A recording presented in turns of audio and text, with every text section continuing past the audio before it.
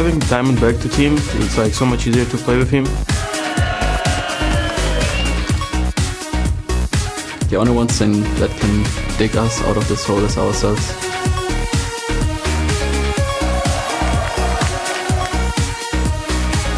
Still have a lot to show that we actually improved.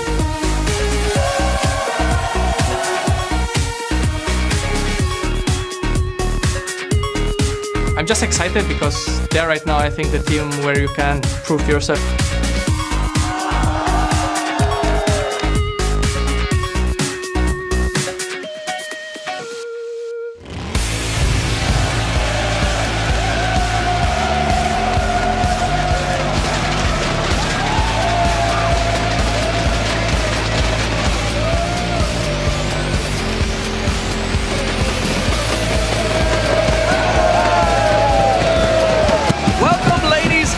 gentlemen, back to week 10 of the European League of Legends Championship Series, coming to you live from our studios here in Cologne, Germany. I am Lee D-Man Smith, and I'm joined by Trevor Quickshot Henry once again as we head into the second day of action. Yesterday, of course, the playoff picture started coming into focus as we saw the first team eliminated from the playoffs. That is right, and there's only 20 games left to play this split. So each pick, each ban, gank, and kill could decide which teams will be experiencing a trip to Worlds and which teams will be staying home.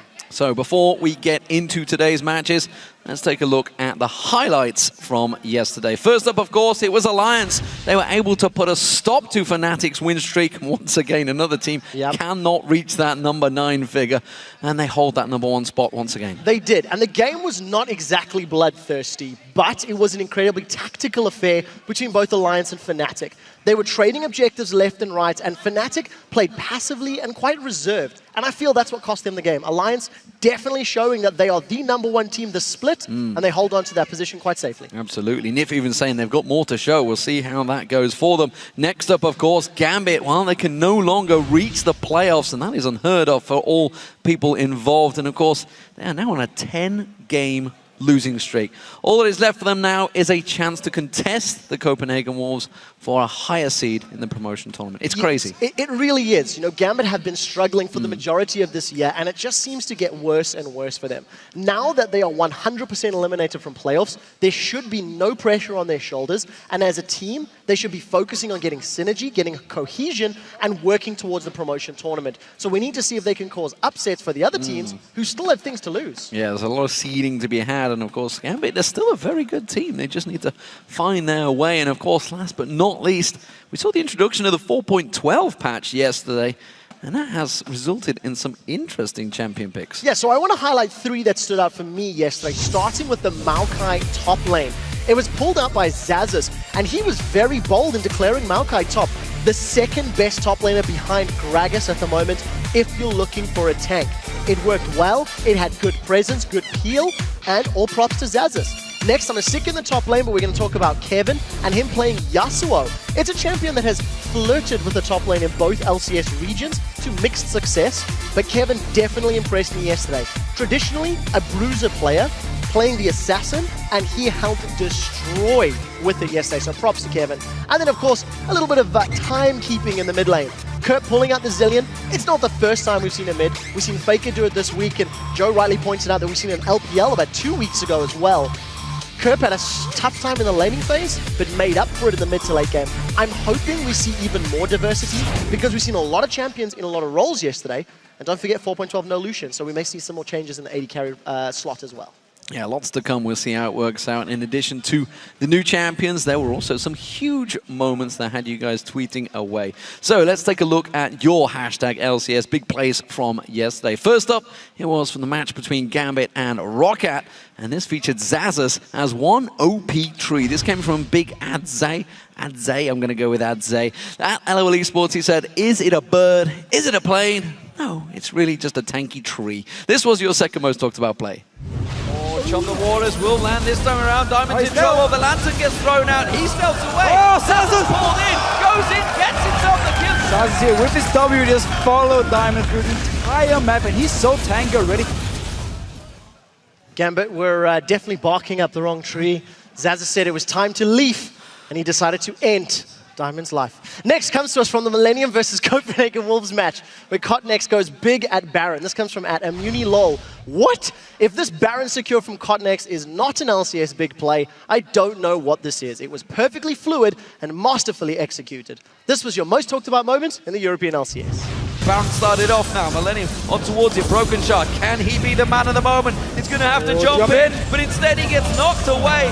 Damn, Cotnex, he's very, very fast in this thing. He was the guy who jumped out, kicked Broken Shard away, jumped back into the Baron pit, smited it, got it for Millennium, and made sure Broken Shard couldn't even get into the Baron pit and try and steal it. Some more speedy Lee Sin mechanics. We've seen it a few times from Cotnex now, and it's always great to watch Lee Sin. I mean, Basically because none of us can do that level of mechanics. Remember, of course, that you can always send your favorite big plays to us on Twitter at LOL Esports, along with the hashtag LCS Big Plays.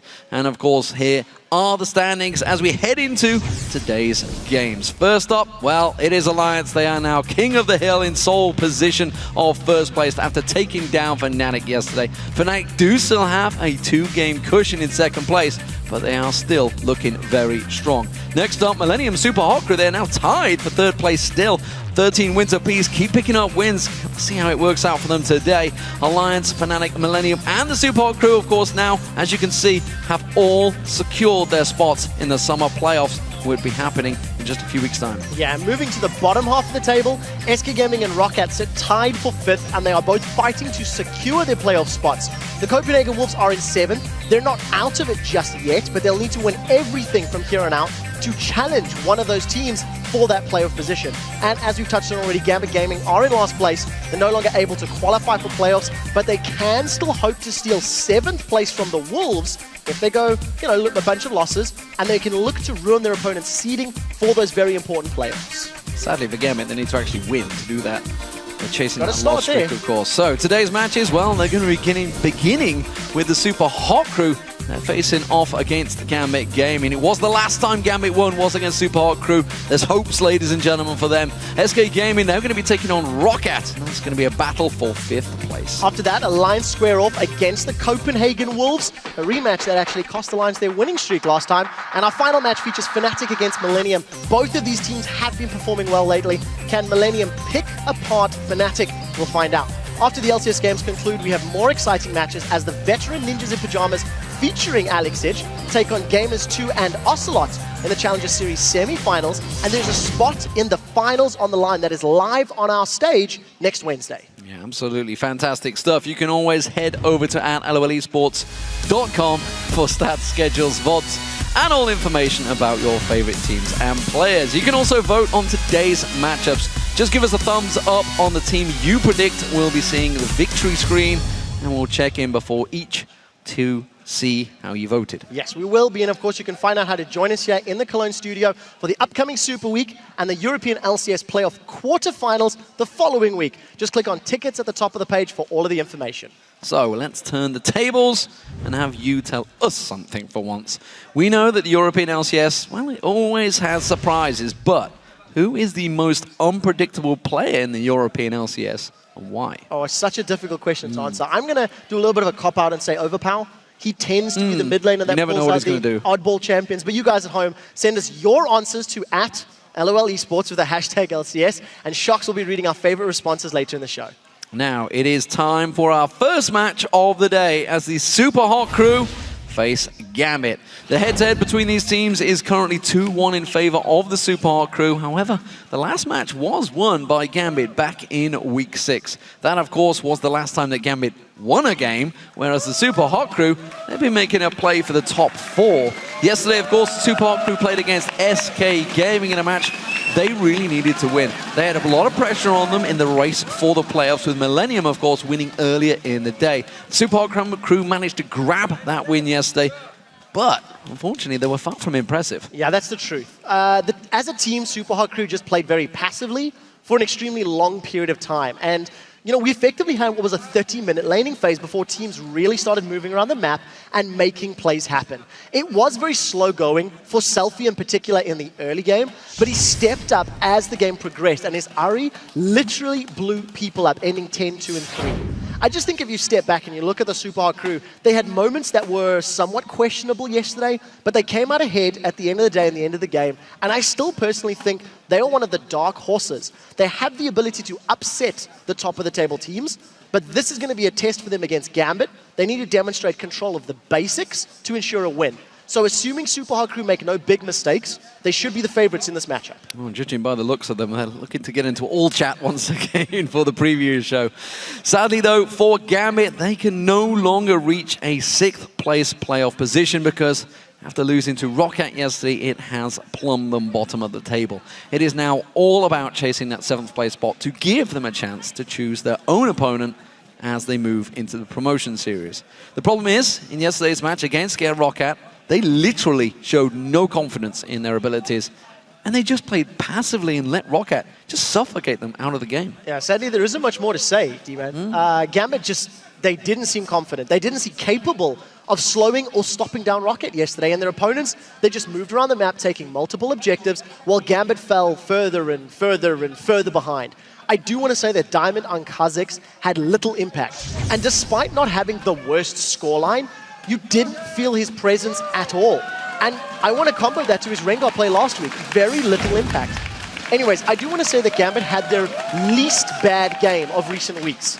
So if they continue to trend positively and not have as bad games, no pressure on them because they can't make playoffs. And if they focus on synergy and on training and focusing on the promotion tournaments, they might be able to cause some upsets, because when you've got nothing to worry about, nothing to drag you down, pressure's off. Theoretically, you can make more plays, but we need to see them actually deliver. Yeah, we need to see them stepping up and getting a little bit of confidence back in their own play. Let's check out the starting lineups for these two teams. Over on the blue side, of course, it is Super Hot Crew. That means Mima's in that top lane, Impaler in the jungle, Selfie in the mid lane, Mr. Rales as AD carry, and Kasing alongside him as support. And on the red side, in their home colors, it is, of course, Gambit Gaming. Cubone up top, Diamond in the jungle, Nick in the mid lane, Genja playing AD carry, and Edouard on support. So let's take a look at your votes from LOLesports.com. With 77% of you voting, you think that Super Hot Crew will take this game. That's a big vote for Super Hot Crew. It is a very big vote, and it's hard to argue with the popular opinion. Gambit are 0-10. They're 3 games away from equaling the Dragonborn's record from last year. Gambit Gaming, it's not a record you want to chase. On the same losing streak as the initial Copenhagen Wolves, Velocity, Dragonborns, it's not something I thought I would ever say. And for this game to work out, they need to either force Selfie to be on the back foot and also take control of Mr. Rolls. Because what we have seen from Selfie is he has games where he goes huge and he carries teams, but he also has games where he makes poor decisions and costs his team the game. So Gambit, if they can force his hand, that might be a way in. Well, we talked about it yesterday. We were wondering about Genja's Caitlyn. Of course, Lucian is banned. We're on 4.12. We'll see how that goes, because Mr. Rales is certainly a fantastic AD carry in that bottom lane. As you mentioned, though, Gambit, last time they won was against the Super Hot Crew. They were on the red side. Can they do it again? Bans have come through very fast. Ziggs, Evelyn, Fizz, straight away taken out by the Super Hot Crew, Kassadin, Yasuo, and Gragas from Gambit. So Ari is still available, and yesterday, the Super Hot Crew picked her last, all the way down the list. Xerath is still up, Orianna is still up. There's a lot of options. Twisted Fate potentially in there. I think that's something Selfie may well consider. Or is Mima, who is, of course, does have the choice. Will he focus on one of those top laners? Twisted Fate into Zillion is a matchup that we only talk about because we've seen it once or twice in recent weeks, and it's one of those things that if somebody wanted to run that kind of comp, you have that very powerful mid-game spike. And if you can control the early to mid-game, you can force your opponents to concede. But a lot of jungle pressure as well. Lee Sin is available. Elise is available. Impaler's played Jarvan in recent weeks as well. So a lot of options for both of these teams. And at the end of the day, that's a bog-standard safety pick coming out of Mima. And he's going to be playing Shyvana for the 13th time in 24 games. It's a champion he played yesterday to good success. Didn't die. Played it safe. But as we mentioned yesterday, it was far from a convincing victory. It's not really what you're looking for a team that is chasing a playoff spot, chasing a world championship spot as well. So on the same token, with all of those priority picks up and available, with leaving Twisted Fate out, you have to second guess yourself. If we're Super Hot Crew and we lock in TF, does that mean that Gambit have a counter? Does Gambit have a plan to deal with it? And if you go with the bog standard safety picks for Super Hot Crew, you can force Gambit to reveal a little more of their strategy, and then you can play around it and look to potentially counter pick. Well, waiting to see. It's going to be Lee Sin for Diamond.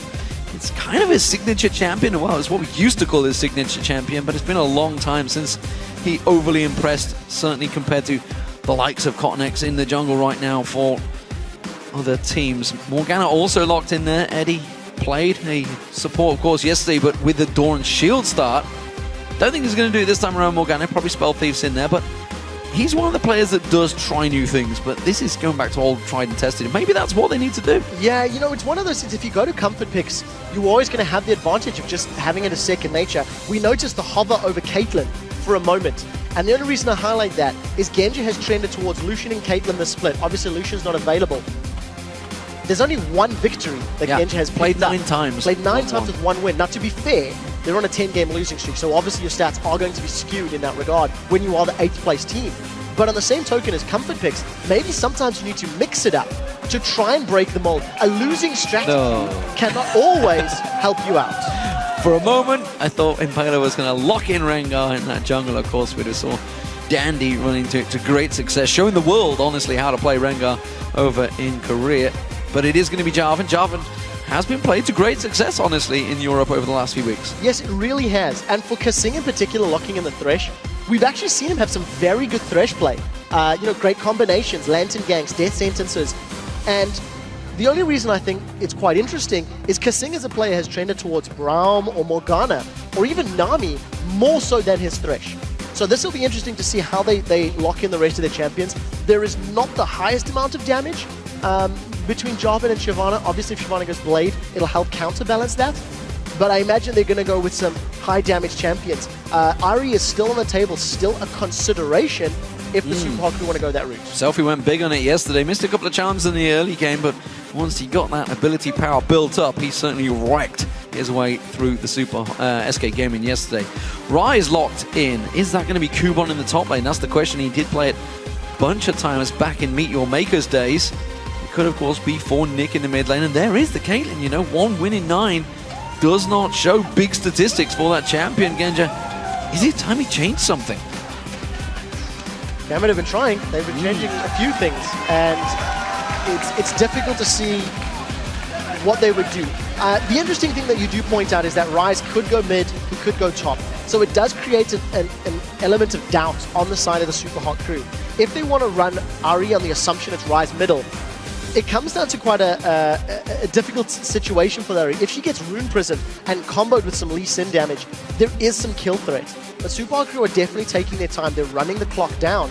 And you still have to remember that Twisted Fate is still available, that you've still got the likes of Orianna up there, still got Xerath up there, so Gambit can have the pick of the litter depending on how they want to play their team comp. If they go for something like an Orianna, you've just got a roaming Death Ball, Lee Sin, Rise, Orianna on the front line. If they want to play slightly more pick-oriented, you could go with the Twisted Fate and just rely on him trying to snowball Rise and comboing with Lee Sin. So it depends on what Gambit Gaming want to run. Yeah, well, there is the Cogmore locked in, so we talked about the damage. It will come eventually from Mr. Rales, and of course Kasing locking in Ahri for Selfie. What will Gambit use as their final look at the pick? grid. No, I know, Look at the grid. Look at the Eddie, we're not I was falling about to for say it. something I shouldn't say, but a certain grin on his face. Let's put it that way. Certain grid indeed. This will be the 3rd time we've seen Mr. Rales play Cogmore, and he's also an AD carry that has trended towards the likes of Lucian until recent weeks. But Mr. Rales is one of the most talented AD carries in the league. And as long as he doesn't get caught out by Rise or Lee Sin and then instantly burst down by the Xerath, I think he's got a fair amount of peel and protection from the Jarvan, from the Thresh. Shyvana can be a disruption on the side lanes. Gambit have put a lot of emphasis on this sort of double AP composition. And if Rise can get going, he can be the front line to survive a lot of the burst, while Xerath and Lee Sin try to pick off Cogmore. But then it's going to be down to Selfie finding the right targets. He can't afford to miss as many charms as he did yesterday in that early game, because if Rise and Xerath get ahead, they've got great tools to deal with Super Hot Crew's comp. One thing's for sure, if you get locked up by Gambit, you're pretty screwed. Yes. You're going to get taken down. You're not going to escape that much CC point blank in your face. But of course, Super Hot Crew have played it very safe here, and we'll see how it works out for them, of course, now that the picks have been locked in. Which squad do you think will win? Tweet at LOA Sports with hashtags SHCWin for Super Hot Crew and, of course, GMB win for Gambit. And we'll see if these lineups manage to sway your vote. 77% of you thought the Super Hot Crew were going to take it originally. Are you going to stick with that one? What do we think? So a little bit of sophistry here, implying through what we've seen elsewhere. Yesterday, over 70% of the people thought Fnatic were going to win, and they didn't. So by faulty logic... Some very faulty logic. It's going to be dependent on landing the damage when targets are rooted. You know, Morgana's got a 3-second root on a Dark Binding at max rank. Rune Prison's going to hold people in place for Lee Sin and Xerath to run around and do damage. And if you get a single target locked down, you've hit with Ace in the hole, and Xerath just loads everything from right to the arcane, that can be the way they win fights. But it is dependent, Rise being in the right position, or on Eddie landing the right skill shot. So let's see if Gambit can pull that one off. Well, here we go, ladies and gentlemen. Game 1, the final day here in Week 10. Super Week is looming. Promotion spots are all up for grabs. Not for Gambit, though, but the Super Hot Crew, can they continue their chase? They are tied for 3rd place right now in Millennium. They're actually chasing down Fnatic. A win here would put pressure back on them. The question is, can they take them down? Or can Gambit finally end that disastrous 10-game losing streak? We'll find out over the next few moments. I think it may be a couple more than a few, though. It'll take a little while. It'll take a little while. You know, Super Hot Crew were very content to farm yesterday. For multiple reasons, SK Gaming were playing fairly passive themselves, so Super Hot Crew were never under pressure to make big plays or to go super aggressive. And I think if Super Hot Crew make the decision to do that now, they can potentially control both Xerath and Rise. Rise is a champion that is obviously notoriously powerful in the late game, but you want to delay that as much as possible. So in Plan and Diamond, let's see how this trade goes. That was fairly even. I would say Impaler came off worse there. Gambit definitely came off. It's going to force him back to base, which will, of course, prevent the blue push. But he wasn't really looking to go towards that red buff. Instead, it does mean that he's going to back off and go back towards his own red buff as he pings it out there. So, looks like a lane swap coming out here from Super Hot Crew. So, this is something that Fnatic do, that we keep talking about. Whenever Fnatic run a hyper carry, an AD carry that wants to get to late game as quickly as possible, they go for the lane swap to ensure a slightly more simple, slightly safer, pre-6th level laning phase. In addition to the range advantage that both that Caitlyn and Morgana have over Kog'Maw and Thresh, maybe it's just playing it safe, but you can argue the merits of it. On the same token, not only do they help Mr. Rolls scale more effectively, they also delay that power spike of Rise. If Rise was in a straight-up head-to-head matchup with Mima, it may have been an easier time for him to farm. So, there's multiple reasons that they could be going for. We'll see what their focus is, how quickly they want to push. Cubone is playing the buddy system with Diamond. As you can see, Riles and Kassim in the lane. They don't look to be shoving it too hard just yet. Mima just going to take some slight abuse from Eddie. Turns around, socks him in the face, and actually put some good damage back towards himself. He's taking a quick burst. You can see in that mid lane, Nick coming out on top and hitting level 2 first. Dangerous play from Selfie there, but happily goes in, hits level 2. Hasn't leveled up Charm just yet, it seems, or we certainly haven't seen it been flung out. It's an interesting one, this one in the mid lane. We haven't seen a Xerath Ahri for a very long time. No, we haven't. And in theory, post 6, Ahri has the mobility to deal with Xerath. Xerath being that immobile AP mage, but obviously he outranges Selfie. So if Nick is able to keep the poke down and prevent Selfie going aggressive because of the health advantage, that can be how he plays the lane. But you'll notice Nick is running Flash Heal as opposed to Flash Ignite for Selfie. So Nick is always going to be looking to farm and to be more impactful in sieges and in the mid to late game as opposed to the laning phase. Because again, once Selfie hits 6, he's going to be powerful. Makings of a tower dive. It's the 4-man roaming buddy system. Kassim, good ward. It might be too late. No, I think it's fine. I think that's prime time. It's a flaying level 2 death sentenced Thresh, and that's a dangerous target to go into a tower on this early on, both only at level 2. So Cubone instead teleports to top lane, and that singular ward, that single little bit of vision prevented the entire game. The thing as well is you do have to go a tiny bit earlier. Cubone was not in the top lane, right? He hadn't gone there to farm. So Super Hot Crew made an informed decision. We'll see if Diamond gets out and we can carry on talking about this. But yeah, because Cubone did not reveal himself in the top lane, Super Hot Crew made an informed decision to anticipate a potential tower dive. So Kassim had recalled and started moving to the bottom lane much earlier than that ward was placed, just showing a good read and a good understanding of their opponent's mindsets and reading the map very effectively. So good calling and understanding of the threats from their opponents. Nick misreading Selfie just a little bit there. Managed to put some damage down on towards him just as the charm landed, which meant, of course, all of the minions that were stacked up there turned immediately on towards him when he was just charmed passively in there. Kassim looking to try and make a play in this mid lane. We do also see just above Impaler trying to creep around. They want to come towards Nick, but Eddie is waiting in the bush, looming off at the side.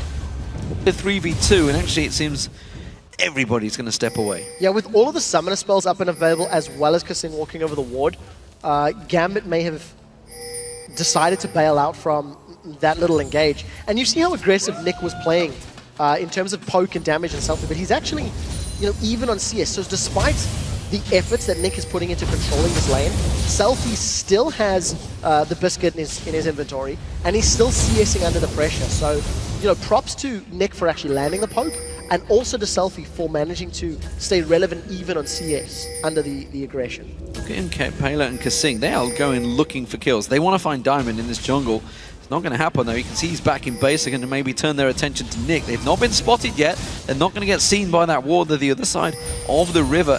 And they're just waiting to see if they can land any skill shots. Selfie needs to land the charm. Kubon's about to walk straight in, spots them instantly, and quickly Super Hot Crew will back away. So Super Hot Crew playing it patiently, waiting for the correct opportunity to jump in. And it's interesting to see Kasing trying to play the roaming support, but he's gone for the Relic Shield as a first item. And if you contrast that to yesterday's game, where Yellow Star against Alliance was playing the roaming support and playing very aggressively in Alliance's jungle, Yellow Star started with boots. Oh, hello. He wanted to make the move. Now let's see, Selfie. Oh, that was a good Dark Binding. But the roam from Edward gets the ultimate from Selfie. So yeah, Spirit Rush used. No threat on Nick now for the next minute or two. Yeah, he doesn't need to be worried. Pops a bit of music, backs off back to base. So Eddie makes his way back down the river, and you talked about the GP5 item, of course. It was a Door and Shield start once again for Edward, so he's just been roaming, not really losing out much other than experience, of course, as he passes around.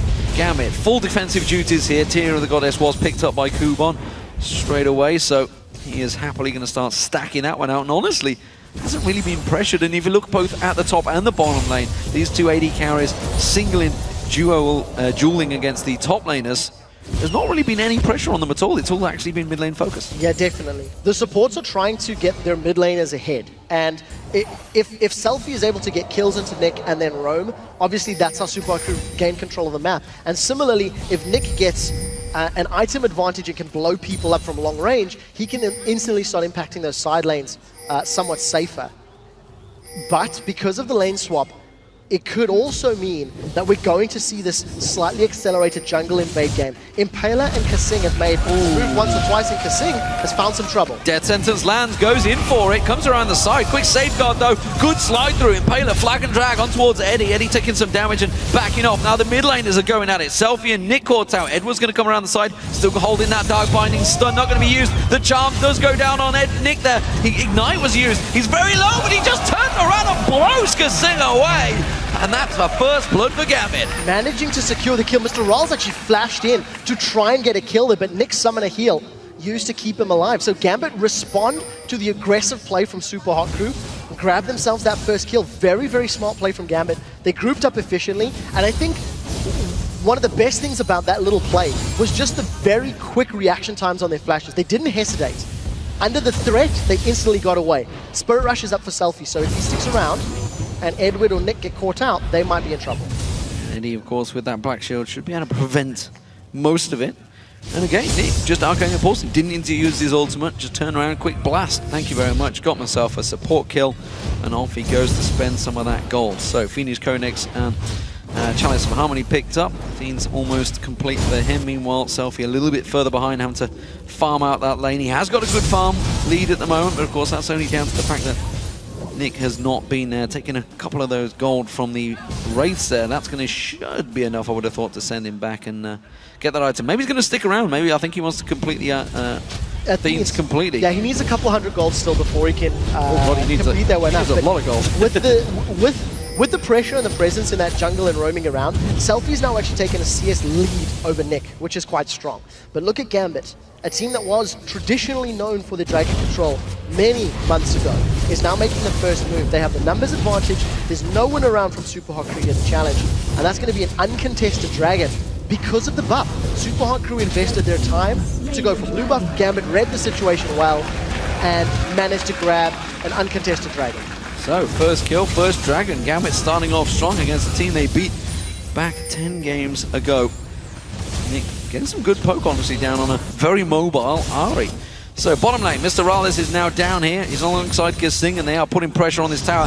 I'd be impressed if Genji can wipe this wave out. That's a gigantic wave going in there, but they're not putting pressure on him. They're not putting pressure on the tower. Instead, Genji's happy to free farm, and last hit can see he's just going to clear out that. He'll be quite happy to take that. The votes, well, it's gone a little bit towards Gambit. They're going to tower dive the top lane. That's a dangerous target to tower dive. Might be taking way too much damage. The tower hit's not quite enough. Selfie comes in to finish the job. Now Diamond on him. Can he get the other side of him? He's got his kick available, but it doesn't look like he's going to land it. But look at Nick. He's coming in. He's got that big long-range ultimate. He's going to pop it. He's going to go for Mima. Oh, he's going to miss the second shot. The third will not land either.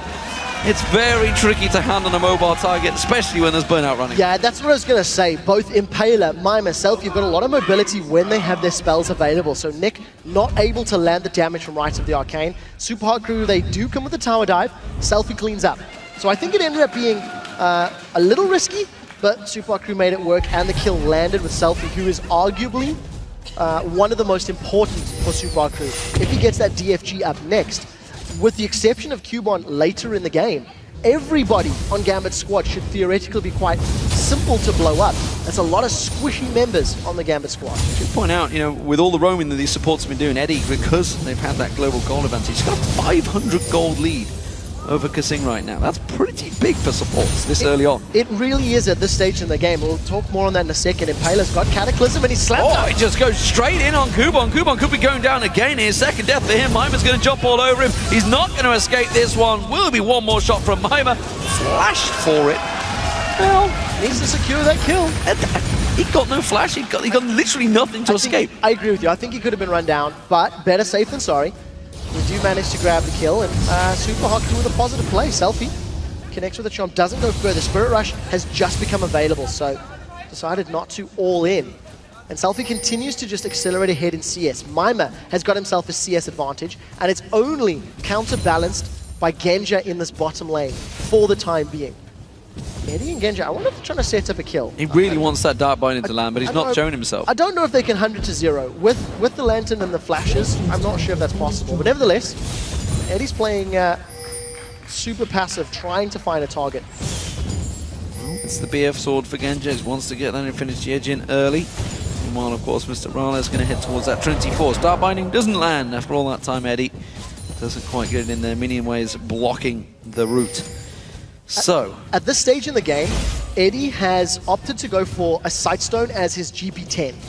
And the reason you classify that is obviously you're not spending money on wards, therefore you're saving money. Bit of a round circle. But it does also mean that Kasing, with his Relic Shield, is going to be earning more gold. So Eddie needs to get himself a GP10 built up. Very smart psychological play. There was no one on the minimap. But Kasing, by throwing the Lantern back, forces everyone away. And the 500 gold that you were talking about a moment or two ago is down to about 200 gold. In difference between Kasing and Edward.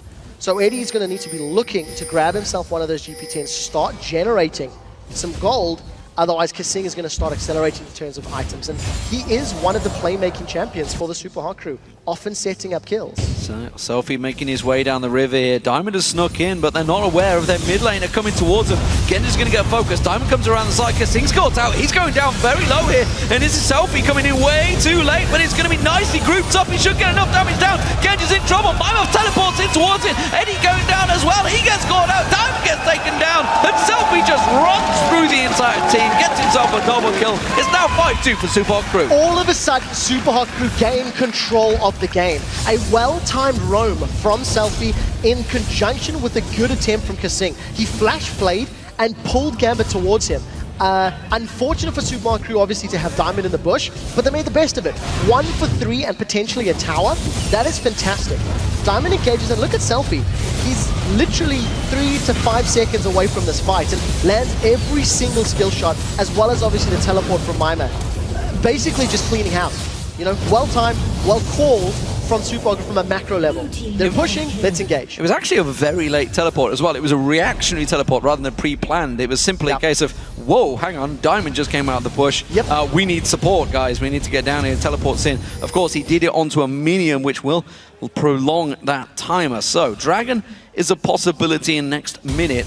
Of course, Gambit just losing out big in that bottom lane along with the tower.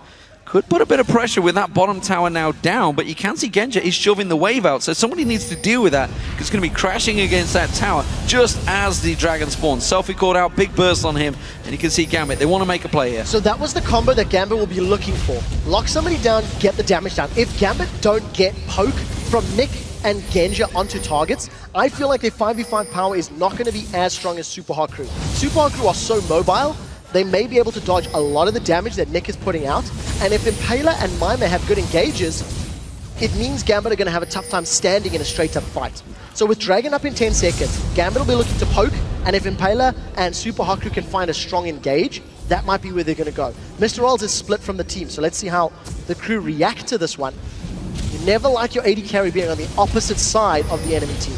Yeah, and that's why he's going to shuffle around. Selfie taken low, half a hit points down. He's managed to chug himself back up with, of course, that health pots. Diamond going to get caught out. They did secure the Dragon, but they managed to lose a kill. Impaler not quite able to lock up, and one kill for a Dragon. I think Gambit would be happy with that one. Yeah, I agree. Oh, not if the middle turret goes down, though. Net gold gain in terms of that trade. However, as you highlighted, the minion wave just conga lining in from behind. Super Hard Crew not even going to wait for it. Tower and a kill. Tower in trade for a kill and Dragon. I think Super Hard Crew will continue to be happy. They already have shown that they want to play aggressively in Gambit's jungle. And instantly after getting the tower, they move as a unit. Going to be clearing out the ward. So Super Hard Crew are just stamping their authority and stamping control of this game. So 3 turrets to 0 right now for the Super Hard Crew. All outers are down.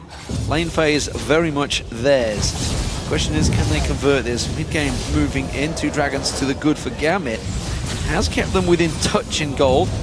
And that really is it. Because if you look across the farms, the CS levels, Genja has got that advantage. But that's only because he just shoved the wave in. That's quickly going to get counterbalanced by Mr. Rallas. Look at the mid lane, big advantage of Selfie. Now 3-0-1, of course, and in the top lane as well for Mima, who, of course, teleported in, got those 3 assists. So not only that, but I'm reminded of an interview we did with Diamond Prox right at the beginning of the split, where he was talking about how, as a team, Gambit prefers to focus dragons over towers because a dragon will respawn and you can, in theory, get a net gold gain if you can counter those towers. But the problem for Gambit is they need to start taking towers soon, because if Super Hard Crew continue to accelerate, they're not going to be able to siege. Now, Super Hard Crew, look, again, they have the towers down in top and middle. They're instantly going aggressive in the jungle. They know they've got the support of Selfie at a very quick pace, and Mima and Impaler, again, very, very mobile. So Super Hard Crew are just trying to steal away any resources Gambit have available, and ideally looking to find soloed out targets to try take them down. And their vision working well there. They knew exactly the danger threat coming from Gambit. Quickly backed away from that top lane and stepped away. You can see down the bottom, but still free farm going for Mr. Rallas. He's continuing to shove that bottom wave in while Mima does his job in the top wave. And this is really all they need to do. They just want to get Mr. Rallas continue to get stronger and stronger and stronger as this game goes on, and he will outscale Genja quite considerably. Yeah, I agree with you. And I think if Super Hard Crew can play the team fights correctly, that Mr. Rallas, as well as, you know, maybe Impaler, try to deal with Cubone and Diamond, and then let Selfie try to look for Nick. Let Selfie try to blow Nick up. It should allow that sort of strong front line and allow you to get rid of the very long range that Xerath has on the map. But for the time being, Super Hard Crew are just playing fairly safe. Oh, Impaler's now in trouble. Oh, my Impaler was playing possum there. That's exactly what he was doing. He was just like, no, come at me, come on, hit me, please, please, because just waiting off the side, Kasing and Selfie come in and destroy him. And that was what we said just a moment or two ago. Because of the mobility on the Super Hard Crew squad, they can respond very quickly. Impaler only has a Ruby Crystal and Merc Treads as his tanky stats. And that 4th assist on the board accelerates that gold lead to now 4,000. And you just have to feel Super Hard Crew now can dictate which lane they want to pick fights in. You know, they've got control, they've got an item advantage, and yes, Gambit will scale, but they need to stop hemorrhaging gold and kills. And very importantly, stop feeding more damage to Selfie. Exactly, and that is the big thing. With that DFG completed, he's full item complete ahead of Nick right now, so and he's sitting on that rod. 1,000 gold advantage over him. You can see what he's doing, spending it. A lot of investment in wards right now for Super Hard Crew as well. Every single member on the board, apart from, of course, from Mr. Rallas, because he can't simply fit one in his bag, is getting wards. They know it's all about the vision. It's worked well for them so far. And Diamond, gotta be careful he doesn't get too greedy on this red. So much support for Super Hard Crew. If Diamond gets caught by a single skill shot, he's gonna get blown up. But look at Gambit, they've grouped up as well. So we might be seeing potential fight over red buff. Or Gambit are just gonna pull out. They're not looking for another team fight. They haven't won one yet. And another objective goes the way of Super Hot Crew. A death sentence hook on the red buff. That's one way of securing it. It's like, no, no, no, it's not going your way. Very much as, and everybody steps away from the jungle. So the battle for the red buff was concluded. It was Mr. Ralls that came out victorious. It's quite interesting to see Super Hot Crew putting so much focus on the red buff and the top half of the map as opposed to the blue buff, which is what's going to be super important for Nick. Nick having the ability to spam, have the cooldown reduction is obviously a very important factor in defending towers when they eventually go for those sieges. But for the time being, Super Hot Crew have definitely gained control of that top half of the map. And Dragon's going to be up in a minute, so we may be seeing another potential engage. Selfie once again getting chunked out before the Dragon fight, but I think he's got enough time to get some hit points back and maybe challenge Gambit. Remember, Super Hot Crew have not had any of the Dragons yet, despite that attempted challenge previously. Yeah, Ace in the Hole's being used almost on cooldown on Selfie every time he shows himself, but this time around Super Hot Crew have got themselves positional advantage. And look at Gambit, there's Duke teleports on the top laners in there. Selfie meanwhile burning everything he can to shove that wave in, cause a problem for Gambit as now they move in bulk down towards that Dragon area. 20 seconds on the spawner. They're going to look to try and create some problems. Eddie is the focus. They haven't got enough to knock him up. Good sidestep there. Cataclysm used, forces the flash out of Edward. Flash from Kasing, not landing that death sentence. Not this time around. So supports traded flash for flash and Impaler with a predictive sidestep actually. Luckily, thanks to the presence that Super Hot Crew put in the jungle, it scared Gambit away. So Gambit now may be relying on long-range damage to try and get control of this pit, but Super Hot Crew have got the numbers advantage. Mimer's got teleport. They're not starting it actually, so they're respecting the potential engage from Gambit. If Super Hot Crew were to get caught by a Dark Binding and then have Nick unload everything from Xerath, they could lose a member. But look at this little dance. Super Hot Crew have started off, but they're not fully committing. This is respect for Gambit's team comp and the potential damage that can come out. Wait and see whether Eddie can go in there without flashing. Teleport. Flash Soul Shackle. He does manage to catch him. They're going to instead turn it onto Nick. Death Sentence lands this time around, and Nick is just melted on that plane straight away. And they're going to turn their attention. They can go straight for the tower here. They've got minions. Yeah, they've got a few minions to play with. Gambit are out of position. Super Hot Crew played that perfectly. The moment they got onto the threat of Nick, they just blew the teleport and blew him up. Super Hot Crew get another tower, peel back, going to get the Dragon as well, and just very, very smart play. Good use of vision, honestly. That's simply what it is. They were waiting for someone to get caught out of position. You know, Kasing burned that flash, didn't catch it, takes the lantern way back, and Ace in the Hole even blocked out by Kasing as well. That's the Dragon, the first one of the game for the Super Hot Crew, and that's going to stretch their gold lead to 6,000. And there's the vision you were talking about, Lee. As soon as Nick moved himself into the jungle, Super Hot Crew instantly said, get Nick down. I do feel the hesitation on starting Dragon was out of fear of a Xerath ultimate coming down from long range. And the moment they took him off the map, that threat and that damage was no longer there, so easy objectives for the Super Hot Crew. They've now got a 6,000 gold lead, 3 kills on Selfie, 104 Mr. Rolls. He's working himself towards most likely an Infinity Edge. We'll see where he goes with that build, but there's just been no threat on Mr. Rolls, no threat on Selfie. Barring getting caught by one Dark Binding, you've not felt like Super Hot Crew have been in a position where they were going to lose players.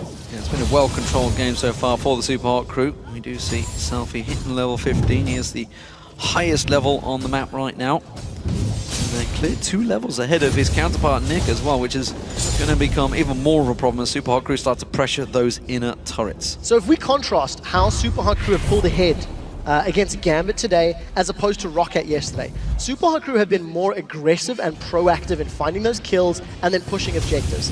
Yesterday Rocket played a little safer. They didn't go for those sort of teleport jungle fights out of the possibility of it being countered, out of the possibility of it not going well. Super Hot Crew a little more brave, and it's working out for them, and that's why they've got a very strong lead. For Gambit, it's going to be about turtling now. They've got wave clear with Xerath, they've got wave clear with Caitlyn, but they need to hold either those inner turrets in top and bottom or the inhibitor turrets once Super Hot Crew get there. And if they can buy time for Cubot, that might be the way in. That's it, might get away. Interesting mechanic there, Mima Dragon pouncing away just at the right time that a kick sends him in the opposite direction. Super Hot Crew react, they come in to defend and stop that push from Gambit. They tried to make a play, it just didn't work out for them, and now they've got Selfie shoving that bottom wave in. Yeah, it looked all too easy for Mima to get away, and Selfie split push yesterday with Ari as well took a little longer than 24 minutes in that game. But obviously things were a lot closer, a lot more even. There's nobody that can stand toe-to-toe with Selfie. With DFG and the Charm bonus damage, and Cubon having no additional MR outside of his base stats, etc., even Cubon's going to get blown up if he gets hit by the full combination. So Selfie pushes the wave to the tower and instantly peels to the rest of his team. You can see just how defensive on the minimap there Genja was being. He did not want to get involved in finding Selfie in that jungle area. Diamond burst down, didn't see what hit him there, but he was taken very low from Mr. Ral, as it seems. Just went across all of the map, honestly. Gambit now fearful of going in their own jungle. And look at the split. Mima with that Blade of the Rune King and Banshees. He's moved to the top lane. He doesn't have teleport available. And he's just shoving the minion way. Then Super Hot Crew are looking. Oh, there goes Selfie. That's going to be the charm. It should be enough to burst him down. No, the charm did not land. And now the reaction comes out. Selfie is low, but he's out of range and safe. Yeah, he needed to flash away. If that Rise to the Arcane had hit, it would have killed himself. He took some damage from the tower. And it was the DFG opener. He didn't need all of his charms yesterday. It's just with the DFG and the item advantage he had, he was blowing people up. But Genja gets away, Summoner Heal used. So Summoner spells traded back and forth. And Super Hot Crew do not get another tower, despite pushing multiple lanes multiple times. But they have had complete control of Gambit's jungle. They took another red and another blue away from Gambit. Well, they didn't get an inner turret.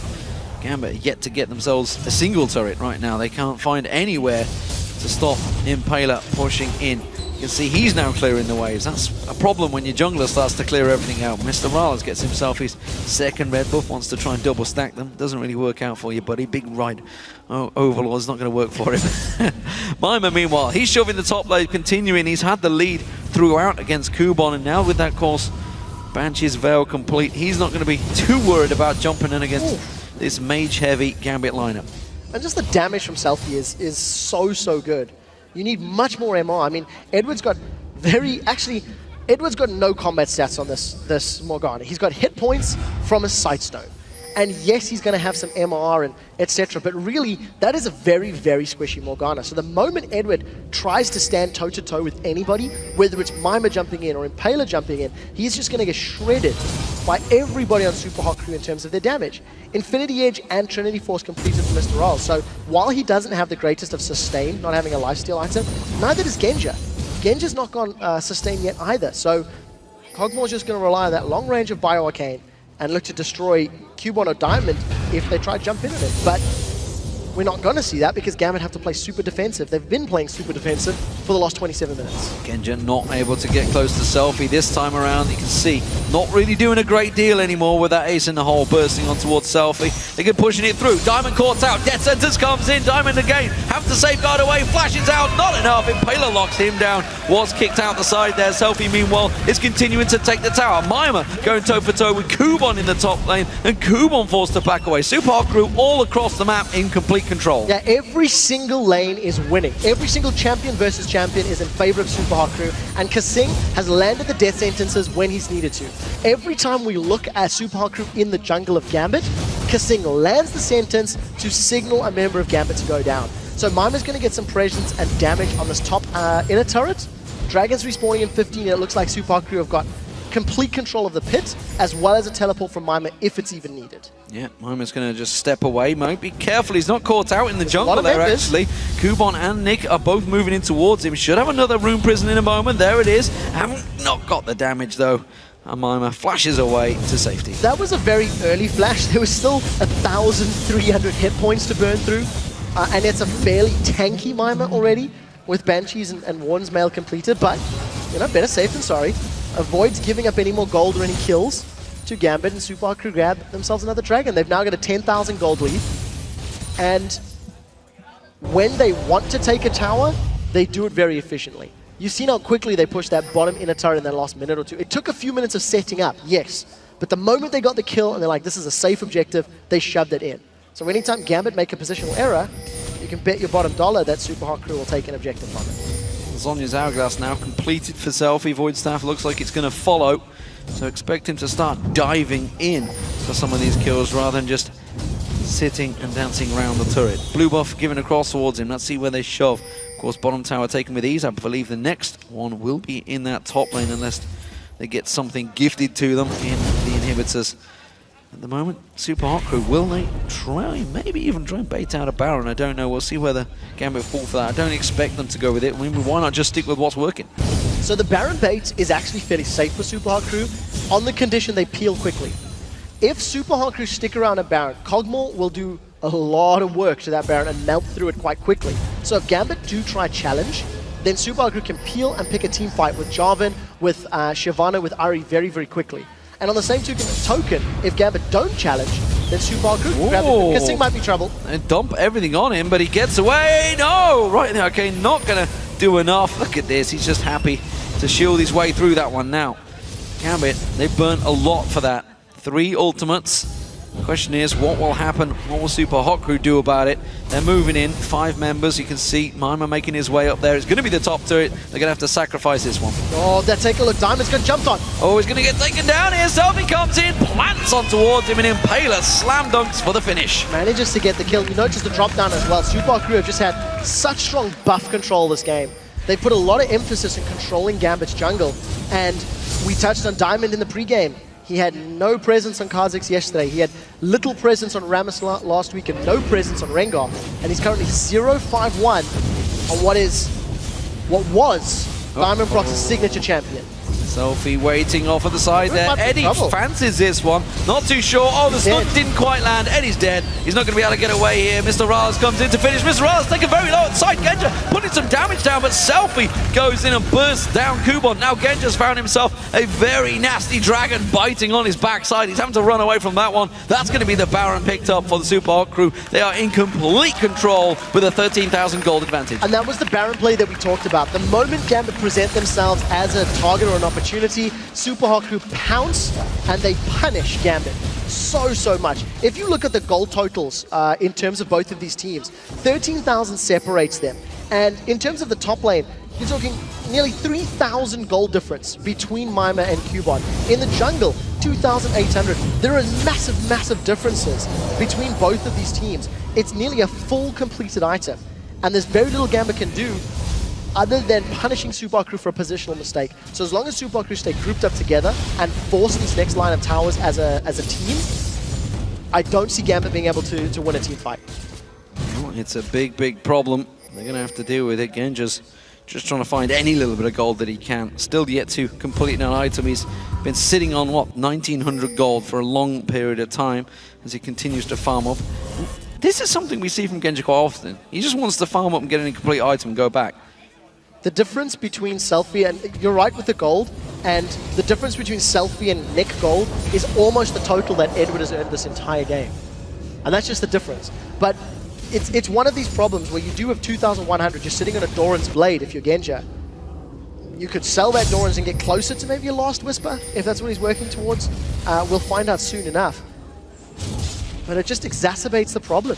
Well, continues to just simply put, that gold doesn't give you stats. No, it doesn't. That's a simple fact. Gold does not give you stats. And if you're going into a fight with 2k in your back pocket and you lose that fight, you think, why didn't you spend that when everybody else went back and buy? Because everybody else had bought items. Very true, but on the same token as well, that 2k, maybe pickaxe and longsword, would not necessarily have been a different maker. Very true. I can't argue with. Actually, you know what? If you go back to the Kassin catch, that bonus damage for Ace in the hole, maybe could have been the 3rd kill of the game for David. But yes, the point is, it may be too late. So, Super Hot Crew have grouped up. They've got Mima pushing top, they've got Selfie pushing middle, and the rest of the team is a 3-man in this bottom lane. And Super Hot Crew can continue to split Gambit. The moment Gambit splits up to deal with one lane in particular, it opens up the other objectives to just be rushed down very quickly. Super Hot Crew trying to split them from top and bottom. Every time a ward gets placed over, it's cleared out quickly by the Super Hot Crew. Wave gets shoved in once again, crashing against that turret. Kubon and Mima are in a staring competition. Wow. Nick taken incredibly low there. Selfie bursts through with that Spirit Rush. Doesn't get the kill, but it does force him away, and it may buy them time for this turret to go down. The rest of Gambit rally around, but Super Hot Crew quickly reacting. Good hook on Genja. They didn't actually choose to follow through with the ultimate there, Kassin. I would have thought he'd gone for that one. Nevertheless, the turret's going to go down, and Gambit, they're on retreat. Yeah, the reason they didn't follow through is the safe tower and inhibitor play. Another hook. This one might be their go signal. Oh, and again, Diamond have to flash away this time around. Gets away, safeguards away, sorry. And Super Hot Crew take any inhibitor with ease, honestly. They just land a skill shot, get themselves a kill, land a skill shot, get themselves a tower. Very confident play from the Super Hot crew. They've now got super minions in the middle lane, and truthfully, every time Super Hot crew have set their eyes on a target, Gambit have no answer. Gambit are unable to prevent them getting it, and there goes Mima. Oh, there goes Kubon, that's for sure. Mima pounces in, he's getting all the damage back on towards Nick there. Eddie pots the Soul Shackles, but it's going to be the last thing he does, I believe. Selfie is going to work through. There's the charm, lands perfectly on Diamond. Selfie gets himself a double. There is one kill in there for Genja and Edward, so they do manage to take down 2 members of the Super Hot crew. That will prolong the game for now. But it is simply a 2-for-2 with another inhibitor going to the Super Hot crew. Completely worth it. 2-for-2 rather, and the 2 inhibitors. There is now even more control in favor of Super Hot crew. They hesitate from the tower dive in the mid lane, maybe played a tad over-aggressive in this bottom lane tower dive. And the interesting thing to see is where all the damage comes from. So Impaler tanks up a couple of turret shots, but not the most, and he just gets burst out from Genja and from Nick. Nick obviously focusing that right to the arcane as much as possible. So fairly good focusing from Gambit, but it's just too late. Even though they got down 2 of the members of the Super Hot crew, the damage dealers were still up, and it just meant the objective battle was obviously in favor of the young upstarts. So, big stats once again for Selfie. Working out well for this RE change. Came in 4.12, of course. Had the slightest of buffs, that's about it. Yeah. It's enough to bring him back to the forefront of all of the teams. And I owe Joe an apology. Yesterday we were talking about Ari after the game. It's like, you know, Ari must ban for Selfie. I challenged his notion. I retract my challenge. I think Selfie on an aggressive assassin is very strong. Yasuo is banned out near permanently against him, and when he's given Yasuo, he takes down teams like Alliance. Now he's given Ari in 2 games, and this performance is even better than yesterday. Arguably, Gambit are struggling more than Rocket are, of course. But you can't deny the fact Selfie's hitting more skill shots, and he's more of a presence around these objective battles. Let's see if Gambit can pull off the death push. I don't think this is going to work. Oh, no, everything missed. Selfie goes in and just bursts down the damage there. Diamond's going to be the focus. Charm lands in there. That's going to be enough. Selfie gets himself in there, but it's Impaler that stole the kill. Mima pounces onto the 4 members of Super Gambit. And that is Nick going down. Impaler, he's on a mission right now in this game. Oh, the charm lands. That's getting down. Selfie gets himself another. That's game. It is a godlike performance from Selfie. And he is now 7-0-7. That is indeed game. And Gambit's woes continue. They're now on 11-game losing streak. But the Super Hot crew, they are now solid. They have 14 wins, and they hold 3rd place. Very, very strong performance from the Super Hot crew. Even better than yesterday. Fantastic stuff. So, as we mentioned, some impressive stats. Mr. Rana's actually pretty quiet game for him. 2-0-12. Didn't die, of course.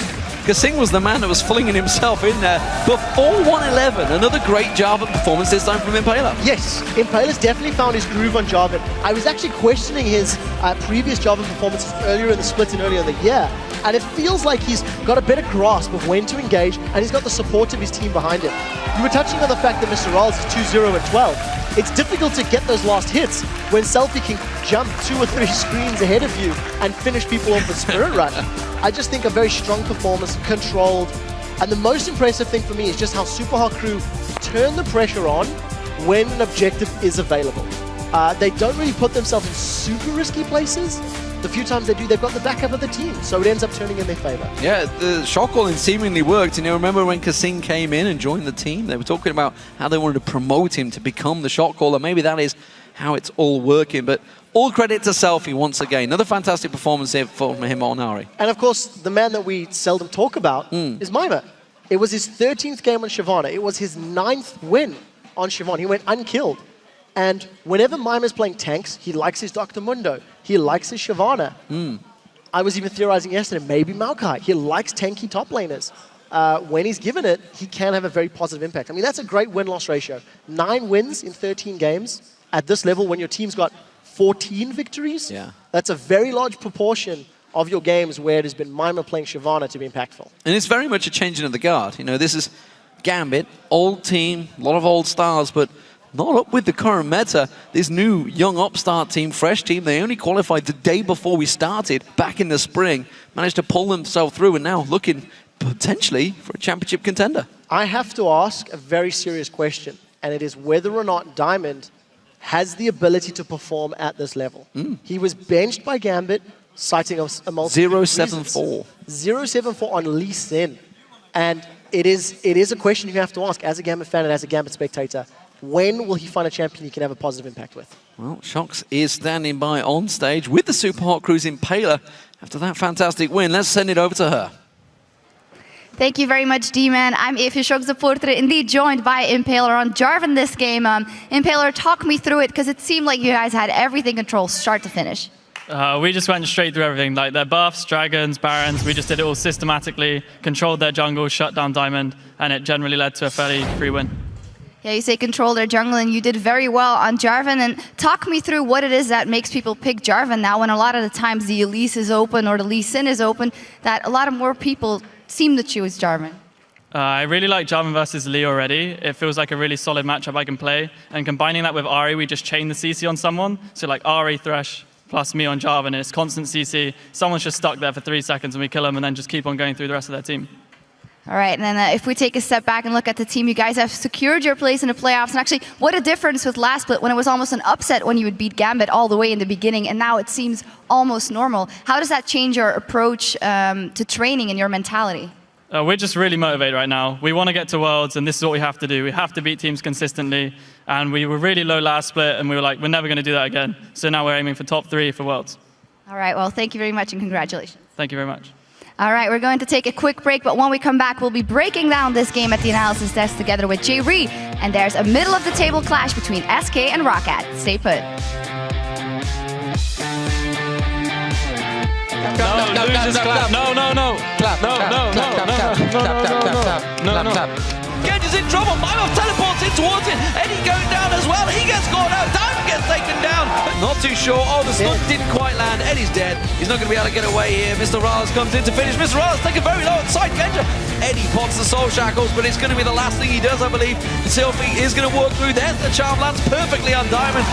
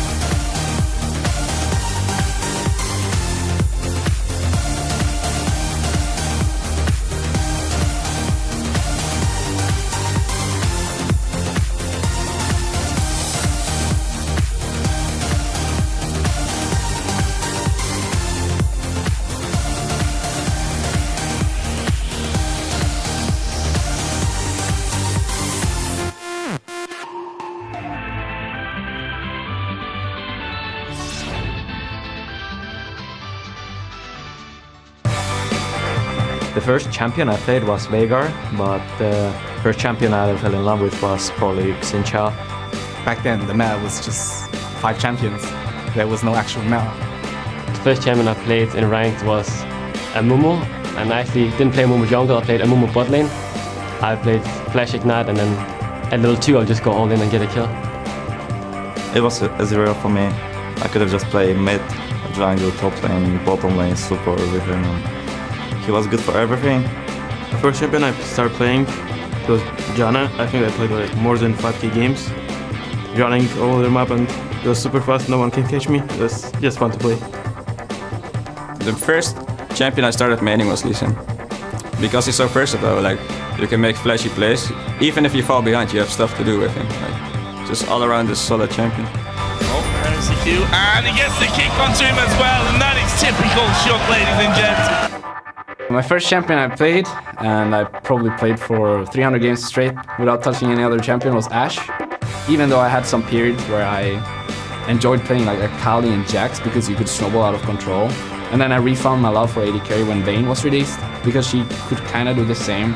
Oh, he gets knocked back with the death sentence. Connects onto Unlimited. That's one secured. The rest of Fnatic dive forward. Cyanide once again goes down as Reckless. Flashes forward for the Lantern out. That is a 7-0 Vayne. The first champion I really fell in love first was definitely Nidalee. I have around 500, 600 games in Season 1. I just felt so good on the champion. It was fun to jump around, and so it was definitely Nidalee. Jak zaczynałem grać League of Legends, to moją pozycją był na midzie i przeważnie dysponowałem tylko mid lane'ami i starałem się grać jak najlepiej z każdą postacią na midzie, ale głównie lubiałem właśnie Anivę. Like Anivia was the reason I started playing League. I think she's fun to play because she requires skill and you need to know how the matchup is played out, else you'll just get crushed. Now Froggen's in trouble though. He's got that X still available, and in comes Shook to help out. The damage on Impaler is huge. Froggen just about gets away. Fantastic stuff from Alliance. Shen was the first champion I fell in love with. I remember going into Champions League for the first time and I saw the ninja and I said, I don't want to be the standard guy who picks the ninja because it looks cool, but 20 seconds later I locked it in anyway. I didn't really know how to play him at all, I just loved the way he looked and the way he moved. Welcome back, everyone. I'm joined by Martin the Fisher Lunga along with Millennium's Jay Ree as a special guest, and we're going to break down that win from the Super Hot crew in the last match. Guys, what did you make of Champion Select? A lot of late game comps going on for Gambit. Once again, also some elements in Super Hot crew's comp. Right, so Millennium, yeah, you're right here. Gambit, sorry, they like to run these late game comps where often Genji will play Caitlyn. Now Lucian is gone. We see Ryze from Kuban, again, a lot of late game focus. I don't really like the idea because Gambit as a team at the moment have a very hard time getting to the late game. I would actually like to see them pick some mid-game comps where it can compensate for the weak early mid-game they do have here. But I'm not sure what you think actually about the comps. Yeah, I agree. Like instead of Caitlyn, I would like to see a Corker or something from Genja because it's just really strong. And yeah, that's it. Like they have like good picks, but they don't really play it as a team. They're really good. All right, but yet in the beginning it wasn't going all bad for Gambit. They got first blood, they got first dragon, so not the worst start. No. I mean, they had a good start, got an early dragon, got an early goal lead as well, but they don't use it for anything. And honestly, one of the reasons is the way they itemize is not optimal. First of all, if we just take Genja, health potion for the entire game. Doesn't even sell it to buy a ward, doesn't sell it to buy like a pickaxe going into a Last Whisper, doesn't sell it to buy a Zeal going into Phantom Dancer. He will only do it if he dies in his in-base anyway. He never recalls to go back and get a ward or get an item towards whatever he's actually building. So he delays his own power spikes constantly and makes him weaker because he needs to farm up all the gold. Secondly, Kuban gets a Catalyst, want to build Rod of Ages as early as possible on a Rise. You want to get around 30, 40 minutes. He delays it because he builds a Glacial Shroud and gets a Rod of Ages like 19 minutes in. So they constantly delay the items, the power spikes, and therefore they never really have any impact in the mid game. And also, Edward, his first item. Yeah, he bought Doran Shield for some reason. Like, I mean, it's good if you play 2v2v2 and you want to trade without attacks, but they use lane swap and the Doran Shield was totally useless. So if you're the support, as what the Fischer was saying now, and you know there's a dragon fight coming up and you think your AD carry really should go on by, is that something you can communicate or is it not done? Yeah, you should say that. I mean, they even have a late game comp, so they should just give up the Drake and just stall the game. And yeah, they should just base and buy items instead. We can actually just bring up the replay because it is around the dragon where Gambit wants to fight against Super Hot Crew, even though they don't actually have to. Because at this point, if you just look at the gold right here, Genja, he sits on 1,600 gold. Just refuses to go back and buy before the fight. Super Hot Crew, however, on the other side has 1,600 gold as well on selfies. So in that case, it evens out a little bit. But at the same time, Gambit, they're a bit out of position. Notice Nick, he's coming from the mid lane. Rest of the Gambit members are either in top lane for Kuban with teleport or down here towards the blue buff. First of all, you don't want to stand on the side of the blue buff if you can avoid it because it now opens up for your mid lane. And Subaru will later on move in and actually take it because Gambit now is out of position. We can just roll the clip here in Jiri. What do you actually see when they start here? Did you know from the start it was going to be bad for Gambit? Yeah, like I said before, they have a late game pump and they should just leave it. And TP comes down from Mimer and they just catch an IQ. He has no flash because they burned it with the Javan ult before. So it was just a clean fight from SQ and they were out of position here, basically. And right after again, because Gambit is standing at their own blue buff, Subaru just push up to this mid lane, take the mid tower, second one they get because Gambit is standing on the wrong side of the dragon. And it's communication issues, and it seems just like the synergy isn't there either. I mean, Kuban, he didn't teleport down because there was no reason to do it. Nick was out of position, got caught out. Kuban could never join in, so you were in a disadvantage from the start, which ends up, again, costing them a lot of gold. They fall behind, lose towers, lose dragons, and will never get to the late game point.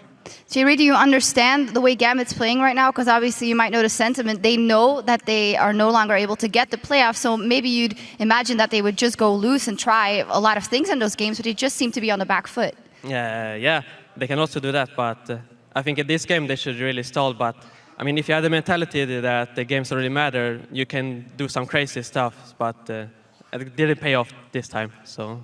Yeah. It didn't. Well, thank you very much, guys. We're going to head back over to Demon and Quickshot to get ready for Game 2. Thank you very much, Shox. And it is indeed time for our next game, which is between the SK Gaming and Roccat. Currently, SK Gaming lead the head-to-head 2-1, which is something they will want to hold on to, as Roccat are tied with them in the table currently in 5th place. Yesterday, of course, SK Gaming played against the Super Hot Crew, who we just saw defeat Gambit. It was a closely fought match, which was decided by a bad call at the Baron. They lost the fight, and the game was, of course, out of their hands from then on. As a team, you have to wonder if SK Gaming are now spiraling out of control. They're on a 5-game losing streak, and their confidence, well, it just seems to be non-existent. I actually agree with you. And in the match yesterday, SK actually held even in that very, very long laning phase. And despite losing small trades here and there, they actually contained the Super Hot Crew up until about the 30-minute mark. The problem for SK was they just didn't make any strong plays. They reacted to Super Hot Crew initiating fights, and they never dictated the tempo or started things themselves. I think the biggest mistake was that Baron call that you mentioned, Lee. They simply hung around far too long. They didn't know what they wanted to do. They didn't stick to Baron. They didn't peel for a fight. So SK got aced, they lost Baron, and from then on, their spirits were even more broken. There is one positive from yesterday's game that I do want to highlight, and it was Jez's playing fantastically on Ziggs. He had a strong showing. He'll need to do the same or better to help SK, and he can't afford to make the mistakes he made last week when playing Twisted Fate. SK have got individual and team problems that they need to resolve now against Roccat. Well, Roccat managed a win yesterday against Gambit Gaming. However, it was far from convincing. While they never appeared to be losing the game, particularly, they were certainly in no hurry to finish it either. And they played very cautiously throughout, but they got the win. They did, and it was very patient. It was very controlled.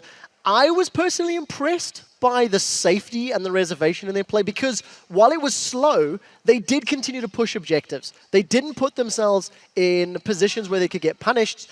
And against maybe stronger opponents, they could have found weaknesses, but Gambit couldn't. We do have to highlight Zazas. He played Maokai top for the first time in Europe. He had a very strong showing. He went as far as to say that Maokai top is second only to Gragas in the top lane. And I'm interested to see if it makes it through picks and bans, if he picks it again. And also, just quickly before we move on to picks and bans, Rockat's bottom lane of Sullivan Vander have really stepped up their performances in the last weeks. Their stats are looking impressive. Selevar is no longer getting bullied and dumpstered in every single game that he plays, and they're actually becoming a threat that teams need to pay attention to. So we'll see if they can have a strong showing this match as well. Yeah, big performance needed from N-Rated and Candy Panda as well. Let's not forget that. Of course, SK Gaming's N-Rated thinks the Rockat's issues in adapting to the meta have put them in their win-loss streak, while on the other side of the rift, Overpower sees issues with SK's bottom lane. Rocket can play well one day and play terrible another day. That's just how they are. I'm not sure why we are always on this losing or winning streak, but we have to work on it. I think it has a lot to do with their preparation and everything they put into the game, also the meta. They kind of figure out one sort of play style that fits them, and people figure out, okay, that's what they play, so they ban certain things and they can't handle that. I think their bottom lane isn't that great. In the past, they were playing with Svenskar and 3 versus 2 all the time, and now even if they do so, they often don't take kills, and I think it's a major problem for them as well, because like the bottom lane winning was everything for them. In the past, we always outsmarted them in the bans, but the problem is that we're all divided right now when it comes to what we should ban and what we should pick. I hope we'll make good use of their current form and we'll beat them.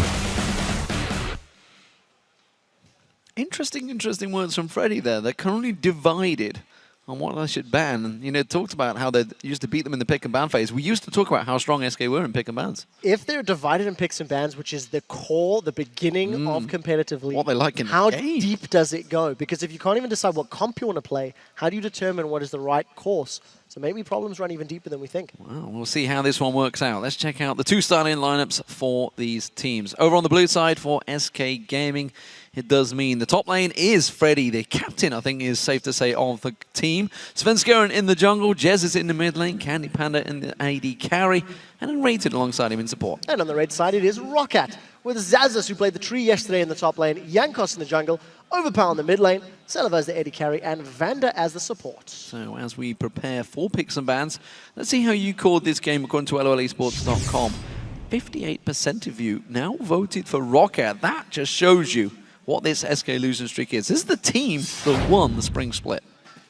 Well, came second. Second split. Yeah, hang on a second. They won the league, but they came second in the playoffs. Won the league, they won the regular season, placed second in playoffs behind Fnatic 3-1, and truthfully have been in a downward spiral since then. SK have not been looking threatening for several weeks as a team and as individual players.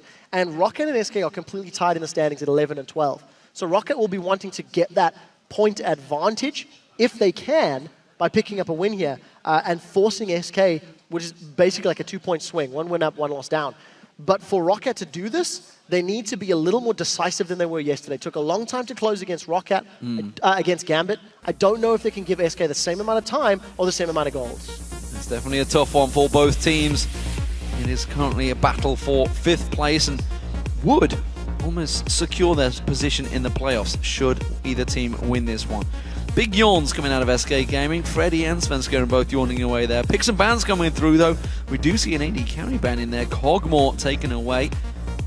Sure, Selevar would have gone towards that one myself. I think Corky's more his style these days, but we'll see. Fizz and Kassadin also taken away. Kassadin banned on the blue side. Take note of that one. Orianna and Twisted Fate being taken away by Rocket. Final ban to come through. Will we see maybe even a focus on Ziggs or Ahri? Yeah, so all of the jungle picks are still up, as you've also highlighted. Ziggs, Ahri, Xerath is still in the mix. And while Selevar is not an AD carry would traditionally say Cogmore, he did run it yesterday, which is arguably part of the reason they're taking that one off the table. This was something Freddy was saying in the picks and bans, how they can't decide on what they want to lock, and finding something comfortable for Candy Panda, that is a very, very high priority pick here for SK Gaming, and they've given away what Zazas considers the #1 top laner in Gragas, and they've given Jankos a super comfort pick in Lee Sin. Yeah. I'm not sure Tristan, you know, like literally you would look at Selevar's history and say, would he pick this one? No, he wouldn't. Yep. Why would you first pick it? I'm confused by that one from SK Gaming. Nevertheless, we do see, of course, as you mentioned, Gragas Lee Sin. Braum did sneak through as well. That's been locked in for N-Rated. So it's going to be a Braum Tristana lane and a Nidalee. That's going to be for Freddy, I believe, in the top lane. We saw him playing it last week. Braum Tristana becomes a super kill lane once they get their ultimates. There's so much damage on them, and the range from Tristana gets very difficult to deal with in the 2v2s. You've also got great protection from Brahm's ultimate when it comes to team fights, and I actually liked how Freddy handled Nidalee last week when he played her. Pretty sure it was last week. Strong showing, yep. and was very mobile, was able to kite. It was against Millennium, and he caused difficulties for Millennium, but because Millennium had so much hard engage, it allowed them to deal with him very, very effectively. But I want to highlight just how quickly SK have locked their champions in. We talked about, or Freddy talked about maybe some dissent in terms of picks and bans, but this is a very rapid-fire pick-ban phase for SK Gaming. It's funny, you know, because the players come out of those question sessions where they're obviously recorded, they're giving their answers, and clearly it brings a lot of things to light for them. Because obviously we heard Freddy talking about the pick and ban phase, suddenly they've probably come out of that and said, guys, we actually do have a problem in our pick and ban phase. Maybe they've discussed it, maybe they've sorted it out. They were all very decisive, as you say. Every champion locked in very quickly this time around from SK Gaming. Yeah, and I like the fact that SK have got a fairly strong siege team put together. If Tristana can get the backup of Braum and Lise and have Nidalee and Ziggs laying for wave clear and poke, they can push Roccat to their towers and force them to deal with a lot of range damage.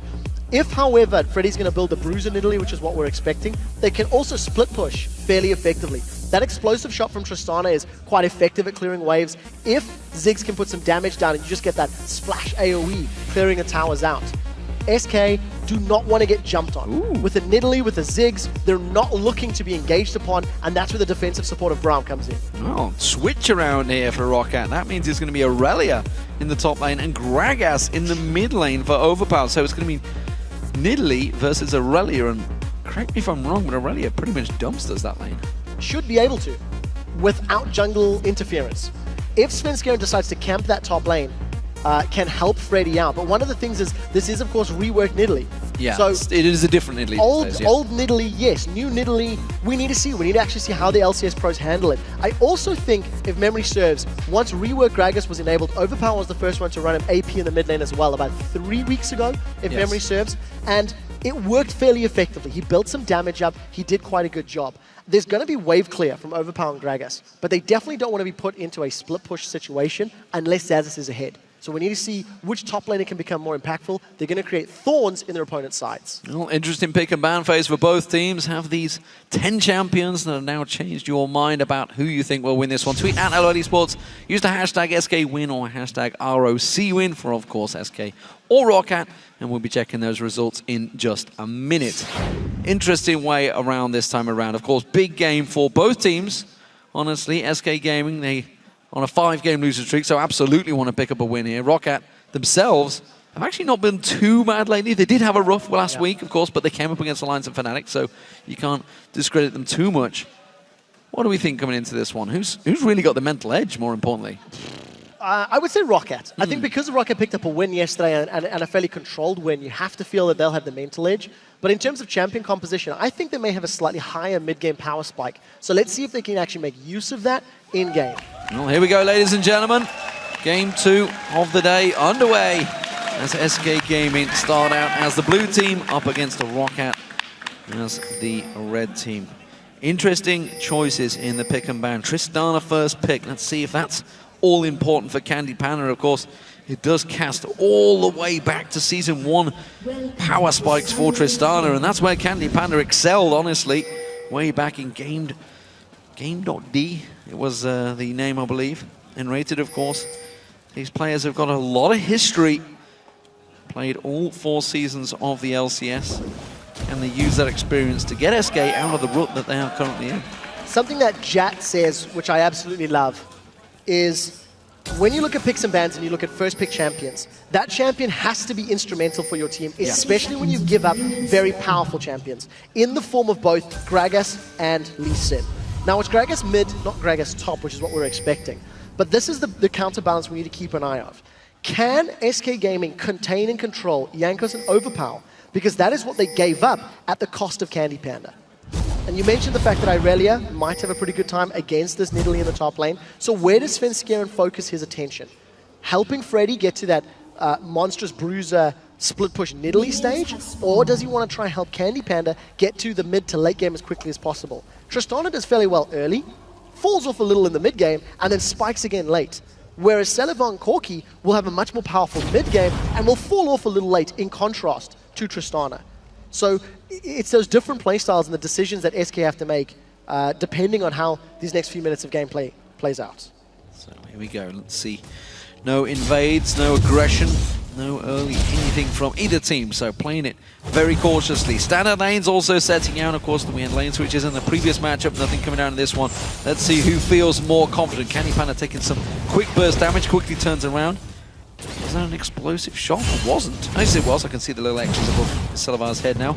So, standard starts from both of these players, and it's really all about who's going to hit level 2 first. You can see Unrated waiting off to the side. He really wanted to be aggressive there, but was cautiously optimistic about pulling the trigger early. Yeah, he needs to get that next minion wave before they can hit that secondary level, but Candypanda using that explosive shot, almost on cooldown really, to just try to get some poke and some control of the lane. So this is the matchups that I feel is the most interesting, the top and the bottom lane. And we need to keep an eye on how Zaz is going to handle himself against that mid lane. There's a level 2, just a tiny bit behind for Celevan and Vanda. And as we're getting closer to the 3.5, 4 minute mark, I want to highlight that Rocket currently leads the league in both Europe and North America for securing first bloods. 18 out of their 23 games played, Rocket have secured the first kill of the game, and 10 of those 18 have actually gone to Jankos. So let's see, once Jankos gets those double buffs up, if he can do it again, because they didn't yesterday. It was Gambit that secured the kill. Well, speaking of first bloods, Overpower taken very low there. Does manage to level up though, chugging that health pot as well, but continues to take some burst pressure from Jezzas. So Jezzas starting out very strong in this mid lane.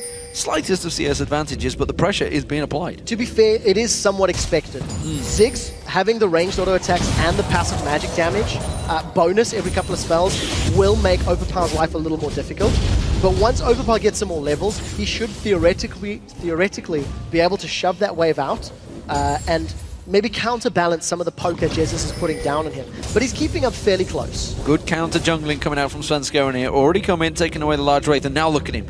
Laying, waiting in prey. He's going to get a catch on towards Jankos. Does manage to get a lot of damage down towards him. Has to safeguard away. Repel. Svenskeren fancies this one. Follows through. Does not catch on towards him. Jankos, though, has to flash away. So just as we talked about with Jankos, he's been the one that secured most first bloods. He gets picked on by Svenskeren. And what I love to see from Sven is this invade that he's moved up. There is some deep vision. Now Sven is looking for a dive on Zaz. Straight up on towards Zazas. Casually walks up. He's going to go down to the tower. It's going to be a trade. And that is a good trade for Zazas because Svenskeren should have got away, but he got unlocked on the tower. Yes, and the flash as well. So not only did Zazas get the kill, take away the double bust from Svenskeren, but burned his summoner spell as well. So if Rocket managed to find him in an uncomfortable position, they can punish him later on.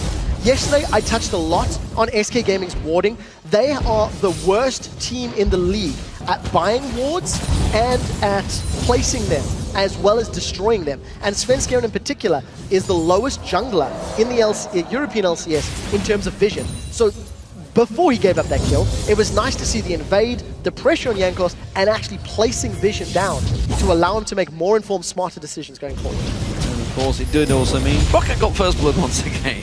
So, Jankos just dodging around Jezzas, continuing to put that pressure down. Lack of mana for Overpower will send him back to base. Svenskeren immediately on the counter-attack there, and he actually finds himself. Candypanda pulled him towards the tower range, and Rated has to get away there. And that was a jumping, flying Candypanda. He went a long way with that rocket jump. Yeah, managed to get away, but Enrated forced to use Flash and Exhaust. So Summoner Spell advantage definitely in favor of Rocket, but mana pools are lower on the side of Rocket. So the likelihood of really getting somebody down is a little more difficult. Vanda, if he can catch Enrated out, that might be their way to secure another kill. Look at Jankos. Potentially coming in around behind SK Gaming. If they stick around much longer, Jankos is going to be able to get in there. I didn't see if he still had his buffs available. No red buff on him. No vision, though. So this look for Vanda. Vanda can go Vanda life and land a death sentence. Maybe another kill here for Rocket. The question is, how quickly does Jankos go? He's moving in now. Vanda moves around. There's the rocket jump already used, and Rated may will be the focus. Expecting Jankos to come around the side there. He will try and put the damage down on it, but I think he's got away. The ignite goes down. I don't think he's got enough. No, I think don't think that Rated's safe. That was a flash ignite from Vanda, and it didn't secure the kill. Summoner heal used from Candypanda, and the reason they focused him was no flash. No flash meant limited escape. Rocket made a good attempt, but unfortunately did not actually close the deal out. So, Ro4 gets away with his life instead of Vander a small respite in that lane. Does mean Candy Panda had to go back early, though. Earlier than he intended. Has come back with a pickaxe instead. Salavar now backing off. Of course, he's going to be looking towards, building towards Trinity Force. At the moment, of course, Jesus putting the pressure back on that mid lane. Will continue to poke it down there. He wants to really put pressure to Overpower, but Overpower now, now that those barrels are starting to get strong, he is going the ability power route, of course, as you'd expect with a mid lane. Gragas. Well, let's see if Jankos is in trouble. Still no flash. Sven's caught him. That's a whole lot of damage on Jankos. Well, Jankos caught out again, as you mentioned, putting a lot of damage down. But red buff is the focus target. And I think this is going to be a smite fight. It's a smite fight that SK may not want here because 3 members are closing rounds. Svenskeren gets it. Overpower blows Freddy straight towards Zazas. Gets the slowdown on towards him. But Jankos is slow to get involved in this one. Will they follow through towards him? 4 members of Roccat, and they let SK walk away with the red. Yeah, managed to get away. Roccat were unable to stick to a target long enough. And SK Gaming get the red buff and they get out cleanly. In the previous game, we've seen Super Hard Crew focusing down Gambit's Lee Sin jungle, and they shut it down very heavily. SK Gaming this time around are now jumping onto Jankos and putting a lot of investment and a lot of time into that top lane. So, good start from both teams. An actually aggressive start from honestly both teams.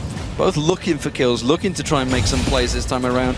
This bottom lane, as you can see, very even. Sheen was picked up by Sullivan though when he first backed, so we'll see how he sticks around. Blue buff will be gifted across to Overpower here. Oh! Mega Inferno Bomb almost stealing away. That was very close. That was very close indeed. And one thing I do want to highlight is how the CS advantage is in favor of Zazas, in favor of Freddy for the time being. Zazas is alone in the lane, so he's going to close that gap up, but he's falling behind Freddy. You can't even argue that the first blood was impactful in that because he teleported back to lane near instantly. He lost very little CS, but nevertheless, Freddy doing a good job, and last week his Nidalee was very strong. So SK Gaming have focused their attentions in the jungle and trying to make Jankos' life a little more difficult. Freddy taking some damage here, some punishment honestly from Zazas. He won't be enough to kill him, but it may be enough to bully him out of the lane. Freddy, of course, has only just returned to that lane, so he's going to chug him way through those potions and heal himself up. The thing is, Zazas burned his ultimate and 2/3 of his mana pool. So if he wants to do that again, he's going to need to regen all of that mana and obviously wait for his ultimate cooldown to come back available. Freddy can just heal himself back up over time, and as long as Freddy maintains control of his mana, it should be fine. So this could turn into a little more of a farm fest lane. And look at the Sven again, for the 3rd time, invading into Rocket's jungle. He doesn't have a ward available with him this time around. Nor does he even have a big golem to get hold of. Oh, he's just toying with our cameraman there, Svenskeren. So I'm going to go in. No, I'm not. There's no big golem. What's the way? Why waste my time? This time around, though, they fancy a second bite of the cherry on Zazas. They got him last time for first blood. They're not going to get him this time because he's running the hell away. So look at that. While Svenskeren's moved to the top lane to help secure that tower, Zazas, Jankos rather, is moving himself to the bottom lane. Candy Panda and Rated have been pushed into their tower. And with Salava having Sheen, we haven't actually seen those lanes really going toe-to-toe. You know, Candy Panda and Rated playing a little more passively, but Jankos still moving in behind. So complete control of the top half of the map for SK. They're invading the jungle and they're looking to apply some focus to Overpower, but it's optimistic at best for the time being. So currently 10 minutes into this game, CS differential is very much in favor of SK. That's why the gold difference is. You can see the 2,000 gold pushed towards them. Of course, that top turret did go down, which Freddy caused, and that's simply why he's beating out that lane of Zazas on Aurelia. But the question is, when the team fights come around, who is going to be the more important? I don't think SK want to have a straight-up team fight. With the Nidalee, who's going to be looking to split push and be very mobile and agile in team fights, and obviously Ziggs in the same token, if they get jumped on and separated, you know, jumped on by Aurelia and Lee and separated by Gragas, the power of SK is in their range. Tristana is going to continue to scale, get a longer and longer auto attack as she hits more levels. So SK always want to keep Roccat at arm's reach. Think of it like a really tall guy fighting a really short guy, putting his hand on his forehead and not letting his swings hit him. That's what SK will be looking for this whole fight, and we'll see if they can pull that off. Oh, Svenskeren trying to get around quickly, but hasn't got the boots, hasn't got the mobility to get in there quick enough. Instead, he's going to roam his way back up that river. Should spot that pink ward out. Yes, he does. Good look at it this time around. Often we do see them just strolling on past, but he will cover off that. So let's have a look across the items. Athene's obviously being picked up by both mid laners. Looks like Trinity Force is actually going to get picked up by both top laners as well. So mirror items for different champions. Yeah, but the thing is, SK, because they're ahead in CS and slightly ahead in terms of actual completed builds, they're going to be in a fairly strong position to start dictating some moves. They did not do this against Super Hot Crew yesterday because they were marginally behind. So SK were reacting to Super Hot Crew's moves. I would like to see SK Gaming either making plays in and around the Dragon, forcing Roccat to maybe defend objectives or defend their towers. And Jez is doing a fairly good job at controlling Overpower. So if he can convert that control to sieging and to putting damage around buffs or dragons, for example, that's how SK can accelerate their lead and pull even further into control. Well, we saw Svenska going aggressive early. He's doing it once again. Keeps on skittering his way in towards Jankos jungle. Jankos sees him coming this time around, though, expecting him to come around the side, but he's got support. Both of them do, actually. Oh, Jez has actually thrown out the satchel charge already. He hasn't got that one available to him. Overpower just sidestepping those skilled shots. Will pretty good job, dodge out of there. Yeah, very good job at dodging them all. So Jez had little mana in that trade, so Jez couldn't go for an all-in combat. On the same token, Overpower was able to avoid a lot of the damage. So 3v3, Jez is low in his mana pool, so let's see if SK decide to stick around. I feel that's going to be risky, especially that Zazas has got a good position for the time being. Too much damage on Svenska and has to back away from this one. Overpower doing a good job at sidestepping skill shots. This time around, though, we do see Freddy pouncing on him and clawing away, but this red buff will finally get taken away. It's going to be Jankos that will secure that with the smite. Does mean he's down, though, and SK may make a move for Dragon here now that Smite is no longer on the cards. Yeah, and because of the fact that Zazas and Jankos are sort of missing in the top half of the map, if Candy Paladin and Rated respond quickly, they can have a tighter team fight here for this initiation. Zazas has teleport, and Roccat, they're using it. Here comes Zazas from the river. This is a risky play for Roccat. No Smite available to try and get the steal. Instead, they just simply want to stop it. Vander has to flash away. Dragon does get secured by SK, and now Jankos, he's in trouble. He has to get away. Zazas locked up. He's going very low. He will be the first to drop, and now they're going to close in towards it. Satchel Charge actually blows Jankos away from him, so it's the kill and the Dragon secured easily for SK. SK Gaming can keep Roccat at bay. That's what we talked about in terms of their team comp. As long as SK does not get collapsed on by the members of Roccat, they can control the game. Freddy was caught out by Vander's death sentence, and as Vander followed it through with the secondary active, Freddy just leaped back into the middle of his team, pulled Thresh all the way back, and Roccat would just split up. They were so split in the river, SK could pick their targets, and they got the Dragon clean.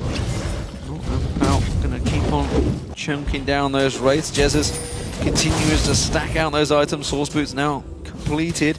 So, slight item ahead of Overpower, yet to go back and buy, of course. Infinity Edge completed by Candy Panda. That's a big power spike for the AD carry. Trinity Force is also picked up by Freddy. You can see both Zazas and Sullivan working towards that one. Overpower being controlled nicely by Jezis in this mid lane.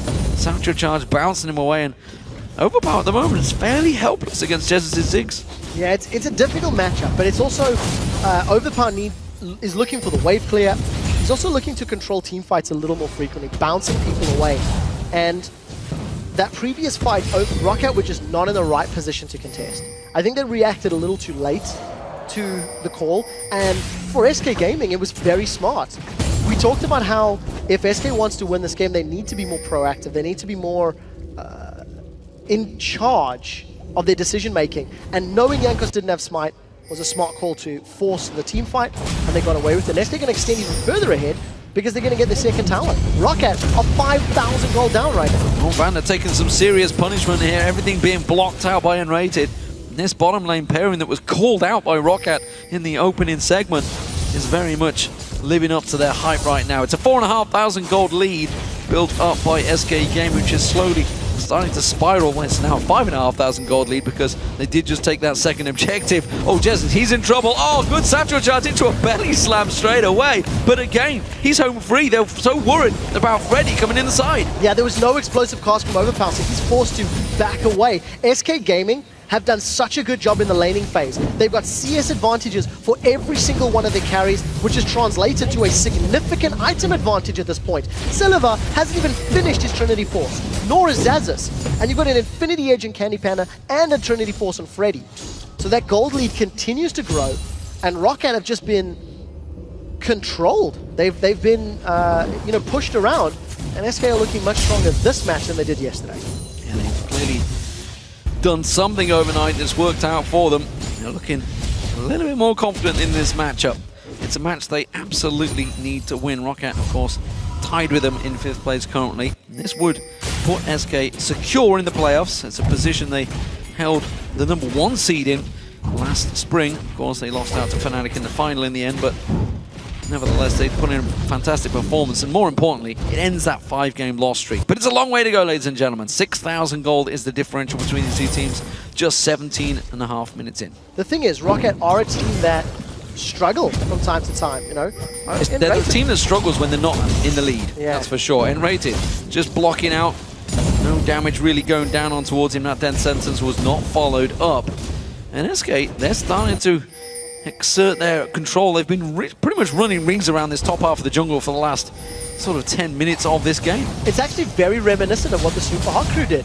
If you think of the previous game, Jankos wants a fight. Do not want, tries to get away, gets stunned up, Freddy pounces through, gets himself the kill. Vander now locked in there, he's going to get stunned out. One more basic attack will be enough. There it is, Freddy gets on towards it, he gets himself the double. These dudes see the bomb pouncing through, Zaza's forced away from this one. And as we just mentioned, SK, they have full control of Rockat's jungle. They really do. Candy Panda going very defensive there. Trinity Force versus iEdge. He's actually used that buster shot already. Now the rest of SK, they're pushing the top lane. Look at all of the wards on the mini-map. Ladies and gentlemen, from yesterday to today, SK Gaming have figured out and remembered that if you buy wards, use them correctly, you can control the game. With the massive gold lead that they've afforded themselves, they've got absolute vision control, and they can continue playing aggressively. That's another tower secured, and Jesus may even be able to take the 5th of the game for SK. Yeah, he's just very close to taking it. The rest of his team are rotating around. They're just taking the red buff right now. Doesn't look like they're going to get it this time around, but a lot of damage was done to it. Bottom turret is also being pressured. Candy Panda sticking around maybe a little bit too long here. Vander throws out the lantern. Jankos follows it through, but he's home free. Rocket Jump will be back available. He's got flash and heal if he needs it. Moby Boots as well. Well, and I don't think he's going to get close enough. I think Candy Panda is clean, yeah. So, good wave. You know, good split pushing there from Candy Panda. Shoving up the side lane while the rest of the team gets a tower in the top and drops the middle tower to around 200 odd hit points. And SK have now got a 9,000 gold lead. 8,000 gold. A lot of gold lead. Maths is hard. I don't know why I keep doing it. I haven't learned. But at 20 minutes in the game, Roccat have completely been controlled.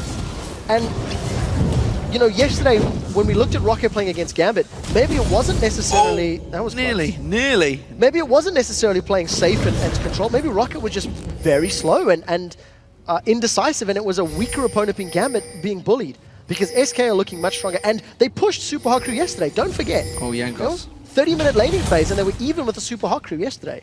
Well, they're not going to go for it. Dragon is now up. I think SK certainly will go for that.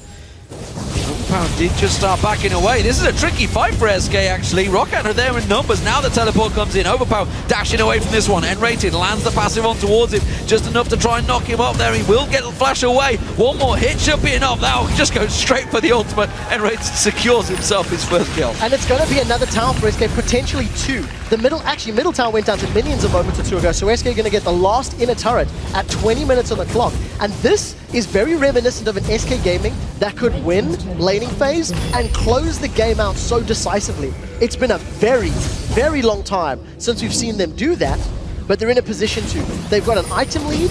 The theoretical disadvantages that they had on paper in terms of champions have been circumnavigated because they've got a 12,000 gold lead, both of the Dragons, 6 towers to 0.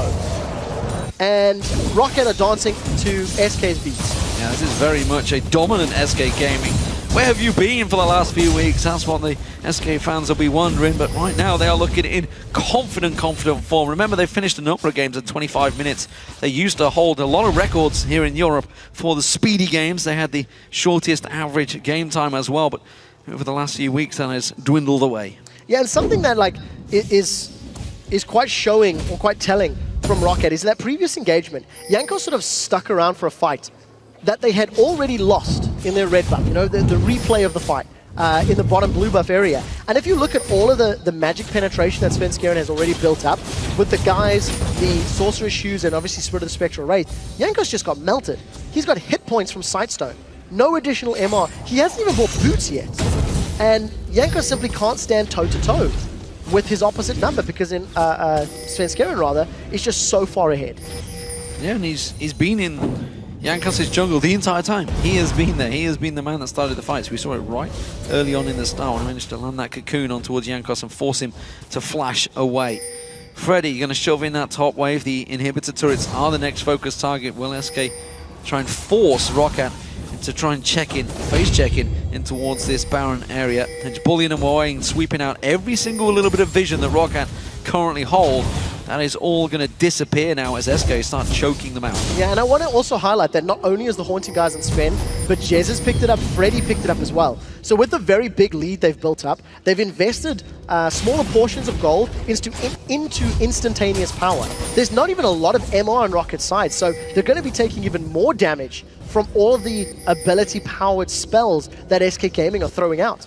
It's quite a smart idea to ensure that you continue to hold the lead and have the advantage in those team fights, because if Rocket pick up MR, they need to do more so to burn through that penetration that's been picked up for SK Gaming. I'd love to see how many wards SK have bought and placed this game in contrast to their last 5-game winning streak, losing streak, because every time you look at the minimap, SK have got a multitude of wards all over the jungle, and I don't recall seeing that in any of their previous games. Interesting. Freddy pounced over the Baron bit, then quickly thought, oh, hang on a minute, we need to go back.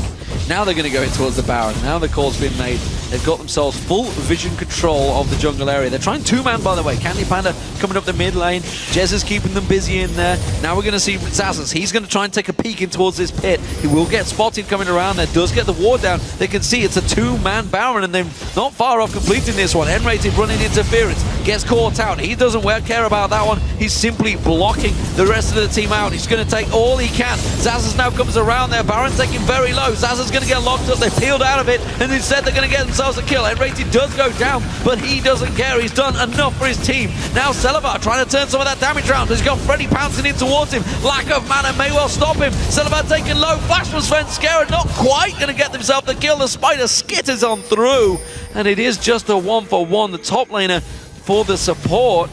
And SK, well, they almost managed to sneak that Baron out. Wasn't quite enough. Yeah, so even though Rocket come out probably worse after losing their top laner for support, they did interrupt the Baron. So it was a small win. But at 12,000 gold down, Rocket need much bigger wins to pull themselves back into it. After the last time we talked about items, Zazas has still only added a chain vest to his completed Trinity Force. And Celabar's got the makings of a Last Whisper, but nothing completed yet. So item-wise, Rocket are so far behind. Overpow is a Death Cap and a Haunting guys behind. He's got one Seeker's Arm Guard to try and counterbalance the damage from SK, but there's 3 magic damage threats from SK, so it's a very difficult position for Rocket to be in. And just another fairly controlled, fairly one-sided game on Friday, week 10. Radiant's Omen now pops in for Freddy as well. So he goes back down. It's a small advantage. It's just a small one. So he's going to wipe out that bottom wave, and SK Gaming continue to just shove every single lane. This is something they've been lacking, honestly. And a lot of teams have been lacking. Once they start baiting around that Baron, they forget, you know what, guys, we need to shove all the lanes in first before we start doing this one. Instead, they just meander around there and have a little dance. Jankos peeking off the side, shows himself, gets the vision, Death Sentence lands, but will not be followed up by Vander and Jankos. Overpower, he's got to start dodging them bouncing bombs. And over and above pushing the lanes that you were highlighting that teams need to do, this is the first time SK has been able to outclass their opponents individually. You know, the members of SK Gaming in this game have won their respective lanes, or gone even in the case of Candy Panda versus Celabar, but then once the Dragon fight came about, Candy Panda got the advantage to now accelerate ahead in CS and presence on the lane. So SK have finally found some rhythm or found some confidence where they can actually defeat their opponents one-on-one, and that is now translating to map control as well. And a pause. So we'll see who exactly is that's caused it. SK are looking pretty confident, so I think it is Rocket indeed. So Vander looks like he's got an issue of some variety. We'll see what that is. It's potentially the 12,000 gold difference between the two teams is. I'm afraid we can't do anything about it. Maybe what he's wondering about. Not really much I can help you with. Maybe that's what the referee's saying. I can't help you, mate. I can't give you anything for that one. It's so difficult if you look at this game because it accelerated in control of SK very quickly. The laning phase was fairly even, despite SK pulling a couple of CS ahead, a couple CS ahead. And then after that first dragon, SK just strung together multiple objectives. They got dragons, they got towers, they invaded for Rocket's red buff. And Rocket had no answer. Rocket were unable to defend or contest those objectives. And that's where the control came from. And that then just snowballed and accelerated even further. It looks like it's probably just going to be a client restart, I'm going to guess. Actually, no, there's a discussion. So we'll see what it is in just a few moments. Yeah, you can see. Of course. He is just going to reconnect, so simple restart. There's the answer. Having trouble placing wards, apparently. And that's a pretty big deal for support. It is, especially when the only thing you can do at the moment is ward. You know, on the side of Vander, he's landed a few death sentences, but his team's so far behind, it's so risky to engage. And again, one big dragon fight. I'd actually love to hear post-game with whoever we interview or talk about how that first dragon fight went, where SK peeled from the mid lane, instantly went dragon, and Rocket decided to engage when they were split. It was a late teleport. They had nothing to really... They just simply were trying to delay. Exactly. And then engaged. So I think that is arguably the point where SK stamped their complete authority on the game. But it's been a good performance. And as long as this keeps up, SK Gaming will be breaking that 5-game losing streak. It's something they need to do when the rest of the teams, you know, looking at Millennium and Super Hot Crew, they keep on picking up wins. Super Hot Crew just took down Gambit. They're now secured in 3rd place. Of course, Millennium also ahead of them as well. It was just 1 game yesterday. It's now 2, of course, because Millennium's successful victory yesterday. A very good performance, honestly. A solid performance from Millennium. And looking in towards the playoffs, of course, don't forget it is 3rd that will play 6th. And then 4th will play 5th in the quarterfinals, which will be happening in the studios. You can, of course, get on to lolesports.com and get tickets for that matchup. At the moment, the top 2 currently are Alliance versus Fnatic. We'll see whether that stays true, because Super Week next week is a biggie for every team involved. It really is. And it is still possible for Fnatic to lose their 2nd place seed. If they lose their next 5 games, it is not that big enough of a cushion for the rest of the teams to catch up. And it does look like we're back in game. Well, here we go, ladies and gentlemen. Let's hope for the best. Let's see if he can put a ward down. No. No. Apparently not, I'm afraid. I mean, it's a pretty easy fake check. Pretty easy to test. Nope, not going down. Double check if Smartcast is enabled or... Is your key working? I think you just pressed number 2 there. Yes, I could see him pressing number 2. That's oh no, that makes sense. It's in the 2nd item slot. Well, it doesn't really count for what we see. No. It would be more of what he's got. Touche, actually. Actually is not going to show me. So, I think I just want to highlight the differences in the tables right now, because SK and Rocket are both at 11 and 12. 11 wins, 12 losses. And the teams that they're chasing is Millennium at 13 and 10, and the Super Hot Crew at 14 and 10. So, SK Gaming and Rocket both have 2 losses more than the respective opponents in this table battle. And they need to make sure that they don't continue losing games, because if they do, they are all of a sudden getting closer to the Copenhagen Wolves, who are at 7 and 16. Can the Wolves upset Alliance in this next game? They've done it before. Done it twice before, I believe. So we need to see, you know, it is a very real possibility that teams can slide and shuffle. And these are the teams, SK Rocket and the Wolves, they're going to be battling for that sort of 5th, 6th position by the end of Super Week next week. Well, we'll find out who it is. And of course, you know, there's a lot of matchups in there. And you could say, you know, if it was 3rd, maybe Super Hot Crew currently in there looking at 6th, maybe it was a Rocket or a SK Gaming. You know, we had SK versus Super Hot Crew yesterday. It was a close affair. So even if it is the 3rd versus 6th quarterfinal, the teams are still very, very close in that mid-range. So if we talk about the performances of yesterday and today, SK have looked better in both of the games we've seen right now than Rocket have. Yes, Rocket took down Gambit, but Gambit are not looking threatening at all. And Rocket took a very long time to win that game. So the bigger picture is SK have looked stronger this week in their games.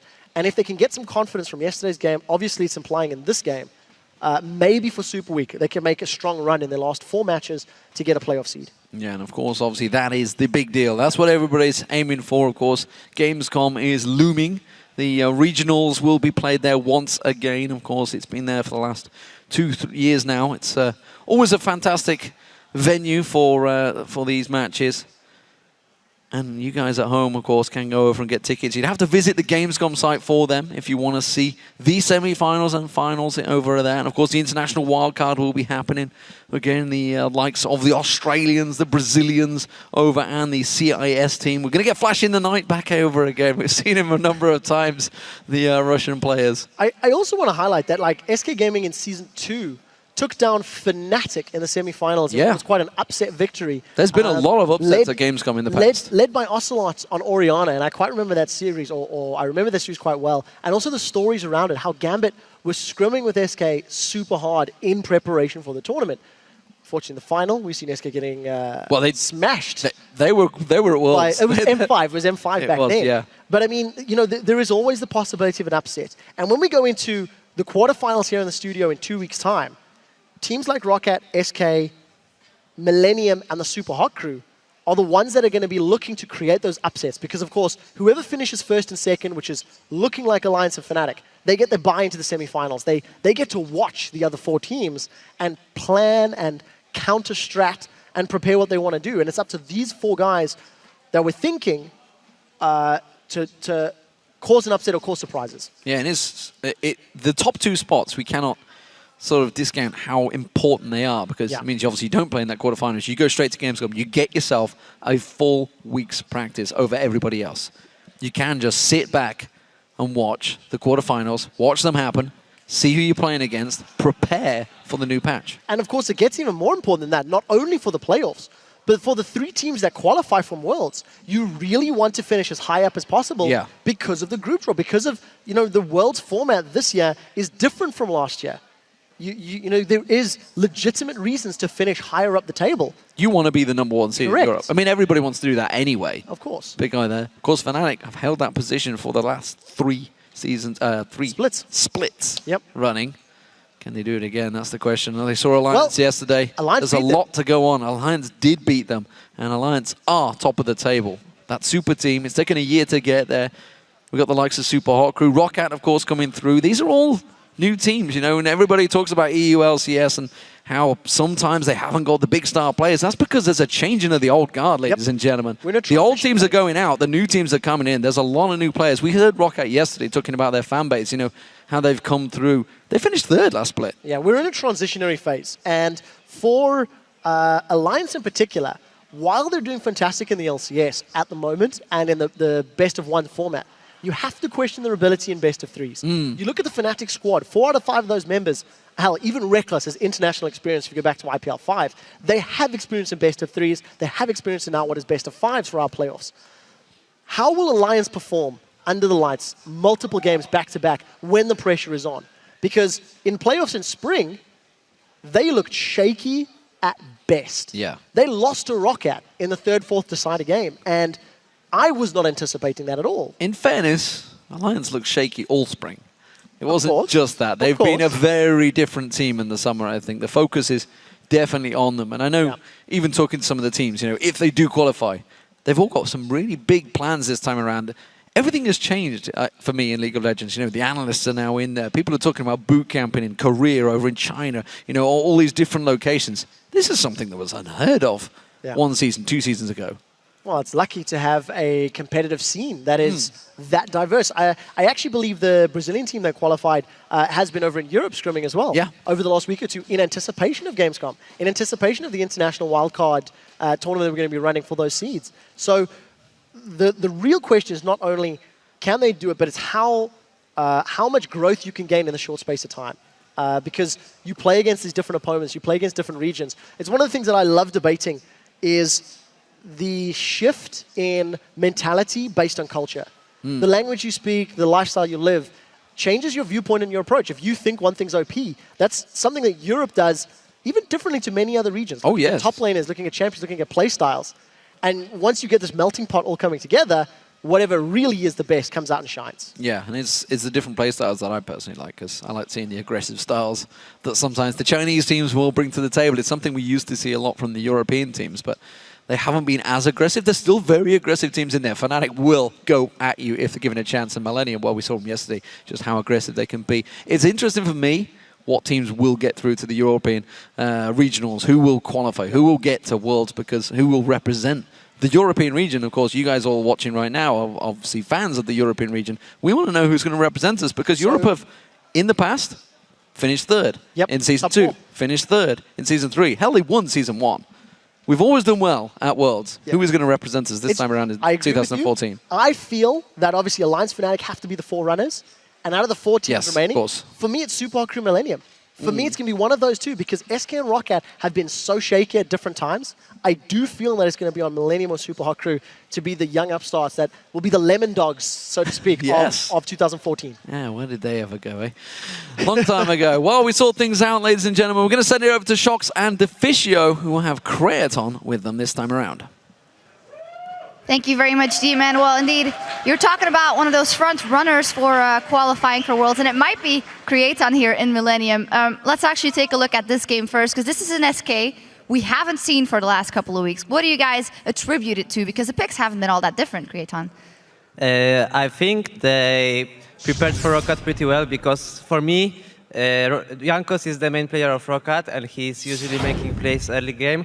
That's why they have like the sick percentage of first bloods in the league, and he was just completely getting cut off in the jungle by Svenskeren, and they had like 2 losing lanes, top lane, because Nidalee is kind of bully lane on Irelia, and the same goes with Ziggs versus Gragas, so he kind of had to help those lanes, but he couldn't, and they just fell behind.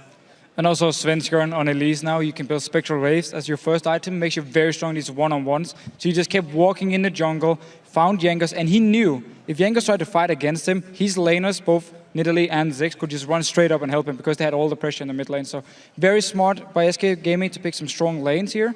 The mid game is a bit shaky for them compared to what Roccat has when you look just at the champions, but because SK got the lead early on, it doesn't really matter, because Roccat is so far behind. It doesn't even matter how good you are mid-game. If you're 12,000, I believe it is, 12,000 gold behind, you can't really fight.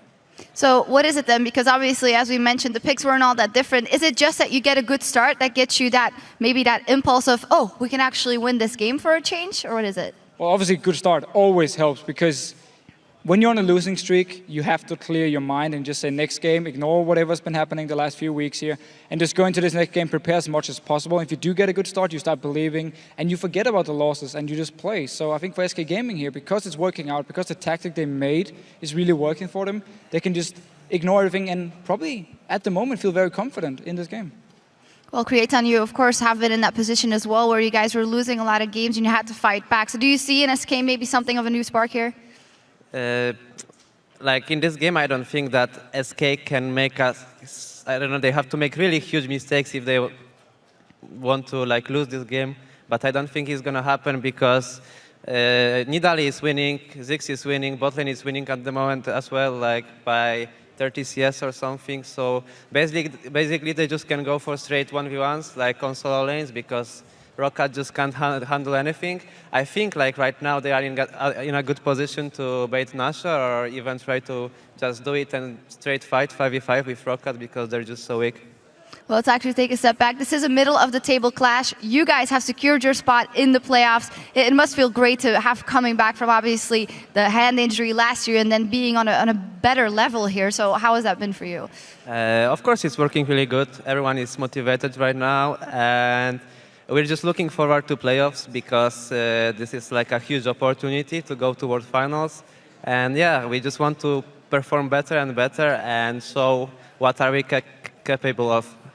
So looking towards playoffs and Gamescom, everything here, is there any team at the moment you feel you guys really handle well and you would like to play in a quarterfinal or semifinal and feel like you have the best shot at getting towards Worlds? I think from the middle teams, at this moment I would prefer SK Gaming, because like before this game, they were looking pretty bad, like I would say. Yesterday they had a nice game versus Super Hot Crew, but they lost, and they are so dismotivated, so I just would pick SK Gaming. Well, as you mentioned, Super Hot Crew had a win here today. Again, you're vying with them for that third place spot, and you're going to be facing Alliance later in the day, which we feel like could be a very good tactical matchup as well. We play Fnatic. Oh, sorry, Fnatic is what I meant. It's the I was same. thinking about the tactical matchup that we saw yesterday. It's not the same. Almost. The tactical matchup that we saw from them yesterday, is that something that gave you guys hope that you might be able to win this matchup?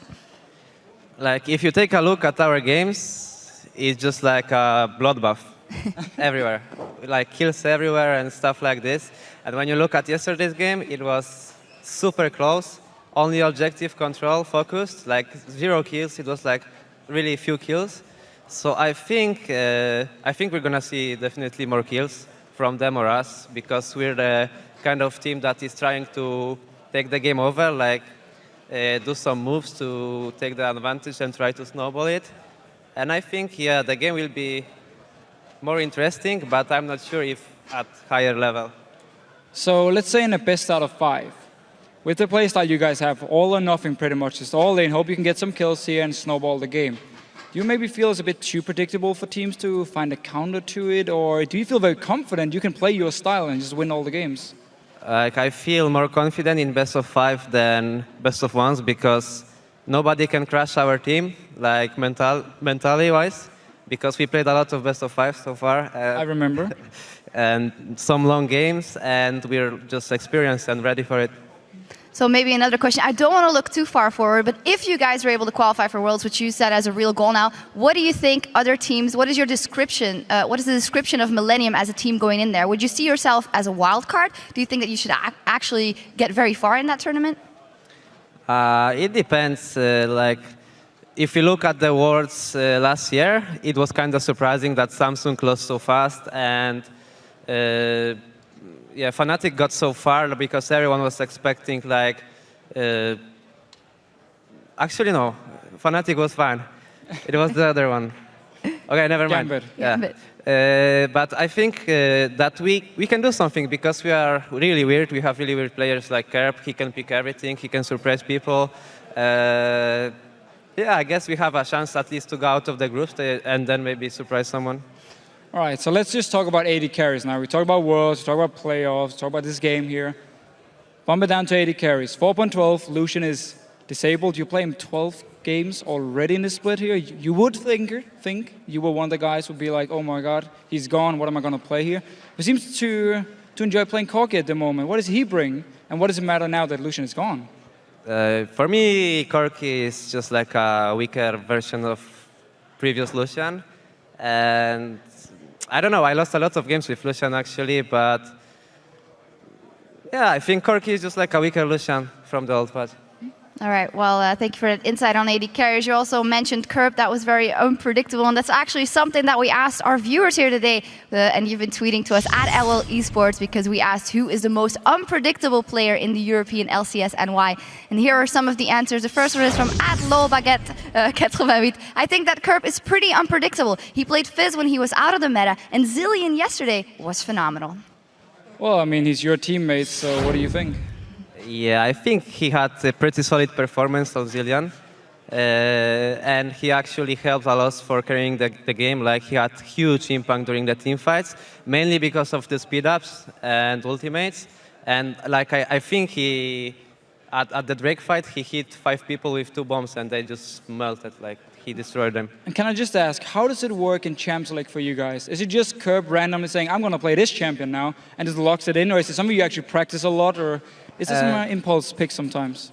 The story about Zilean is like, we saw Faker playing Zilean, and he was like, I'm going to play Zilean, but I will go full AP. I'm not going to play CDR and stuff like this. And in the Champion Select, I was like, wondering what should we pick for mid lane. We all had our ideas. He was just silent, and then he was like, pick me Zilean. Can't kill you in the Zilean. The second one is from @LeonMachar. Soaz is really unpredictable. If you want to see a new champ in the top lane, Soaz is the man to look at. 100%. Sometimes it backfires where he picks some really weird stuff, but normally it actually works. He's the only guy who wins on Yorick top lane here in Europe. Everyone else, they just lose. Freddy lost on it, Kubon lost on it. Soaz, he knows how to play Yorick. And we often see him actually pull out like AP champions before the rest, and then all of a sudden it becomes part of the meta. Gragas top lane was one of the deals here. Kevin played it in the last bit, was full tank. I believe Source was the first one to actually play it with some AP in Europe at least. So yeah, he pulls out some new stuff, and he has this very unique play style. He likes to roam around, he likes to make plays, and it's very hard when you talk with the other players to predict what is Source actually going to do now. Yeah, does that, you guys are playing Fnatic obviously later in the day. Is that something that adds some extra, difficulty to preparing? I think he has his own play style of like top laners. When there is a lane swap and they actually use lane swaps lately, he's falling behind so far, but he's always like ganking a lot and putting pressure on other people. And that's true. He's really unpredictable because he can just bring, like I remember even playing Blitzcrank top, like full time. So it's just like whatever he wants to do, he does it, and he makes it work. Yep, the last one is from @KingJake. Selfie. He has weeks where he spirals out of control, scores so many fantasy points, and weeks with the complete opposite. It is so hard to predict what's going on with Selfie. It seems to me like it's just the decision-making for him, where sometimes he gets over-aggressive. He's like, I'm going to go for the kill here. He goes in, the rest of the team is not on the same page, or maybe they don't communicate well enough. He goes in by himself, he dies, and Super Ukraine will either lose in the game or at least fall behind and then have to fight all the way back. But we know he's a very, very strong mechanically player, and we've seen this already now. 2 games in a row where he carries the game for Super Hawk. He gets so many kills on it, and he's a good player. He just needs to relax a little bit more and get some more experience so he knows there's different situations. Yeah, I guess Ari is a perfect champ for him. And then, oh my God, I've gone too far. I'll just go back and Spirit Rush out of it. Creaton, what do you think are the main differences between you guys and the Super Hot crew, as it is your closest competitor as of now? About Selfie or just Selfie and in general, yeah. Like, Selfie is kind of weird for me because he's super good. Like, his mechanics are really good, but sometimes he tends to go on tilt, in my opinion. Like, after they lose an objective or he dies or something like this, he's playing worse and worse and worse. But I think it's like more problem in his mind, because if he can fix it, he's gonna become a beast, like Froggen version 2 or something like this. And Super Hot Crew in general, it's really hard to say, but I would agree that they're not on the same page with Selfie sometimes, like during the games. Well, you mentioned that mental aspect. You have been in the scene for a long time, obviously. Do you guys get help from any aspect? We know that SK has a sports psychologist, or is that something you just have to deal with on your own? I have help from my family, and for me it's enough. Like, I don't really care about third people punishing me for something like on the internet. Like, I don't take it to myself, and I just think positive. Like, yeah, mostly my family and, of course, the team. And how much, as a team, like, we often see teams where it's a work relationship. We see some teams where they're very good friends. How does it work here in Millennium? Are you guys all very close friends, or do you just come together and practice and then go back to your own place? No, we are really good friends, actually. Like, we hang out together, we do basically everything together, and I think that's really important, and that's actually keeping us together, because if we would be just like a work relationship, I think we would fall apart, like, even in the last split when we are doing so bad, but we were able to cheer each other up, and we came up winning the relegation. Yeah, because you mentioned it as well, you're in the house together, you train together all the time, and as SK has mentioned, we got complacent in the video. We weren't motivated that much anymore. Is that something you still struggle with? Because you have in the past, you have admitted, I haven't found my motivation, and now you found it back. I think it's for everyone individual. Like, I found my motivation when I was watching All-Stars, and I really wanted to play against Korean and Chinese players. And I think, yeah, it's up to everyone. Sometimes I'm playing 7 hours a day, sometimes I'm playing 2 hours. It's just like, I think everyone has to find his, like, a way to motivate himself, because if you are not motivated, I don't think you can get everything from the practice. All right, well, thank you very much, and also for joining us in this, what seems like an interview that's gone a couple of hours. Very good insight. Thank you so much. All right, we're going to take a quick break while we sort out the technical difficulties, but we'll return with more LCS action in just a moment.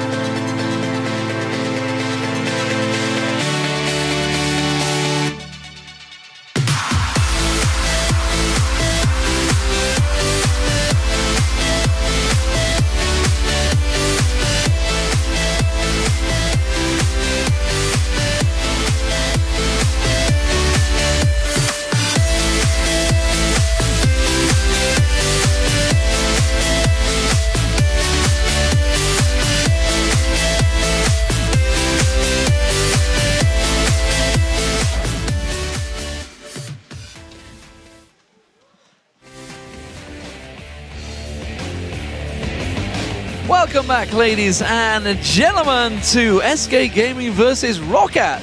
As you can see, I'm here with Trevor, and of course this game will be getting underway in just a few moments. They're just about ready to go. I just saw the referees have just had a chat with Vanda, so there was a slight bug in there. It has been worked out, so the game will be getting underway in a few moments. But, you know, hey, it wouldn't be a game with me without a pause, would it? Standard stuff. On the bright side, it's not Froggen playing, nor is he on the No, that's true. Normally it is Alliance involved. But just to quickly summarize, SK Gaming have been in absolute control of this game. Oh, absolutely. 12,000 gold. 12,000 gold from the laning phase. They've taken multiple towers. They're 4 kills up. They haven't given up a tower yet. And the game has just been completely about SK. So who's going to have the mental fortitude after what has been a 20-25 minute pause? We will have to find out, because I do believe we're going to be unpausing very shortly. Yeah, we're about to get back underway on a quick recap as well, a speedy recap. SK Gaming, dominant control. Salavar caught out already. He's going to go down. Oh, he just about gets away with the Valkyrie. That's not the start he was planning after that pause. I think he was like, guys, because remember, they can't talk between any of that. I'm going to fake check this bush. That's what I'm going to do. He spent 20 minutes to decide that. Hey, he got away with his life. He got away with it. He was thinking about an escape strategy, maybe. But regardless, to summarize, as we said, laning phase heavily in favor of SK. 6 towers to 0. They've got a 14,000 gold lead. And all of the mistakes that SK have been making in the last few weeks, they have not made in this game. Now it's up to Ro4 to dig incredibly deep to try and pull back from the deficit. Yeah, I mean, literally, quick recap. They lost the lane phase. Yep. Every single one of them lost the lane phase. Big triple kill down the bottom lane. Worked out wonders for SK Gaming. Led to a little bit of a spiral out of control for Ro4, which in turn has led to multiple towers, as you can see. 6 towers to 0. Not a single tower pressured from Ro4, let alone taken. They haven't got close to touching the half of them. So Ro4 really are going to have to do something special to get themselves back in this game. SK Gaming pushing on. They did try and bait out the Baron a few moments ago, but they don't have the waves pushed in. Everybody's just been back to buy. Everybody's returning to have a look, a peek around, and start regaining control of that Ro4 jungle. So remember that SK started the Baron half an hour ago. And when they started the Baron off, they pulled Ro4 towards them, instantly peeled, and started to go for those kills. SK were trying to 2-man Baron with Svenskeren and Freddy. Now, because of the vision that SK has around this Baron pit, they're going to continue to play the game. With the teleport and Nidalee split pushing, SK can use their numbers advantage and the gold advantage to their favor. Look at how far Freddy's pushing that wave up. He's going to have a lot of minions to play with, and the top wave is going to be pushing in favor of SK as well. So it's a strong control game coming out of SK Gaming. Well, let's not forget, it is an 80 Nidalee these days. Candy Panda caught out. He gets 4 bounce back, but he manages to rocket jump to safety. A lot invested in that one for Ro4. Well, this is all happening, of course, down in the bottom lane. Xaxus is trying to cut off Freddy. Freddy himself continuing to pressure, has had the dominance of that lane the entire time. Svenskeren missed the cocoon, I think, on Vanda there. Ping's going off all over the map. Everybody very cautious. SK Gaming again being caught out. They're trying to wrestle control of the Ro4 jungle. Ro4 fighting in numbers. Yeah, Vanda did not manage to connect with the Flado, and SK are a little bit split up. Ro4 seem to be finding opportunities. Good belly slam.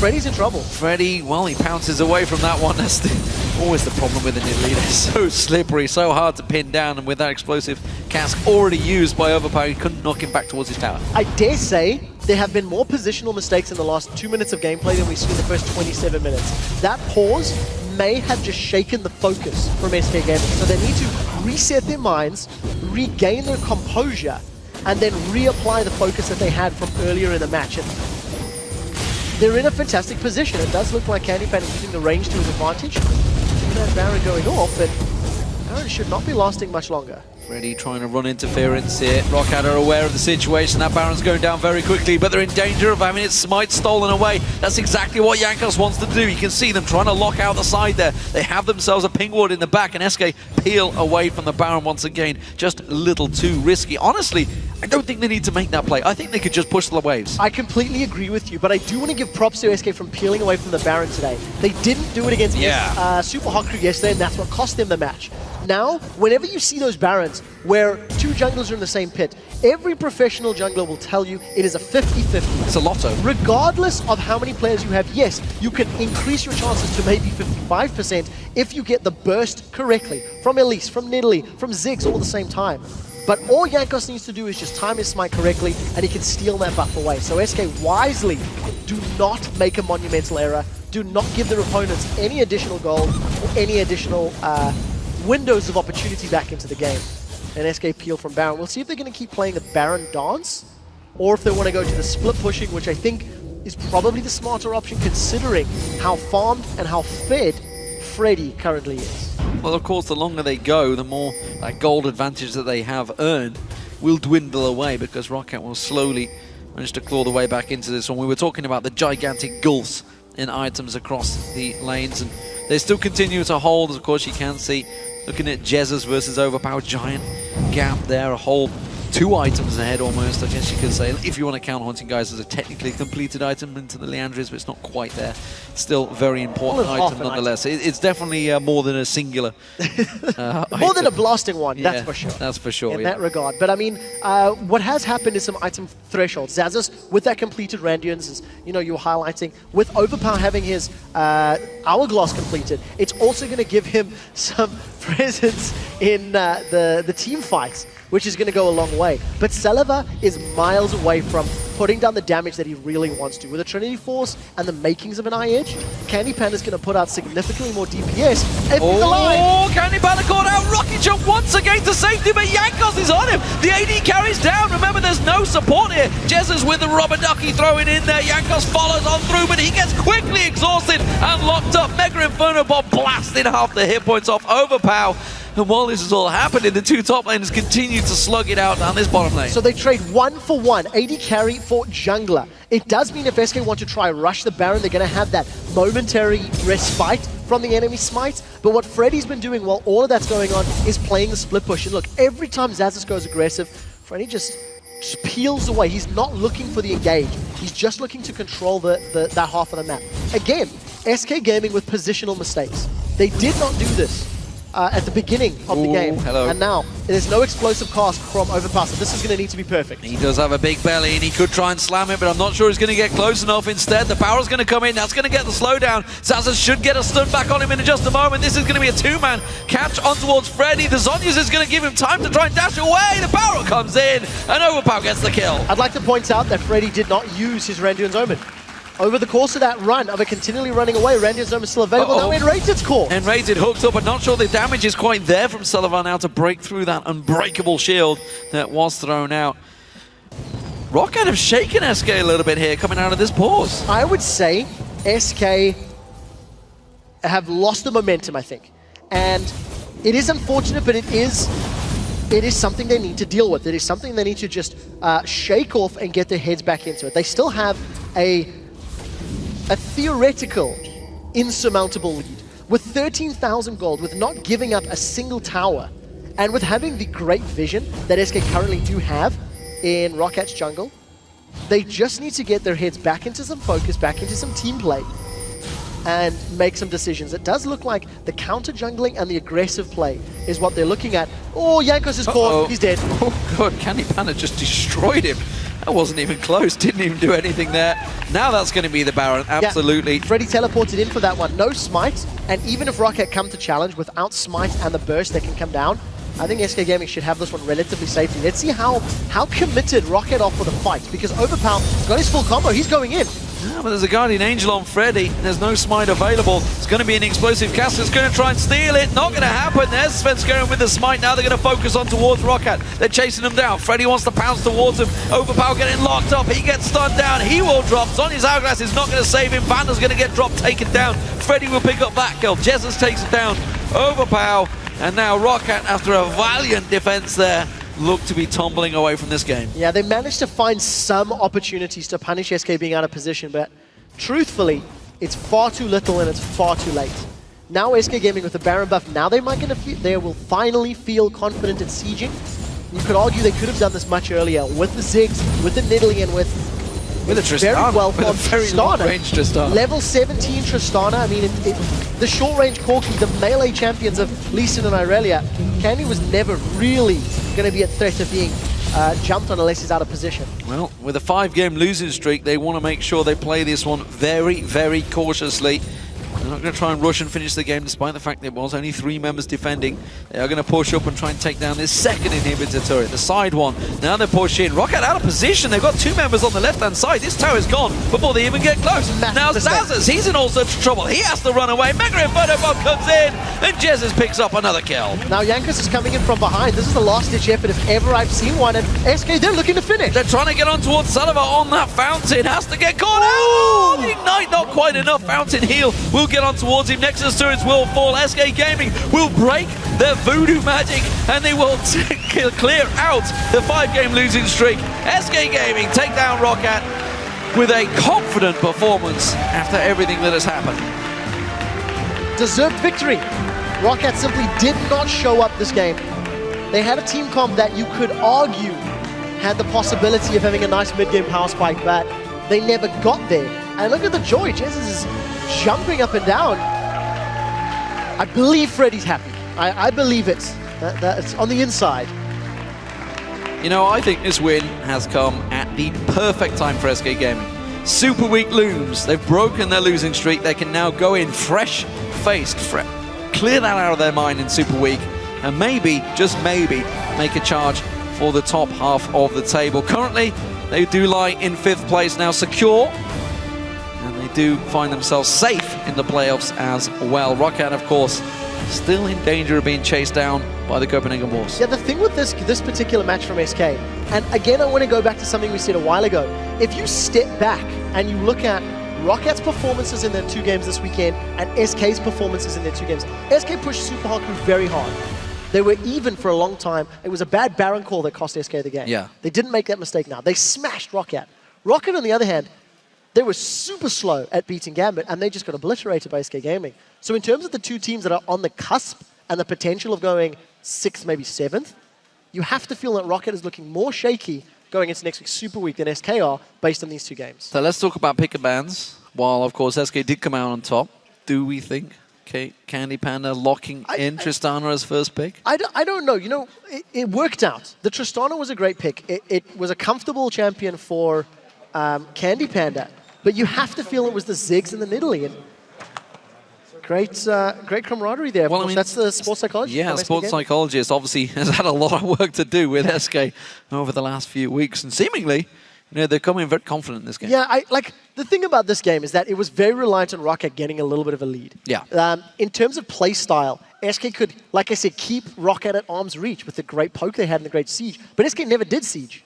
They didn't need to, and then they didn't want to. They played the Baron game. It feels like they're stuck in the Baron game very heavily because they went Baron yesterday against Super Arcade, they went Baron against Rocket. Maybe this is a strategic thing that they need to reevaluate. Because, yes, Baron can help you win games, but it shouldn't be the focus. It's not the nexus. I want to talk about Nidalee in that top lane as well, just briefly.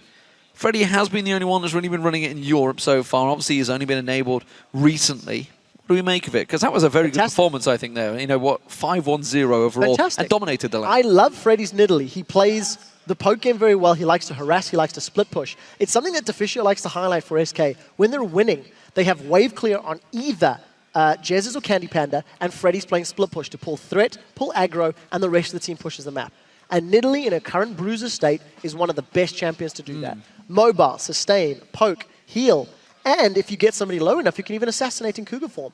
But I do like the way Freddy's playing it. I'd like to see more teams picking her up because it adds to the diversity and the strategic decision-making that you have. We'll have to see if the king of the split push, or queen of the split push, I guess you could say, is back, of course. We're going to get over to Shox and Deficio. They are standing by with the man on Tristana, Candy Panda. Thank you very much, D-Man. Here we are again, this time with Candy Panda. Congratulations. Now, the first thing I, of course, have to ask you is, where has this SK Gaming been the last couple of weeks? Yeah, so I'm going to be honest and say that we just slacked. We didn't train as much as the other teams.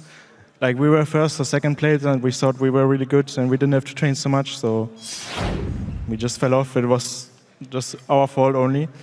But the last week, we said, again, we will train more, and we trained like double the time we did before, and I guess now we won, so.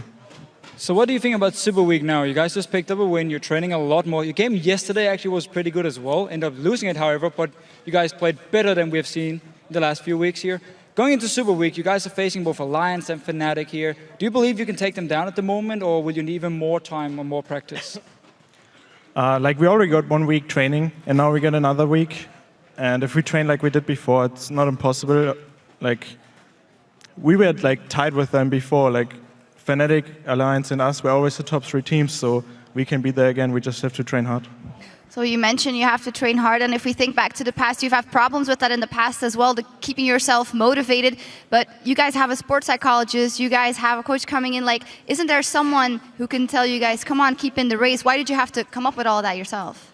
Yeah, it was kind of ironic because we said to ourselves we don't want to get burned out, so we made our schedule like much relaxed, like much easier, like not to go so hard on ourselves. We made like put out some scrims, put on some solo queue time, and replace it with like free time so we can relax. But like at first we didn't really realize that that was a problem. We thought it was like, yeah, we just pick bad or we do that bad. But then we realized that we just don't train enough to keep up with the good teams. And it was just bad planning on our part. Well, this is certainly a good win to get you guys back on track. Congratulations. Yeah, thanks. All right, we have to head back to the fountain for a moment, but when we return, Alliance takes on the Copenhagen Wolves. Don't go anywhere.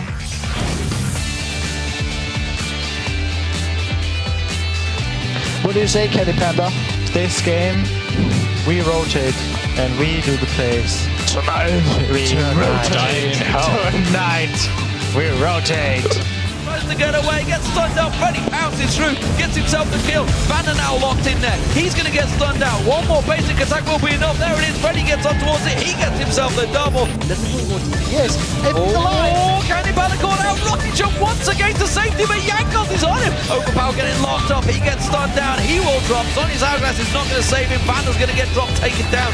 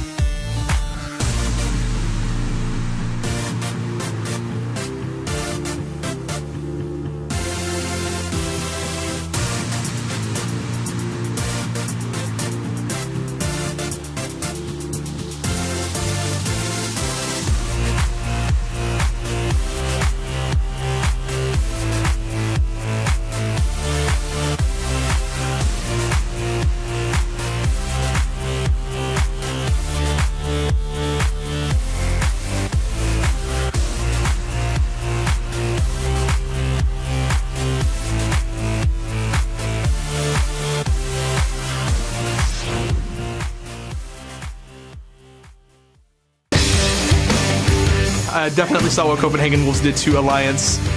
It was the equivalent of the Brazil versus Germany match. The Copenhagen Wolves pull off the shock of the split so far and take out Alliance. One thing I really like about the players is that they put a lot of effort into thinking about different types of strategies, and they aren't afraid to make these types of risks because by all means Alliance are probably the best team in Europe right now, so standard gameplay isn't exactly going to be as efficient against them.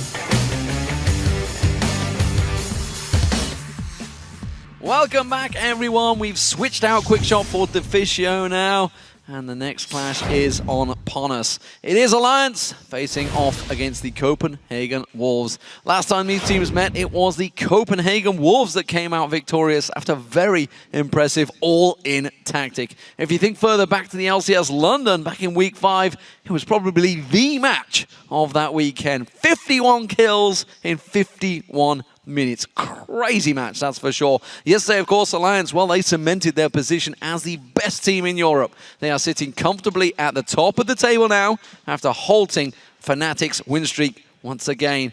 It was a solid performance and very disciplined. Yeah, slow and steady wins the race, you could say, because Alliance, they control objectives, and Fnatic never really wanted to team fight against Alliance, so it simply meant that Alliance could take 5 out of 6 dragons, 2 out of 3 barons as well, and got a very, very big goal lead simply by taking these dragons away from Fnatic.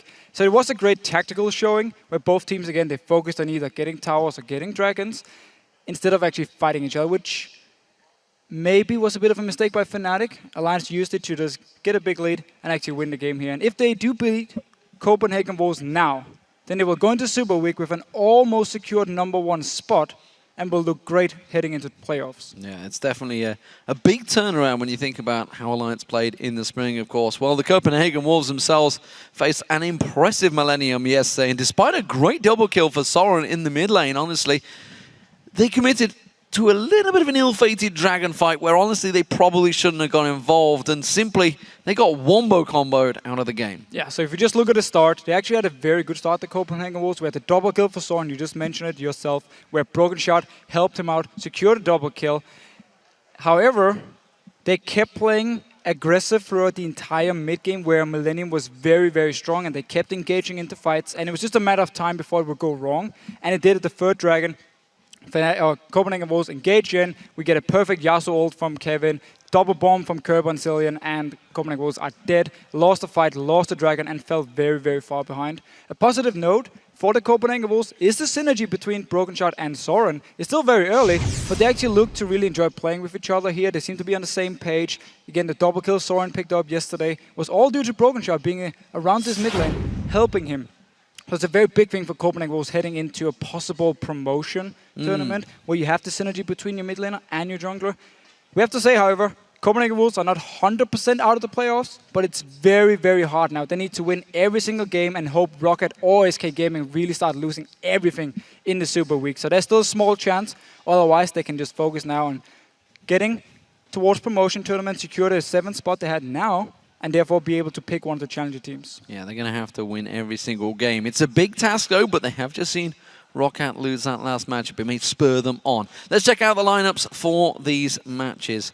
Over on the blue side is Alliance. Wicked in the top lane, Shock in the jungle, Froggen in the mid lane, Tabs as the AD carry, and Nif on support. On the red side, we have the Copenhagen Wolves, Youngbuck in the top lane, Broken Shot in the jungle, Soren, of course, in the mid lane, Woolite as the AD carry, and Unlimited on support. So you've been voting on which team will win over on lolesports.com. So let's check in to see how this match added up. No surprises, it's a biggie, ladies and gentlemen. 83% for Alliance. Still, last time, Copenhagen Wolves. Copenhagen Wolves beat Alliance last time. Maybe a few people believe they can do it again. I really enjoyed or liked the tactic they used, where Woolite, he went mid lane with red buff at level 1, denied a lot of farm from Froggen, even killed him. And Copenhagen was actually snowballed the game. Yeah. Alliance were never ready for what was going on here and just ended up losing in like 30 minutes. Big, big win for them. Can they do it again? It was an all-in tactic. You heard from Broken Shard just at the start there. It's like, if you were just to go straight up toe for toe with Alliance, as a team, they probably wouldn't win. Which is why they made one try something different once again. And it's one of the reasons I actually believe that Copenhagen Wolves will go into the promotion tournament as one of the favorites. Because they know how to play their own game. They don't have to just follow what everyone else is doing. They have their own ideas. We see a lot of Jarvan from Broken Shot if you just look at the picks for them. We saw a Twisted Fate yesterday from Soren and a new pick for him. He's only been here for 2 weeks, but still, already seen a new pick. He performed well. Would like to see a bit more ultis, but still his laning phase was good. So speaking of new picks, do we think Riven is a viable ban? I believe so, yes. He's 100% 3 for 0 right now. It appears that nobody knows exactly how to play against Riven because Shook is the only guy who actually plays it here in Europe. And every time he picks it, even though you lane swap, you try and shut him down early on, he will still have an impact later in the game because the people don't really know how to constantly keep him down. And we often see the junglers as well try and fight him early on as a Riven. You don't fight a Riven early on, it's where he's strongest. So you make sure you deny him some farm, you make sure you don't give him early leads, early kills, and then when against the team fights, if he's squishy because he didn't pick up any kills, then you can take him down very easily. If you do try and fight him, if you try and counter gank him or something, he will be stronger and make sure he gets a few kills and then he starts snowballing. Well, I mean, we saw it yesterday. Obviously, Fnatic went for that crazy move. They managed to get in there to steal away the red buff, and they tried to suffocate and take as much away from Shook in that jungle at the opening start of the game. But it wasn't enough. He managed to bounce back, and sure enough, he came out strong again. It was the issue for Fnatic. They started out really well in the game, and then they kind of stopped. So Alliance picked up all the dragons, got all the global gold for Shook here, and he actually got rolling again and ended up having a pretty good game. Didn't die on Riven yesterday either, and picked up 2 kills, I believe. So a fine game when you consider the few amount of kills we actually had. So here we go, ladies and gentlemen. Picks and bans underway here for Alliance versus the Copenhagen Wolves. Braum will get taken away, and sure as hell, there is the Riven ban taken away from Shook. Nobody really knows how to deal with him, and Shook, well, I don't know whether he'd be happy with that. He's got a wry smile on his face there. Orianna taken away from Soren. No surprises there. The Danish counterpart that Froggen has probably faced countless times in solo queue. 100%. They know exactly what he plays. Gragas also banned away. So Lee Sin is open now. He's been the main champion for Shook. He only picked Riven once Lee Sin was actually banned away, so could be a potential first pick for Alliance here. Oh! Unless Kassadin, of course, is left open. Well, that's a bit of a mistake, isn't it? Yeah. I would probably not give it to the best mid laner in Europe. 93.6% ban rate. And of course, picked every other time it was available. Yeah. And an 80% win rate. That's a possible mistake, or were they expecting it? Maybe we're gonna see Copenhagen will send Woolite mid lane again against Froggen if he's sitting in mid lane on the Kassadin and just try and push him into the tower. This is what they did last time. This is what they did last time. They could do it, try to do it at least here, but at least Alliance should be ready for it now and know what to do if it should happen. But it's very important that Copenhagen Wolves can shut down Froggen early, and they must have something planned. Yeah, I mean, we'll see how it works out. As you mentioned, that one loss on Kassadin was from Froggen. Let's see how it works out for them. Also, Lee Sin being picked in there. Tristana becoming a popular champion for the AD carries. We saw Kog'Maw banned once again and again, as Candy Panda took him. Said he's a great pick. Yeah, and Mr. Alice said yesterday it's now the safest pick because Lucian is gone. Tristana is a very strong laner. Her mid game is a bit weak, but as long as you dominate your lane, you will kickstart your way into the late game, and then you will remain strong throughout the entire game. So she's just a very safe pick, and she works with pretty much every single support here. So coming in as now the new, or one of the new power picks for the AD carries, Corki of course has been the other option, especially if you look at like Creaton, who loves to play Corki. Tap's picking it up now. Very strong laner as well, very strong mid game, but will get outskilled going into the late game compared to Tristana. We'll see where this goes. We do see Corki, of course, picked up by Tabs. And, of course, Froggen is picking up Aurelia for Wicked. Standard top laner for him once again. Since Gragas banned away, he still goes into that one. Happy to blind pick into it as well. And Youngwook, with a big smile on his face, looks like he's going to be getting Mundo. I really, really like the picks here from Copenhagen. Yasuo, I'm not sure. I reckon they're going to change this. I wonder where Yasuo is going here. Well, Yasuo, he's going to go to the mid lane. I predict for now, because Dr. Mundo against Aurelia should actually be a matchup where Dr. Mundo might fall slightly behind in CS, but he can at least pick up some farm and then get into his late game point where he is such a beast. And then the Yasuo, you already have Lee Sin and Tristana to set up your knockups here. We've seen Complexity use the same comp really well, where as Tristana, you jump in, you just use your ulti on someone like Corki, and you instantly set up a perfect ult here from Yasuo to just try and instant kill the enemy AD carry. Displacement, that's all he needs for Yasuo to get him. We saw some great play yesterday in Copenhagen Wolves, saw it firsthand from Kevin. Of course, that Yasuo ultimate. Tabs currently looking to select the support for the support. I was going to say, why does Nif not just select that himself? And that looks like he will do. And it's going to be Elise, it seems, for Shook. Oh, so not picking Lee Sin here. Oh, it's already been picked by Copenhagen Wolves, so would have been weird if he picked it. Elise, mirror match, oh my god! Also been wanted to go to junglers from Shook, so nothing new here with Riven being banned away. Right. It's all about his Kassadin, honestly, from Alliance. We have to say 4.12, a few changes to Kassadin. His W has 3 seconds more, a longer cooldown than before. And also he's slow now. Only lasts for 1 second, but he's slow for a lot more during this 1 second here. See how it works out for them. Shook has some great stats. Not as good as Cyanides, it turned out yesterday. Some fantastic stats for him so far this split. Unlimited. Final choice, what will it be? It's going to be the support. It's not going to be a big decision, I don't think. So he used to play Blitzcrank. Did it the last 2 weeks. He played it against Jirian Thresh yesterday. And could be it would fit again. For a Yasuo? It would. I mean, again, a lot of setup for Soren here. Unless Copenhagen Wolves don't actually want to pull someone towards them, because they want Alliance to be in a group and then get molt or get the knockup from Zoran and then just do it. No. Didn't lock it in yet. Oh, still a chance. No. Did it! Holy cow! Yes! Alright, Alistar changes again in 4.12. The mana cost on his Q and W has gone down. And the massive deal as well, his ulti at rank 6 now, or rank 1 at level 6, is 70% damage reduction instantly. It used to be at level 16, you got the 70%. Yeah, it's a massive ult instantly. And then with the lower mana cost on his Q and W, it means his laning phase is slightly better and he can actually set up some ganks now. If Broken Shot joins in and the cow gets a knock up to you, it's very easy for Broken Shot to safeguard onto him and just follow up the gank. Well, we'll see if he continues to move around the map. It's okay. It's okay. He likes to get his boots of mobility. I really want to see here if Woolite and Unlimited want to try and do the knockbacks. Because you have Tristana holding someone back, then you headbutt them even further. So you're just in the middle of the lane, you just smack them into your own tower. They're a very tanky team. In all honesty, we'll see how this one works out. Which team do you guys at home think has come out on top in this Champion Select? There's definitely been a different one, that's for sure. Tweet at LOL Esports with hashtag AllWin for Alliance or hashtag CWWin for the Copenhagen Wolves, and we'll check the results in game. Of course, 80+% of you. I think it was 83% for Alliance. Big vote, but as we mentioned, the Wolves have done this before. Can they do it again? Yeah, and will they actually send Woolite mid lane on Tristana and just push in the wave constantly? And then you have Unlimited as the roaming cow. Get level 2 and just start roaming between the lanes here. He likes to do it. He normally does it in the Copenhagen Alliance games. is a good champion to do it. It's what used to happen back in Season 2. Exactly. You would roam around on Alistar, just constantly gank lanes here. If he goes up to top lane with the jungler, they can easily get kills for Youngbok. No, we'll see how this one works out, ladies and gentlemen. Game 3 getting underway.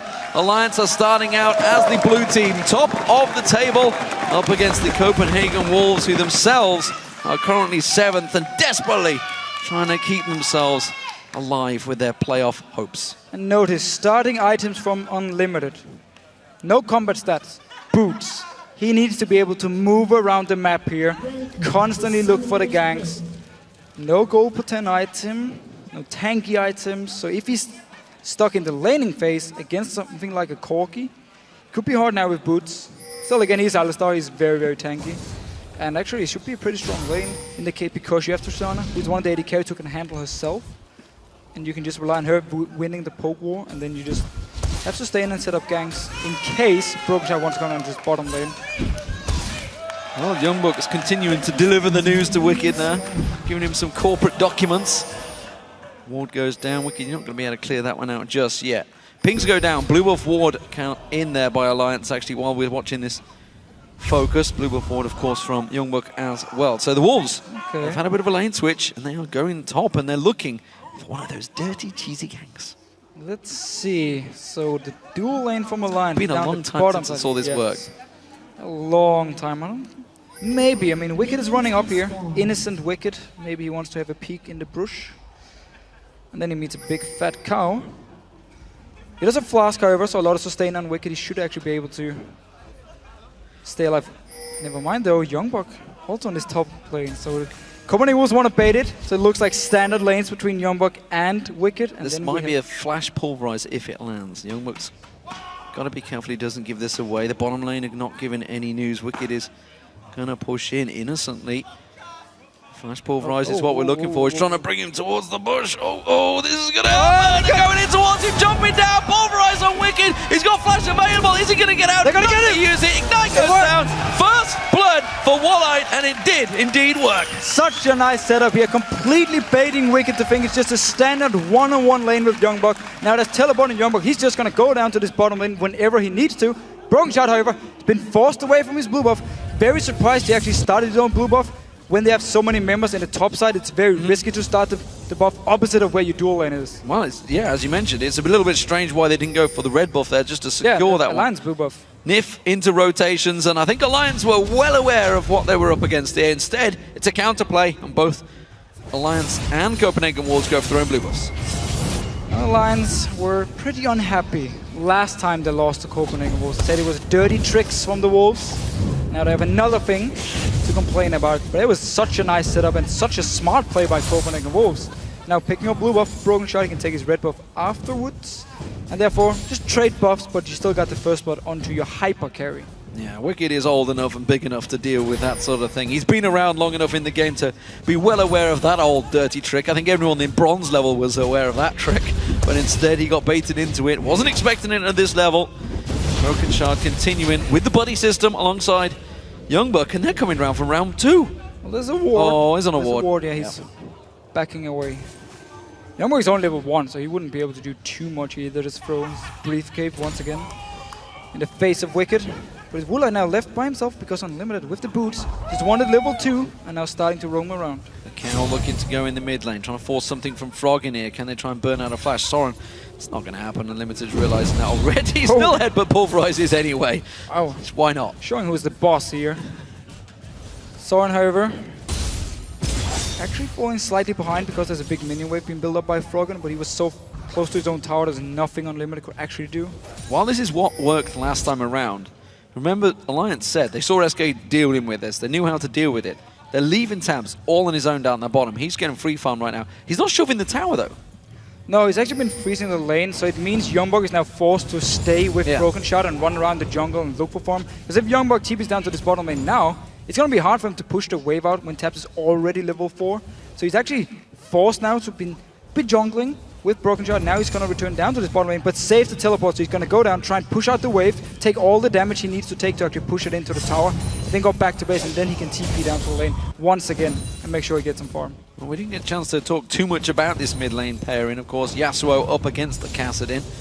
It is one we've seen before in this very game, I believe it was. Coutard ran it, of course. That was back in London, where Froggen insisted the fact that Yasuo was let through wasn't the reason they lost that fight. Soren taking some big burst damage. He's now got some boots to fill here in the Copenhagen Wolves, and we'll see whether he can mimic the performance that Coutard did in London. And notice the bottom lane here, Broken Shot, joining Youngbuck to make sure he can get some farm. The lane did actually reset now, so Youngbuck can at least stay and farm with his cleaver if needed. And Broken Shot could just back away because he wasn't exactly... No reason to actually help Youngbuck. Said that wrong. It was Selfie, of course. It was. Did that. It was for Super Hot Crew. Well, there's been many games this season, to be honest. There has been a lot of games. I'm getting old as well. Let's not forget that. Unlimited, he's going round for another return trip. This time around, can he burn the flash from Frog and head for Pulverize? Nope, there's the flash gone. Worked out well, and that's exactly what they needed to do. And again, the roam from Unlimited with his boots as the very first item.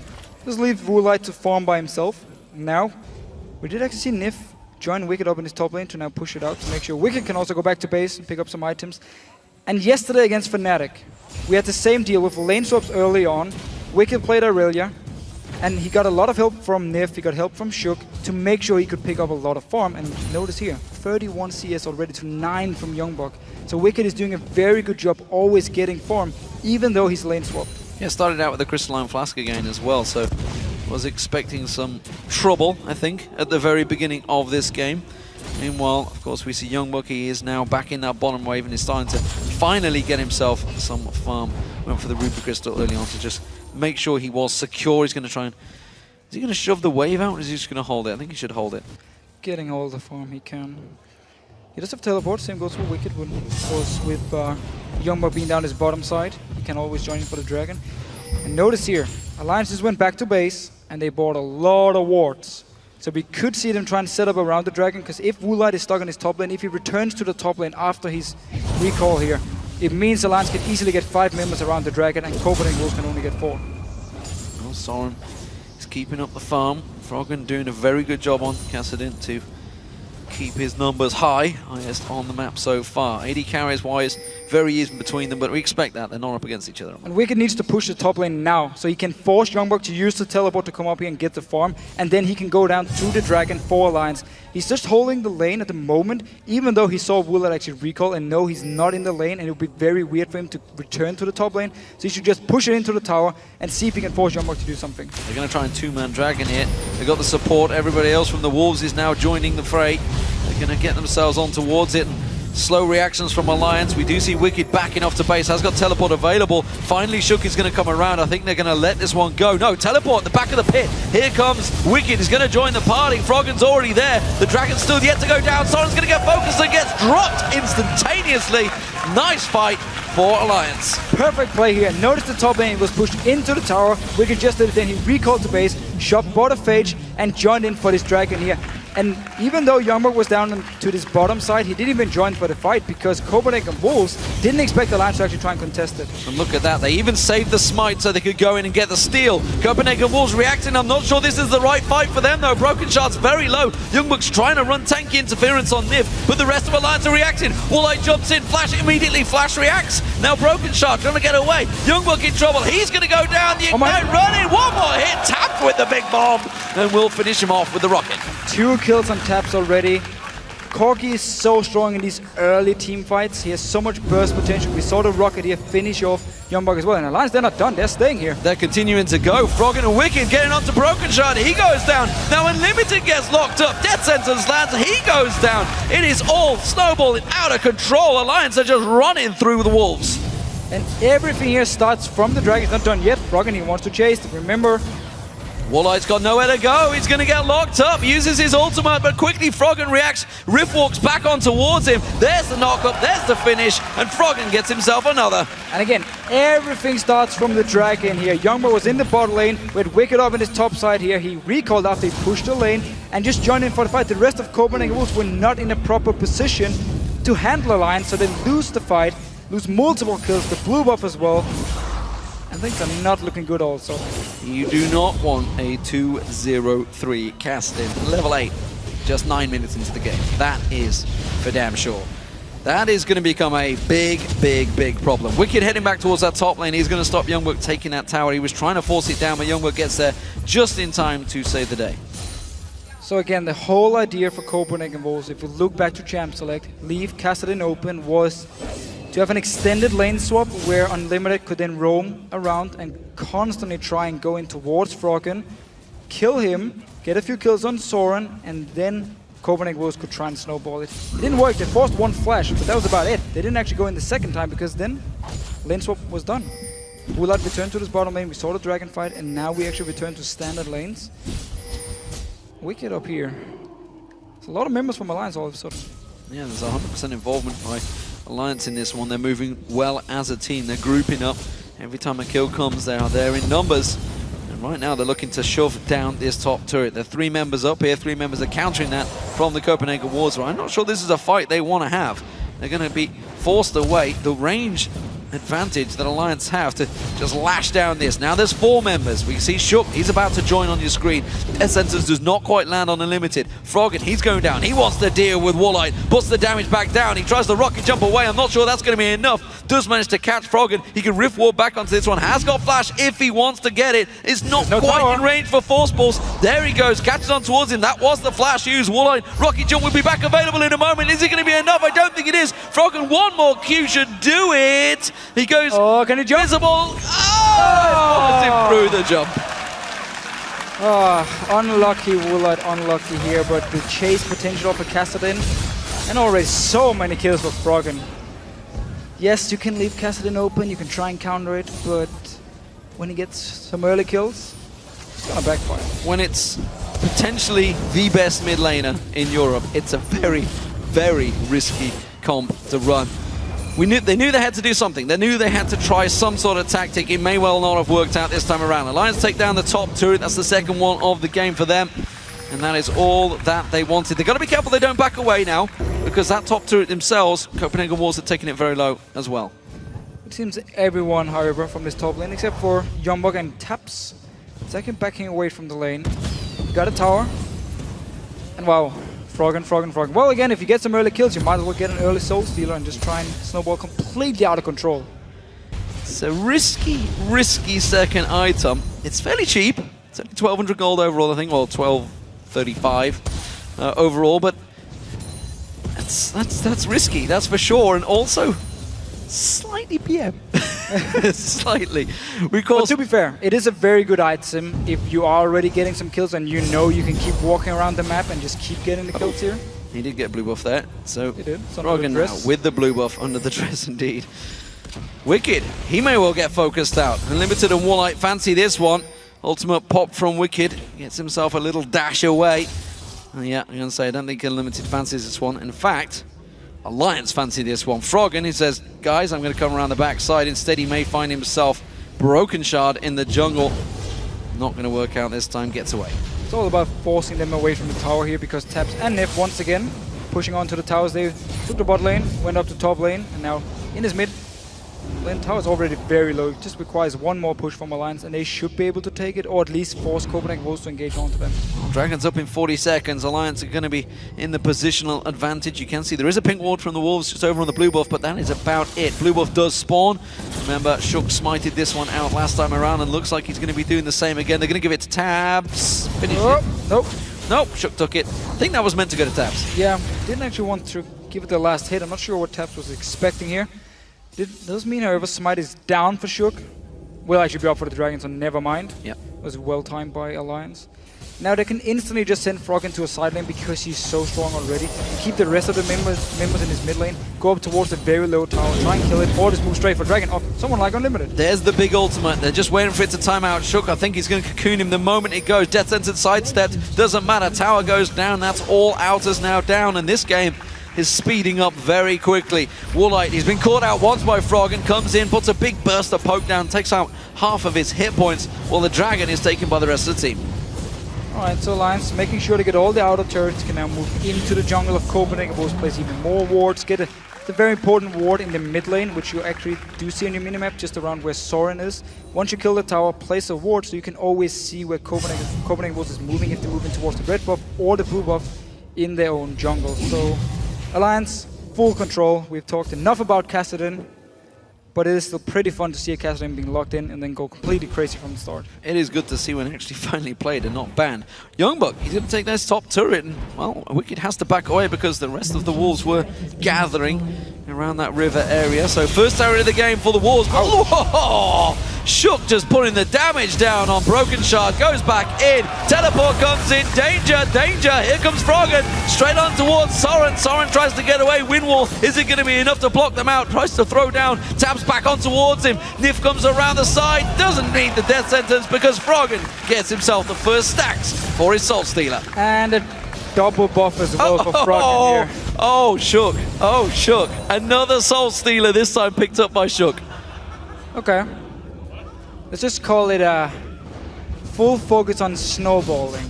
I think they're looking to finish this game quite quickly as the focus from Alliance here. This is going to be the inner turret going down, and look at this. I don't think Warlight wants to get involved in this one. Taps putting the damage down. They will defend it just for now, but it is not going to hold much longer. We're only 16 minutes into this game, and this is in danger of going rapidly out of control. Good headbutt from Unlimited, but is that 70% going to be enough? No! Death Sentence in there. Wicked gets himself his first kill of the game.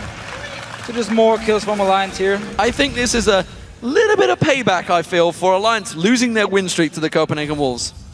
Yeah, and again, okay, so Copenhagen Wolves, they tried this early, or this tactic early on to just get some kills on Froggen here, try and shut him down on this Kassadin. It completely backfired, and we're now stuck here with Wicked as well, joining in. On Elise, Sword of the Occult. You can defend it on Kassadin, the rest, nope. No, Youngbug, danger, the rest of Alliance are coming in. He fancies it, he hooks him in. Youngbug's taken down, he goes down. And Alliance are just one moving juggernaut of a killing machine. Stacks for Shook here. I do think they have a little competition going. Who can get the most stacks by the end of the game? So we probably won't see anyone sacrifice himself for the rest of the team. Broke going in. Broken Shot sacrificed himself. I'm not sure what he was thinking. Shook gets himself the kill there. Unlimited doing what he can. That win wall really successful, but Unlimited doesn't have the ultimate available. Wicked gets himself a stack on there. Froggen continues on. Soren trying to get away from this one. He's going to be the focus. Flashes over the wall. Dead Center's not going to land on Warlight. And well, Copenhagen Wolves are in disarray here. They knew it was a risky move, and it is going to be a price to pay because Alliance are going to absolutely romp through this game now. Just gonna go back here. Nif gets a cleaver in the face. That should already be a lot of gold on Alliance here. Let's see. Stack update. It's currently Froggen. 6 stacks on Froggen, 5 on Shook, 5 on Wicked. We'll keep close eye on that one. Sword of the Occult picked up by Tabs as well. He's late, however. He's late. He's got no stacks just yet. It's no longer funny now. Now he's just late. I want to know what Nif's going to do. Well, Soul Stealer, most likely, unless you want to smack people in the face. Still cold here. Well, we'll see how this one goes. 12-2, 18 minutes gone. Alliance very much proving why they are top of the table right now. And honestly, all jokes aside, for the Wolves, this is a dangerous, dangerous game to play because if they lose this game, they are very, very close to not making the playoffs now. Yeah, there is a slim, slim chance because there's a 4-game difference between themselves and Roccat, but that requires Roccat to lose every game and the Wolves to win every game in Super Week. Yeah, so again, of course they should believe, but I think Copenhagen was their focus. It's just, again, get synergy with the 2 new members here. Oh, Nif might be in trouble, but never mind. The Twin Shadows coming in here. Twin Shadows from Froggen now. Does manage to catch down and slow. Wicked chasing on towards this one. Warlight's got to be careful. That's a very fierce spider in that mid lane. Haunting Ghost was picked up a moment ago. Here comes the rest of Alliance. Warlight's got Rocket Jump available and may well need it. He does manage to pounce away. Froggen riff walks and chases. Has got Flash available if he wants to Force Pulse to slow down. There is the Force Pulse. There's the slow down. Warlight caught out. Wicked on towards him. Wicked wants the kill. Does get the stacks. Now Unlimited in trouble. He gets taken down. Tabs gets the kill on there. Wicked so low, but he does manage to get away. It's all about staying alive here for Alliance. Wicked instantly gonna recall, even though his teleport is not up. The rest of Alliance staying and pushing 2 members dead from Copenhagen. Remember, we are still we're only 19 minutes into the game, so the death timers, they're not very long. They're not very long at all, but this inhibitor turret, it's taking some serious punishment already. Froggen around that side. One more hit should do it. Tabs is going to finish it off, and inhibitor turret goes down 19 minutes into the game.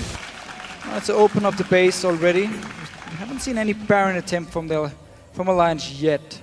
Don't even need it, so they can just put full focus now on grouping up around this mid lane again. Woolite going towards this lovely farm in his bottom lane. Oh no. He's so dead. Oh no, Woolite. He can repel over as well. There we go. Woolite caught out. Froggen gonna continue. Oh, we can go for it still though. I think he fancies it. Oh no.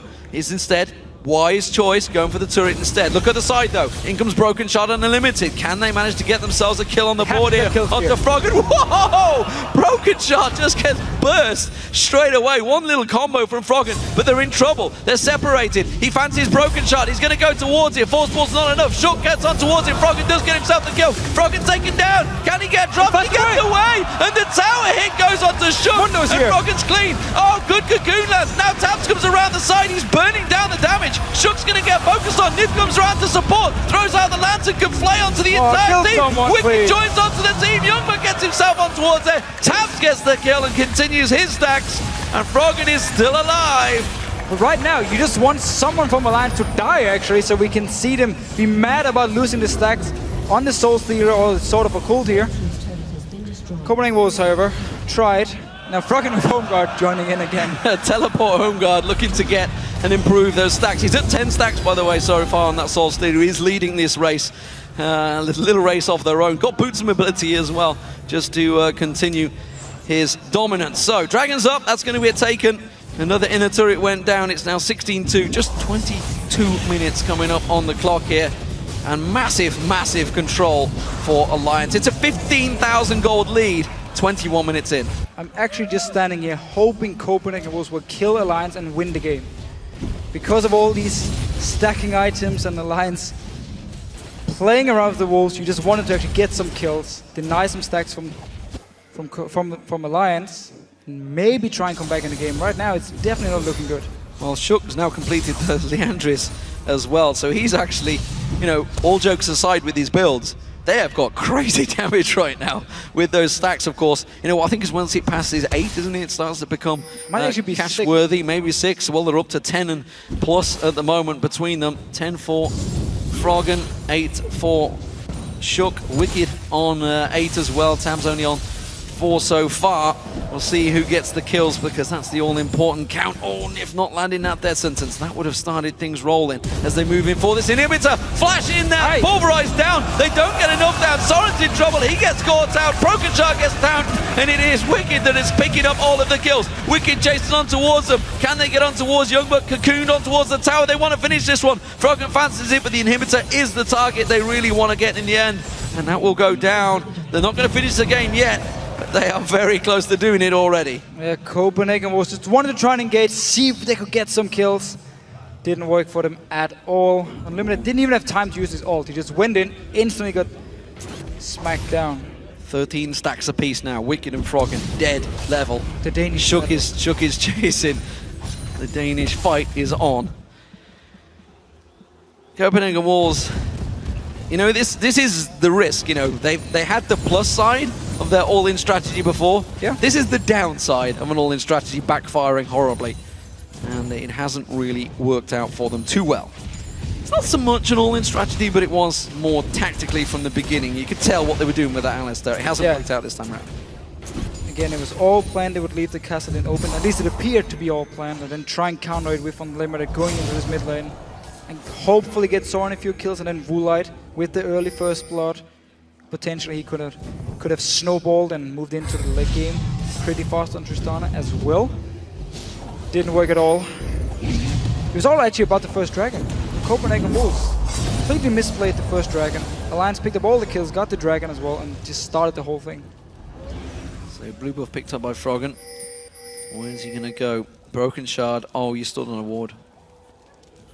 There's a pink ward right there. He's just... They realised it now. They realised it. They're going to back off. They're not going to go for him. Or are they? Lantern's going to pull him across. Froggen, does he fancy Riff walking in? I don't think he does. I think he wants the Lantern from Nif. Wants free passage. They're going to go for Baron instead. Still baiting it. Still baiting it. Yeah, they're waiting for this one kill. They don't want to give Broken Shot a chance. Uh-oh, there it is. Cocoon caught out. That's Unlimited. 70%. It's not going to be enough, frankly. Who's going to get the kill? That's the question. It's going to be Shook. Oh, he's now closing in the gap as well on the stacks. That is the race right now. 13 stacks for him as well. 14 for both Froggen and Wicked. Youngbuck caught out. Look at that. The tankiest member, not a chance. Shredded down. Tabs gets himself the kill. Alliance chase on through. Froggen on towards Woolite. Woolite desperately going to try and turn this one around. Has he got enough to try and take him down? No, he hasn't. Wicked gets the kill. Soren now going to get locked up. Tries to get the slowdown on him. Not going to be enough. And Alliance, they can finish the game right here. If they want to, there's 14 seconds on Youngbuck. Doesn't look like Alliance actually want to push up because there's no minions. So just waiting around, looking for more kills. Froggen is very low, but there's no teleport, so he doesn't want to go back to base just yet. 16 stacks now on Wicked and Froggen, 13 on Shook and Tabs, who will complete and hit 21st. Tabs is doing the damage on the tower while the rest of the Wolves try and defend. He's going to quickly Valkyrie away with the rest of his team as they all back away. Just 2 minutes on the Dragon. That's not the focus, though. It is going to be cleaning up everything from the Wolves' jungle. They're now 18,000 gold behind. 22-8, 6-1 in turrets. And Alliance are dominating and proving why they are the #1 team in Europe right now. Well, Alliance did have some unusual items. They still play to win this game here. They're not playing just to wait around. We see them bait the Baron, wait for Copenhagen to make a move, get a kill, and then once again push into the base. They just didn't have an option yet to actually finish the game, but they are clearly just looking here to finish as fast as possible and keep baiting around this Baron. Copenhagen Wolves, they know our only chance at the moment is if we steal this Baron, get the buff, and then ace Alliance. Then they respawn, we ace them again, and then we win the game. Easy peasy. Alliance setting up, easy peasy, no problem. They got this. Alliance trying to set up something, and this time around the Wolves are not falling for it. I think they may well be able to go for Baron quite freely here. and that is where they're going to head off towards. Nif, I can tell you, is just 2 assists away from hitting the 1,000 mark. And I think it may well happen in this game because Broken Shard is about to find him in the bush there. Death Sentence does not land. Flake goes in. Baron buff picked up. Froggen continues to pursue. Broken Shard ripping down his health. Not quite going to get it this time around, but the rest of Alliance move in towards his top tower. Youngberg is down his bottom lane, actually trying to get some gold for the Wolves, but he's going to have to teleport back here if they actually want to try anything. This first tower is gone. Next one, Copenhagen Wolves just have to try and all in. Well, Youngberg's going to get himself the tower down the bottom, so it's a something for nothing. I'm not sure really what, because they're going to lose the inhibitor turret if he's not back there to defend right now. I'm not even sure even if his presence was there, he'd be able to do anything about it. Limited just gets shredded down. He goes down. Tabs gets himself the kill. There is the 1,000th of assist for Nif as the rest of Alliance push on through. Youngberg goes down. Shook gets on towards that one. Broken Shard caught out. He goes very low as well. Wicked at the moment trying to plow on through. Tabs putting the damage down, and this is an absolute massacre coming out here. 20 stacks picked up by Froggen now. He is the winner of the stack competition. Twin Shadows catching on. The spooky ghosts coming out. Just one member, Broken Shard, stands between Alliance and victory. And this time around they do have minions and can actually go for the finish on Alliance.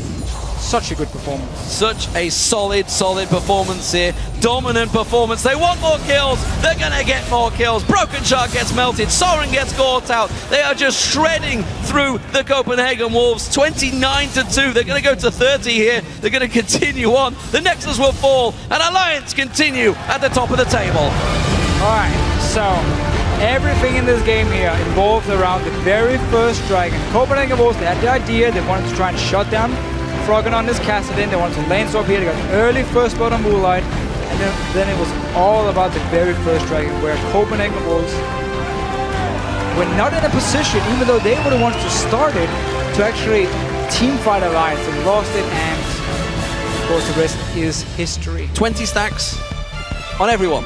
On everyone. Everybody hit 20 stacks there. Everyone is a winner. Wicked, Shook, Froggen and Tabs all hit 20 stacks on Sword of the Occults and Soul Stealers.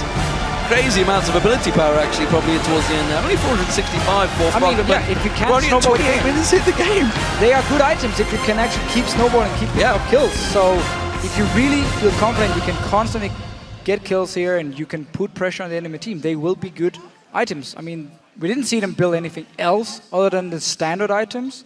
So in that case, it made a lot of sense for Alliance, and they used it to actually further snowball the game. Yeah, fantastic results and crazy stats, honestly. 7-1-12 for Wicked, 8-1-11 for Shook, 6-0-21 for Froggen in their mid lane and Kassadin, 8-0-14 on Tabs, and 0-0-22 for Nif. True support. Didn't even kill steal once. No, but Freak has him in the LCS. Caster well, fantasy. If you do have any Alliance players, or maybe you have any Alliance players, you're happy team, now. Like you compare it to yesterday, obviously they didn't get that many fantasy points today. It blew everyone away. It's fantasy points all around for everyone who had them in their team. Fantastic performance, honestly, overall, and proving why they are the #1 team in Europe. And also proved why they were so mad last time they played Copenhagen Wolves and things went wrong for Alliance in the early game and they lost the game, because they just showed here, as long as they get the lead themselves, they know how to close it out against the Wolves. Well, for an insider's take on the last match, let's send it over to Shox, who is standing by with Nif, the Unkillable. Thank you very much, D-Man. Nif, the Unkillable. A little bit of a retribution, I feel, versus the Copenhagen Wolves. That a fantastic victory. Just one thing I want to touch on in picks and bans is obviously you guys saw that the Kassadin was open and then probably didn't fear any counter. No, we just picked the first pick like always, and it showed that it's still really strong, and we won again by this. What would you say is the central element that got you going? Because obviously they were in that bush for the first blood, but after that it was all you. Yeah, they played the lanes up really bad actually. They left Wicked alone, and he got a lot of XP, and the Mundo fall really far behind, so we got actually really far ahead, even though they got the first blood. So I don't know if you know, but you hit the 1,000th assist in your LCS career, and that is in the regular season. The only other support that's done that is special over in NA. Does that have any special sentiment for you? Yeah, it's actually really awesome. I saw that Special got it, and I was like at 970 or something. But I haven't really followed it, but I got like over 20 assists this game, so it's actually really an awesome feeling to get that many assists. It's something special. It absolutely is. Congratulations. Thank you very much. All right, we have to take a quick break, but when we come back, what a turnaround season it has been for Millennium after finishing last in the spring split the last season around. They'll be facing Fnatic after a break. Stay put.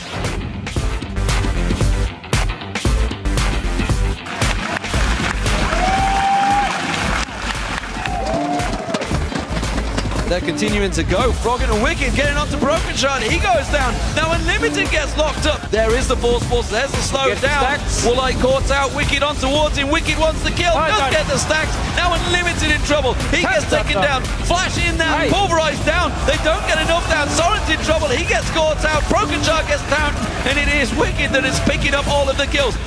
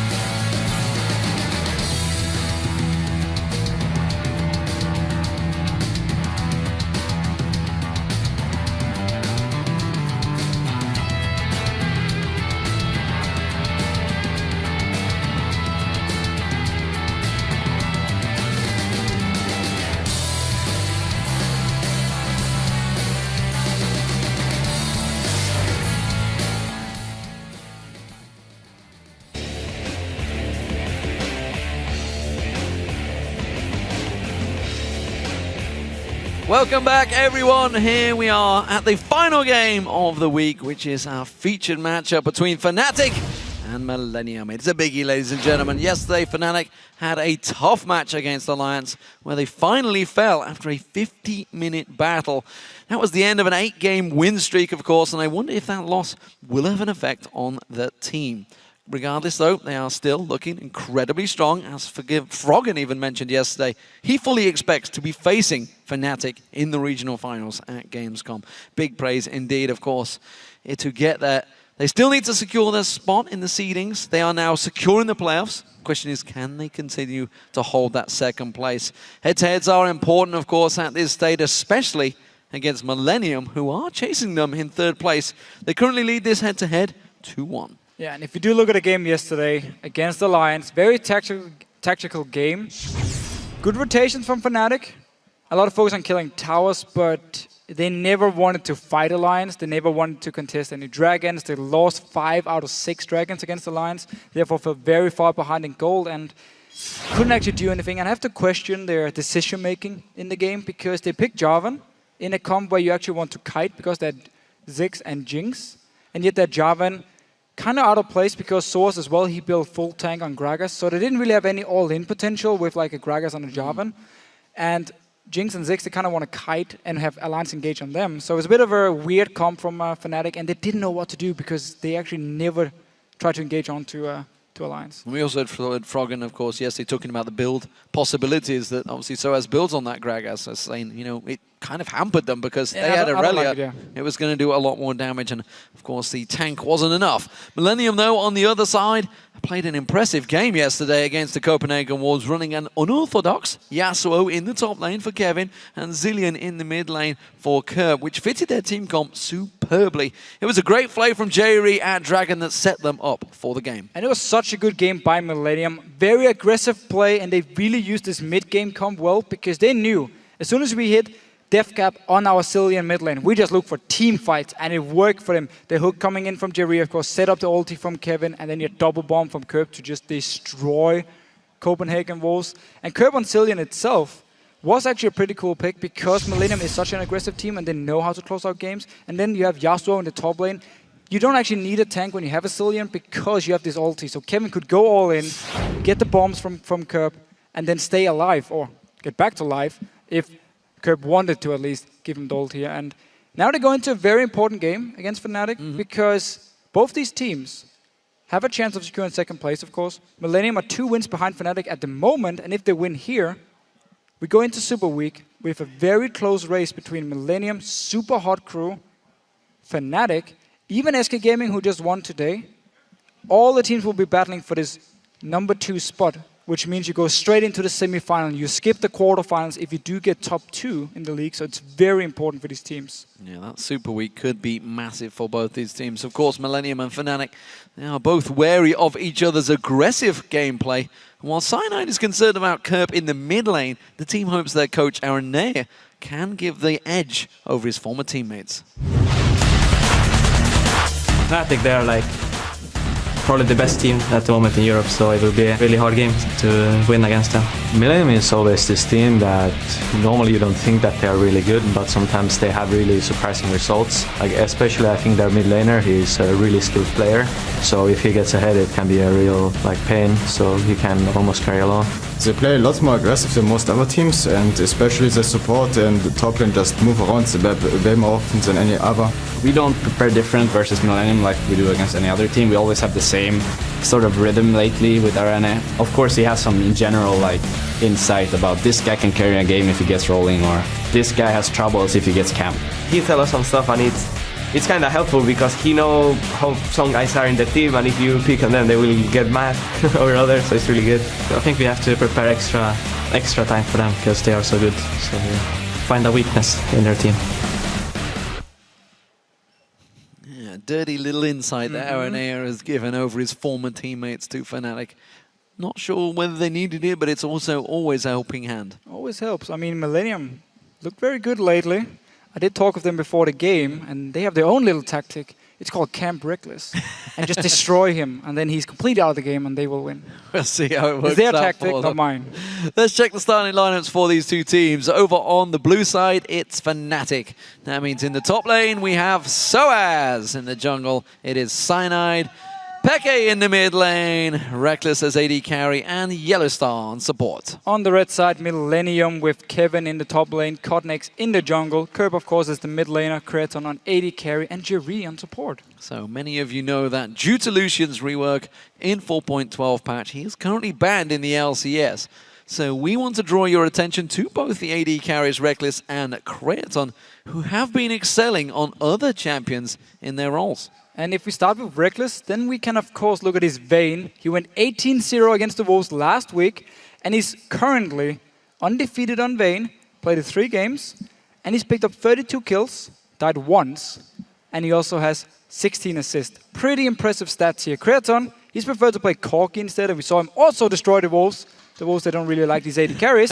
Yesterday, where he went 10-1 and 7, he's played it 4 times, and sick numbers as well, like 37 kills here, only died a few times, 35 assists on Corgi as well. So brilliant performance by both the AD carries, and it's really safe to say they are among the top AD carries here in Europe, and they have shown before, even without Lucian, they can carry games for the team. Yeah, it's great to see, you know, Creaton back to his best, back to his former self. Before he broke his arm way back in 2013, of course. They were a shot at getting into the Worlds back in Season 3. Can they do it in 2014? Let's check to see who you guys think is favorite. According to LOLesports.com, well, no surprises. The Fnatic fan base has come out in force. They are 80% ahead in the vote. Again, if we do ignore the loss from yesterday, 8-game win streak, and looking fantastic. We kept talking about how Fnatic now always know when to play really well. Heading into Super Week, heading into playoffs. They will be the favorites, but against Millennium, you never really know here. If we see Cillian mid again, and then Millennium just trying to snowball the game, good work. Every time I think of these two teams when they face each other, I think back to the Intel Extreme Masters in Katowice, that big long slog they had. I think it was a 60-70 minute game. And honestly, either team could have won that back then. I feel like it's the old Millennium style, where they like to play the long, drawn-out games. Again, remember promotion tournament against NIP? Oh, good lord. 7 hours for best out of 5. Like, it was very, very long. But now the new one here is more like all or nothing. Just go and see if we can win. If not, well... They are a team that loves to fight, that's for sure. And that's what I like to see. That's what I like to cast. Let's see how it works out. Cillian ban! Oh! Wow. You're not getting that one, Kurt. Straight away. Plays it once, banned from him ever for life. I feel like it's a little bit like banning Riven against Shook. We don't really know how to deal with it, so we're just gonna ban it. Not gonna take any chances. And Fnatic, of course, are on the blue side, so don't have to ban the Kassadin. Millennium not making the same mistake. They ban out Kassadin, making sure that's taken away. Aatrox banned out. Kevin, well, he didn't favor it too much yesterday. Of course, Yasuo was the consideration for him, but that was, I feel, potentially a one-off tactic. I don't think they're going to run with that one this time around. Let's see here. Oh, Syndra been taken away. That's a big one. Yeah, fun fact here. The last, or 2 times this split, Fnatic has actually played Syndra against Curb because they like to put a lane bully against him to try and shut him down the laning phase. Because Millennium are a team who rely a lot on Curb getting a good start in his laning phase. So if you do play a lane bully against him and you manage to shut him down, you shut down the entire Millennium. Fizzban maybe from Fnatic here. Let's see. Fizzban. Twisted Fate is open no, as well. Lee Sin. Maybe Expector wants to play Fizz. Well, Codnex is very, very strong on Lee Sin, that's for sure. So well worth the ban against him. Has 8 wins in 11 games on Lee Sin. So, of course, we saw him playing it yesterday to great effect. Final ban for Millennium. What are they going to go with? Well, they ban out the Fizz. Okay, so because Fnatic didn't ban away Fizz, Millennium here expect them to actually first pick it and don't want to take the risk. Twisted Fate is open. Gragas is open for Source in the top lane. Lulu could be an option too. And then Evelynn, if they take Evelynn instead of Gragas, with Elise being open as well, with Rengar, Jarvan, whatever junglers we have, I feel like it's a mistake from Fnatic here. It's a big favorite though for Cyanide. He has got 6 wins in 7 games on Evelynn. It is his, I guess you could say, most successful jungler. So true. Following, it's no surprises. Maybe it's just making a comfort pit for him. But still, I mean, you could have gotten a Gragas here. Okay, if Millennium doesn't actually play Gragas, maybe Fnatic has scouted them well enough to say Kevin clearly doesn't play Gragas. But I know in the mid lane, okay, never mind, it has actually already been locked in here. So you do give away currently the #1 top pick. If you ask multiple top laners to get a comfort pick on your jungler, sure, if Sana goes crazy in this game here, it could work out. But there's a lot of jungle options open still for someone like Codnex to pick. The irony is, while people do count him as the #1 top pick, he's not actually been that successful. There's been a lot of counters to him. We'll see whether maybe Soaz, who, if anyone has something up their sleeve, it will be him, as a counter to it. Thresh, of course, was picked for J-Ree. We've seen him in Hook City with Blitzcrank before and had some great games. Yesterday, of course, on Thresh was the big key catalyst to that big fight that happened. So, Lulu and Kog'Maw picked in. Kog'Maw's been banned out a couple of times today. Yeah. Reckless is going to get his hands on that one. Just overall, one of the strongest AD carries. We have good laning phase. Even your mid game is fine if you do build Trinity Force into Blade. And of course, your late game, we know, you're an absolute beast. And with this Lulu here, I expect it to be top lane for Soaz against Gragas, because if you do take Lulu mid against Curb, you won't apply a lot of pressure onto him. It's better to get it top lane here, can farm against Gragas, and then both will bring utility when it comes to team fights. So Twisted Fate is still available, remember. So we'll see whether anyone wants to go for that one. Elise and Corki currently being hovered over by Millennium. They would be, I would say, standard choices, honestly, for either team at this stage. Corki being great success. We said that crazy stat, 37, 335 or something like that for Creaton. Rengar locked in. Nice. That's going to be Colnex in the jungle. Finally. Wow, finally indeed. Of course, Dandy ran it to massive success the other day. Spirit running it today over in the OGN. So, big pick in Korea. Honestly, probably one of the #1 jungle picks currently. Yeah. And actually, they all playing pretty aggressively. Spirit today went full defensive, though. Yeah, so normally you go Feral Flare, and then you have two options. Yeah. Either you go like full damage from there, and you try to assassinate people. If you do want to, if you have a pick comp and you like to split push around, you can go to full assassin ringer and just try and get kills, pick people off who's pushing the lanes. Otherwise, you can go full tank after you Feral Flare and just focus on engaging team fights. You get a lot of cooldown reduction. You basically just become the main engage, and it's so hard to avoid Ringer's engage because he stealths and then he jumps towards you and he roots you with his E, and you're just locked in. The rest of Millennium can then follow up here. Again, you got the hook from Jerry. Kevin can knock you back into the team here, so a lot of engage potential for Millennium. So, Zyra pulled back out for Yellow Star. It's a champion he favored a long time ago, but more importantly, this is the big one. Peke, if you were to look at him right now, played a lot last night on Ahri.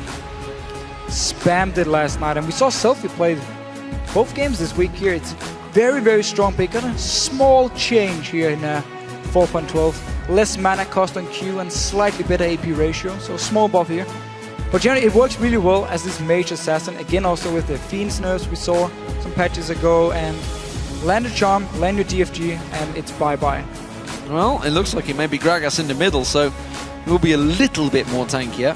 That, of course, would put Kevin onto potentially Shyvana at the moment. They're discussing it to see what they want to go with. Shyvana, I wouldn't say a terribly strong pick for Kevin. Yeah, that's what I was thinking. Maybe going to switch here. Aurelia, though, against the Lulu, that's a tricky lane. Yeah, let's see how he wants to handle it here. Of course, with the range advantage for Lulu, but Aurelia does have the option to actually jump onto him and try and pressure him. So, and with also the sustain on Aurelia, I'm not too sure if Kevin is going to be in too much trouble. And he also plays a lot of Aurelia, so he will know the matchup really well. And if you look at the side of Fnatic, they've gone for a bit of a mix in the combo. So you have Ahri and Evelynn to kind of pick people off. A lot of magic damage. There's a lot of magic damage, and then you have like the potential to pick people off with Ahri and Evelynn. And then you also have Lulu and Zyra now to protect Reckless in these team fights. So you got a bit of everything here from the side of Fnatic, except for a lot of physical damage, which you don't have. It's all about Reckless here and his auto attacks. The rest is pure magic, so it means Millennium can stack a lot of magic resist here and make it very hard for Fnatic to actually kill them in these team fights. Well, ironically, they are both teams that love to do pick comps, and it seems like they're going to try and do it once again, of course. With the picks now in, which one of our featured AD carries do you think will go OP? Tweet at LOL's Esports and use the hashtag Reckless or hashtag Creaton, and we'll check out the results in game. Of course, that is Kog'Maw versus Corki. Corki stats for Creaton are unbelievable. I'm trying to think of the Kog'Maw stats. I can't remember too often for Reckless. It's interesting. I love the fact now that Lucian is now off the cards. For now, we'll be back. We'll be back soon. But it has opened up a number of options for AD carries. And suddenly we're seeing variety. Yeah, we even saw Jinx yesterday. We haven't seen her in a while. We don't really see Twitch here in Europe. Yeah, which is strange because it's still considered the #1 pick over in Korea. At least one of them over in Korea. They love to play it. Kog'Maw generally banned out as well. It just seems Korea, they favor really the pick style a bit more, and they play a more aggressive version than we do here in Europe. It's more of like safe pick styles you have. But let's see what Fnatic can do with this. Are in the mid lane from Expecting. So here we go, ladies and gentlemen. Final game of Week 10. Super Week looms. Fnatic currently second place on the table as the blue side, up against Millennium, third place in the standings, chasing hard on Fnatic. A win here would be wonderful for them. Kevin almost forgot to buy there and decided to last minute get it. And a lot of mid-game focus here from Millennium. You have Corki, who's really good in the mid-game once you get your Trinity Force. Same goes for Irelia. Her big power spike is once she completes Trinity Force, and then she can actually jump your squishy members and 100% to zero them very, very easily. And then normally build tank afterwards, so you can now become this tank in the late game team fights, but you won't really be able to kill people by yourself when you go late. And the same thing can be said actually about most of the members on Millennium side. Gragas, a bit of the same deal. He is very, very strong, especially in the mid-game points, but real late game, he doesn't have the same scalings he used to have. We have, of course, seen the full AP Gragas destroy people anyway, just a little bit harder than before. So Millennium, a lot of focus on this mid-game, where Fnatic can afford to go late, mainly due to Reckless. Yellowstar went very far forward to get a little bit of information in that top lane, give them some vision. Did, of course, get that ward in the tri-bush, so they saw that Kevin was indeed in that top. It is going to be a red buff start. And remember, Fnatic went pretty aggressive on the red buff yesterday against Alliance, and maybe that is why Millennium are playing so defensive right now in this top half of the jungle. We do actually see Fnatic. Ooh, it's a late don't invade. want to do anything. Reckless down this bottom lane, so Millennium might be able to... This is a delayed invade, absolutely. They're going to go straight across the ward, though. Yeah, they spotted his Signet still. Thing I know he's going to move away from his own blue buff, and instantly Fnatic ping Millennium's blue buff. They already have the dual lane down there, so they can move up.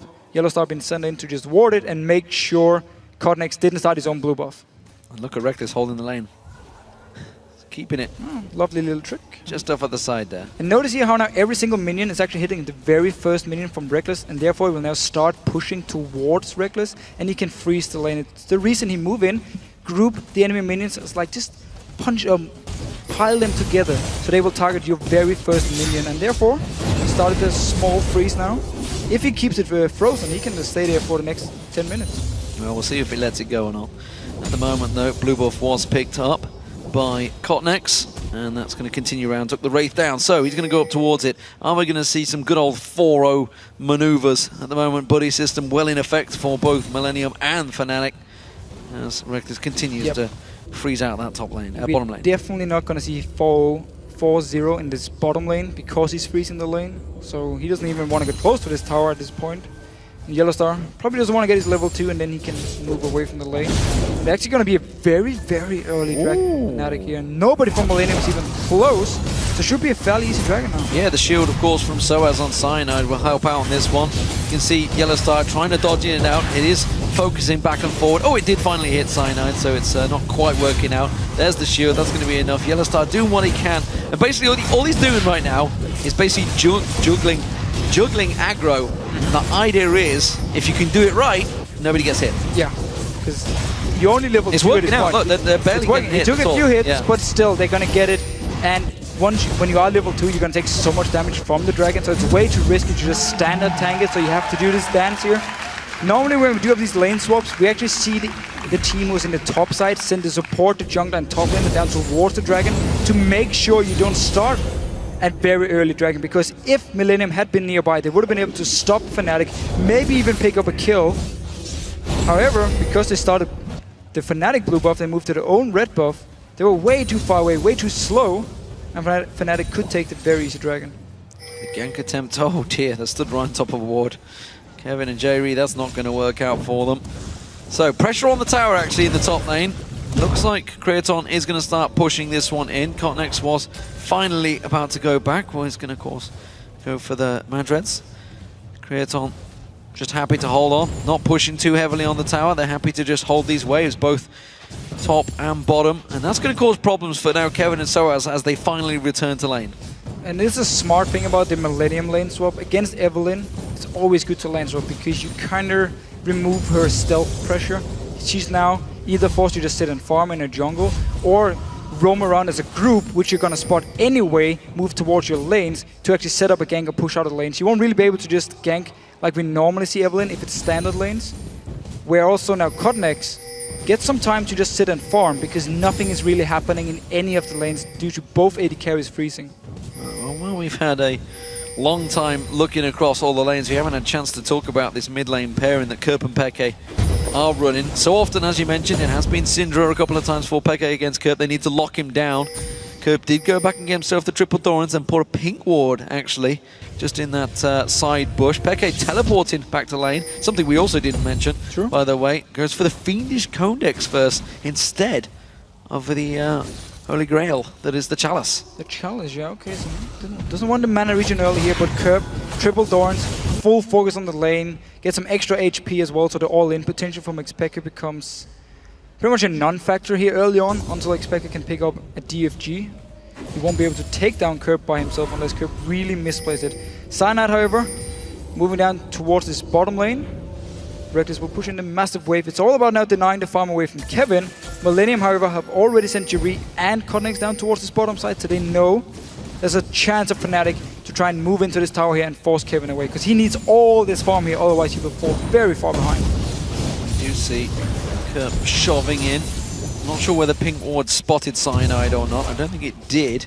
It would have given a warning sign to Cyanide that there is a Pink Ward nearby, and he would have hunted that out immediately. He's going to be taking his Wraiths. We do see Cotnex continuing his path as well. It was interesting to get a chance to discuss players, builds, items with these players. We did get Cotnex, of course, up on the couch yesterday as we were watching this Fnatic Alliance game yesterday. Notice Source up in his top lane. He's just sitting in the bush, getting XP from the minions, but he doesn't actually get any farm, which is a big issue for him. He needs to go and push the wave out into the Tower of Millennium, reset it, so he can actually get some farm here. For now, he's just waiting. Seems though Kraton decided actually to push it down, so he will get the farm. Yesterday against Alliance, he didn't do it. He waited in the bush for like a minute, didn't get a single CS, got some experience, but it meant he fell so far behind compared to Wicked and couldn't actually do anything on Gragas. Had to build full tank. He is slightly behind compared to Kevin, but this time around he did actually get the minions down towards him, so it paid off for him to wait. Got some XP, got some farm, didn't take any damage either. Well, Blue Buff about to respawn, and Cyanide is there, ready and waiting. Yellow Star also going to come around. Look at this though, J-Ree is going to come around the side, spots it with a plant, the pink ward. Now Cotnex is nearby. It's going to be a smite fight, and I think Millennium are going to win it because Fnatic will back out and play it safe. Alright, so Fnatic just moving in to see how many members from Millennium are nearby. Seems like there's a lot. Oh, interrupting Yellow Star. Doesn't actually want to go for it, just be annoying. Blue Buff over the Kerp, so while it's not standard lanes yet, we do have AD carry versus top lane up in the top side. And then this bottom lane, it's actually Kevin playing with Jerry, just to make sure. Jerry's only there to make sure Kevin won't be in a situation where the lane once again will freeze and Reckless can just deny Kevin all the farm. So Jerry needs to stay nearby so Kevin can get all the farm he needs. Yes, they do share the XP, but still, now it's about the farm. Blue Buff will go across the Peke. Blue Buff went across the Kerp already as well. So, the farm race will begin in this mid lane as the race will start to fall. Both of them will be aiming for it. Dragon's up in a minute. And of course, that was picked up by Fnatic and the early start. Grasping route on towards J-Ree. Kevin trying to show some aggression there. Actually gets a ton of damage back on him from Reckless and Yellow Star for the pleasure of dashing forward. Cotnex did hit his level 6 now. Picked up red buff. Moving towards this top lane, but Sonnet is already there. So maybe now Fnatic are expecting Millennium to set something up. Level 7 on Corki, so he's Kraton at the moment is very, very strong. They did actually spot Cotnex, he just cleared the ward. Tower's going to go. That's the last hit, and there is the first tower. Kraton will take that down for Millennium. The backup was there, it wasn't required, so as has to step away from this now defenseless lane. Kraton will clear out this wave and back off to buy. So he didn't actually push the wave out here. Well, we'll see whether he wants to stick around there. It looks like the bottom lane are both backing off as well, so seems that Kevin is going to change lane. And that will be the AD carries now heading down towards the bottom. So Phage and Sheen were picked up by Kraton on that back. Alright, so what Source is doing here, he's actually pushing the wave back because he wants to recall before a potential dragon fight. He does have teleport, but if he joins in now, he only has 2 Dawn's rings, so he won't be able to do too much. So you want to push the wave in, get Kevin to join in for this top lane, and then they can either both use the teleport down towards this dragon, or Source might have time to actually go back wait for his team to delay the dragon, and then run towards it. So he's just pushing it into the tower here, so smart move by Source. And also, I guess the reason Christian didn't actually bother pushing it all the way out, because he knew there was a high chance Source would just push it back anyway. I think he wanted to give some CS to his top laner as well, maybe, who knows. Got himself that phage, so as he's going to shove that wave, as you mentioned, Kevin should be able to hold this one fairly easily and clean out the CS. The question is, how quick did Fnatic react? How quick did they go for that dragon? Will they dash straight for it? Kevin wipes out this wave, no problems there. He's going to get every little bit of CS. Cottonex is going to try and make a play. Stealth goes in. He's going to get on towards Yellowstar, spots him out, pounces, gets the root down on him. Yellowstar in trouble and just gets destroyed for a simple first blood for Millennium. The ganks from Rengar are so strong. He jumps towards you, instantly just roots you in place, and then Jerry can follow up, create him with all the damage. Yellowstar had only one choice. Flash instantly as he saw the mark above his head, but you don't even know if you're going to be the target here. It's very, very hard to deal with Rengar once he actually ganks after level 6. A good setup. Millennium, however, because it was only Yellowstar they killed, didn't feel like they could actually go towards the dragon. Yeah, Millennium, they had a ward on it, so they know this up, they know the timers on it. Of course, they had the vision, so they did have enough to go for it, but instead don't choose to. So as back in this top lane, Triple Doran's ring was picked up along with the Fiendish Codex. Nomicon now picked up by Peke and completed. Rod of Ages meanwhile, so it looks like Curb. Is he going to rush that death cap again? Seems like it. I mean, yesterday on Zillion, he was, because he died to the first spot, brought Triple Doran's ring, and he was like, no reason for me to go Fiends now. I need some AP, I need more AP instantly to be strong in the mid game, so he went straight for death cap. Might do the same thing here. On this Vargas, I mean, there's not really... He could go Hourglass against an Ahri, but with all the magic damage on the side of Fnatic, the armor itself won't really do anything. Yeah, Abyssal Scepters all round, maybe. We'll see how it works out for Banshees for everyone. Banshees for everyone, indeed. So, still Fnatic, the favourites in the vote. No surprises. The Fnatic fanbase is very strong. Ward's going to get swept out and cleaned by Cottonex. And now Millennium, are they going to try and go for it? Cottonex is backing off, actually. Fnatic are grouping. We do still see the two top laners, of course. Both could interrupt one another. And it's Fnatic that are going to move in for the second dragon. Just the second Cottonex backed off. Yeah, simply means Millennium probably have to give it up. They're actually staying around. Curb might want to try and steal it. Nope, not going to happen. Explosive cast come in. It was actually Yellowstar that got it, so it was close. It was close. It wasn't the smite from Cyno that finished the job. Huh, and they actually tried to teleport down with Kevin to start a fight and hope Cottonex would join in time while Source had teleport himself. So a bit of a aggressive move here by Millennium, but it was all about Cottonex recalling. Fnatic started at the same time, even though they didn't actually see him recall. And now he's down this bottom lane. Oh, Yellowstar could be the target again. It's a sneaky cat. Yellowstar caught out and just blown up once again. These are gifting the kills for Kraton. Again, Yellowstar, same deal. Unless you flash instantly while you see the mark above your head, which you normally don't, so you don't really have a choice. He wouldn't have seen him then that time because he came out of the bush and he was just completely unseen, even with his ultimate. Didn't even need that to pounce straight in there. It is so hard to deal with, and you are so squishy as a support early on here. You're just an easy target for Millennium. 2 kills now on to Kraton on Corki. He keeps racking off the kills on this champion. Now Kevin might be in trouble. Flash is ready. Aghanim Embrace goes down. There is the flash from Kevin. I think he's going to be doing enough. You can see the hit spike's not quite damaging on towards him, and Kevin is safe. Kraton takes down the second turret of the game for Millennium. Top one already down, and Millennium starting to build a small lead over Fnatic here. This top lane, however, Kevin being forced back means they actually evened it out in CS. There's no teleport on side of Kevin, so he's going to lose a massive wave up in his top side, while Source does have his teleport ready. They didn't actually want to push the tower, even though both Sanad and Source was in the top lane. Not sure if the minions are going to kill it by themselves. Would surprise me a little bit. Not even close. Not even close. Death Cap picked up by Kerp. Another Fiendish Codex, by the way, picked up by Peke. I guess he's going to go into the Athenes this time around. We'll see where that continues to go. Kevin. Oh no, it's going to be a DFG now. Back in, of course it will be, yes, DFG. It's just going to try and blow people up. That's when things are starting to step themselves up. Still only a 2-0 game and very, very tight in gold. Despite, of course, the Dragons going the way of Fnatic with those 2 turrets down. Millennium looking to try and start some pressure. That death sentence, if it had been on point, would have landed on Peke. That would have been serious trouble. He would have died instantly. I mean, there was old Radiant Curb, Ignite as well. Actually using it on Yellowstar here, he's really been the guy. Everyone from Millennium just want to join in, picking on Yellowstar. Well, he does kind of make a lot of the calls, and if you can disrupt his game, maybe that's what they're planning. It's all well and good Fnatic getting the advice from Aranea. Maybe there's a bit going back the other way. So we do have to stay down this bottom lane where Yellowstar died twice. What you need to do against Rengar, he's going to take it afterwards. He's actually going in for another gank onto Soaz. Going for Soaz this time around. He's a tanky target though. He did run out, and so did the stun. It missed actually on towards him. Stun will be back up in a moment. Stranglethorns will pop off. Kevin caught out on that one. He gets slowed with the Glitterland. Soaz can finish him off here. He's going to continue chasing. Should be able to speed himself up. Can he get on towards, get another Glitterland? Splashes on towards him, gets him. So Cotnex here stealth a little bit too early, so he started running back as soon as he figured something is up here because Kevin moved aggressively forward towards him, backed away, stealth ran out, there's no jump from Cotnex, he didn't actually manage to land his CC and they couldn't get the kill. Kerp is trying to bait out something from Expector here, could potentially have flash body slammed. Spirit Rush comes in, barrel rolls back out, not going to land, and now Kerp having to get away. That tower will hit him. Cyanide gets on towards him, puts the Aghanim Embrace down actually. Not sure what he was hoping to achieve with the follow-up there.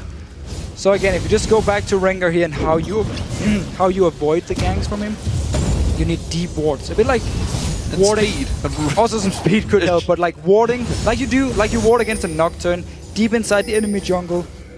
My voice once again. You just can't. You're just emotional. That's what it is. You're emotionally. It just makes me so sad to see the poor guy. I mean. Fnatic though, they're going to get themselves the first turret of the game. It will be the top one. Reckless will get that. We haven't seen a great deal from the AD carries other than Kratos basically picking up free kills down that bottom lane. In terms of farm, it is a big advantage starting to build up by Kratos, and of course those kills have given him that Trinity Force earlier on, but Reckless now with that completed. So where do these two stand? I mean, Kevin's going to freeze the lane here, by the way, on your screen. Where do these two stand? Because they're both equally fed. Who is stronger? Because we're going to hit, what, 20-minute spike, maybe even the 18-minute spike when the next Dragon fight comes around. Yeah. And I expect both teams probably want to contest that this time around. But it's where Millennium needs to win the fight because they have this mid-game setup. You got Trinity Force completed on Corki, so you have the first mid-game power spike. Kevin should be able to get his Trinity Force in time as well, and that's where you're going to be so strong on the side of Millennium, and also Kerp rushing this death cap after the triple Thorns. Yellow Star. So a lot of invested into this mid-game now from Millennium. They need to win the Dragon fight if Fnatic want to try and contest it, because if they do go late game, they might be in trouble. They knew it. They'd spotted a ward, luckily. And Millennium do back away. There's an ultimate popped by Cotnex. He's stealthed up, but he's not going to go for it. So ultimate wasted. That's not going to work out for them. Of course, they wanted to make that pick. Dragon is up in 40 seconds time. Kevin's going to shove the top wave and teleport down while Soaz has already joined them down here. Kerp is going to come down. It's a 4-on-4 pylon on this turret right now. J-Reed goes in, flash, flay on towards Soaz. Soaz locked up. Wild Growth not going to quite be enough. Shields himself up. Can he get away? No. Kratos will get himself the kill. It's a revenge kill though for Reckless. He gets himself one. He gets himself two. And Millennium are floundering and forced back once again. And everything was invested onto Source here. They managed to kill him, but then the rest of Fnatic were just saying, fine, we're just going to pick up 2 kills on our hyper carry. Expect it didn't even join in, still has ulti ready. And Cotnex, he used ulti in the bush before, so he didn't even do anything in this fight. He just ran in, died, and Fnatic might be able to take a tower here. Yeah, that teleport did not work out too well there. J-Reed needs to land a perfect death sentence. Remember, Kerp does still have that barrel available, so even a Dragon now is a risky maneuver. Of course, it is only 18 minutes into the game, so this death time is incredibly short. They're both already up. Heke has the Spirit Rush around, putting a lot of damage down. J-Reed caught out with Reckless once again. Sniping him in the bush. That almost certainly will be the Dragon for Fnatic once again. Dragon here. Even teleport on Source in case they need it. Cotnex is nearby. Might be in trouble here. He's caught out. Grasping Root gets on towards him, and he's got not enough damage. And Cyanide comes in, gets himself the kill. It is a revenge from Kerp. He managed to use that barrel and take down Cyanide. Just off of the side, Kerp thinking of continuing. Kevin's like, guys, I'm back. But it's too late. And Fnatic, they could push on the tower. And notice all the wards around the Dragon here from Fnatic. They know everything Millennium is doing, so they could spot them move from the tower towards the Dragon, land a charm from Peke, going for another fight here, got another kill for Reckless. Just a lot of good wards around this Dragon area at the right time for Fnatic. It also helps you get 2 kills early on, where Millennium actually tried to kill Source, but they invested too much onto him. There was no ulti for Cotnex. He wasted it in the bush here, and Millennium couldn't even fight. I wonder how key it was, the fact that Kevin couldn't get that Trinity Force completed. He's got the 3-item recipe, but hasn't quite got the completion as he came into that fight. I wonder if that was a big part of it. Cotnex now, actually, it's not going to go for the kill. Yellow Star Not again, Youngstar, don't do it. Reckless almost certainly is going to be the focus. Stealths up, gets on towards him, gets a slowdown, but look at the turnaround damage. Reckless on him, will get shut down. Can the Cathian surprise get on towards Cornex? He's running for his life. Not quite enough. And Millennium do manage to get down that hyper carry. So this time, Yellowstar flashed away and just left Reckless to die. He was like, I'm done dying. Go, die, my lovely and beautiful. I was about to call him beautiful AD carry. I do not have a man crush on Reckless. Just Cyanide. Just Cyanide. So as in the bottom lane, he's farming up a Storm. Actually, speaking of Yellowstar, he's gone towards the Aether Wisp. We'll see where he builds on towards that one. Of course, it looks like he's gonna go. I'm not sure which. We'll see where he goes with that. He's got a couple of different paths he could head off towards. I will admit, could be Twin Shadows. Should probably be it. It should be Twin Shadows, yeah. I was just trying to make sure, yeah, it's the right items, yeah. But you never know which way you could go with. No, but okay, so how do you counter stealth? You get Twin Shadows. Well, we just did two Swords of the Occult and Meki Solstice in the previous game, so I'm not willing to bet on what the hell they're going to build. No, but it's simply against Cornex. So once he tries to engage onto them, you pop Twin Shadows, the Ghost hit him, slow him down, so he won't be able to jump onto you or get in range. You also find him. You also find him and you can just kill him if it is. So very smart item choice actually from Yellowstar here, and again, he's done dying. Leave Yellowstar alone. It's going to be a new slogan. I'm happy with that. He's in my team. Not quite the same as Nif. Nevertheless, the bottom lane is continuing to be pushed in. 3 members of Fnatic, 4 members of Fnatic now moving up there with a cannon minion. Don't think they're going to go aggressive on this wave. Millennium move in defensive force because off at the side, Peke is just farming his wraiths. He's quite happy to not be bothered involved in his fight. Let's see here. So Millennium, with the mid-game comp, not really been able to do too much. Still kills on Creaton. He's of course very strong, but Reckless is kind of kick-starting his way into the late game already because he picked up some early kills. But later Druid King gonna be completed very soon, and he's gonna be very strong as well in this mid-game point. Oh, Kevin. Kevin. He's got to be careful here. Fine, he has 24s now. He's ready. 1v5. Not so sure on this. The key point here is Kevin getting caught out. We knew what he might do. No. Not going to be able to get away this time. Grasping root, and Yellowstar gets the kill. Oh, Charm on curve. They don't get followed through. Peke thought about it. There is a full 4 members still there defending and the turret. Death Sentence's not quite landing. Look at Yellowstar playing the defensive duties, throwing out those grasping roots. Next wave comes in, it could be that tower going down. So we really see the issue with Aurelia right here. If you don't get a good start, if you don't get an early 24s into some tank items, it's very hard for you to do anything because you are so squishy. And yes, Kevin, he tried to flank around Fnatic here, but as soon as they caught him out of position, it was very easy for them to take him down. The rest of Millennium couldn't react in time. So the lane swap and the fact Kevin has died a few times has hurt him.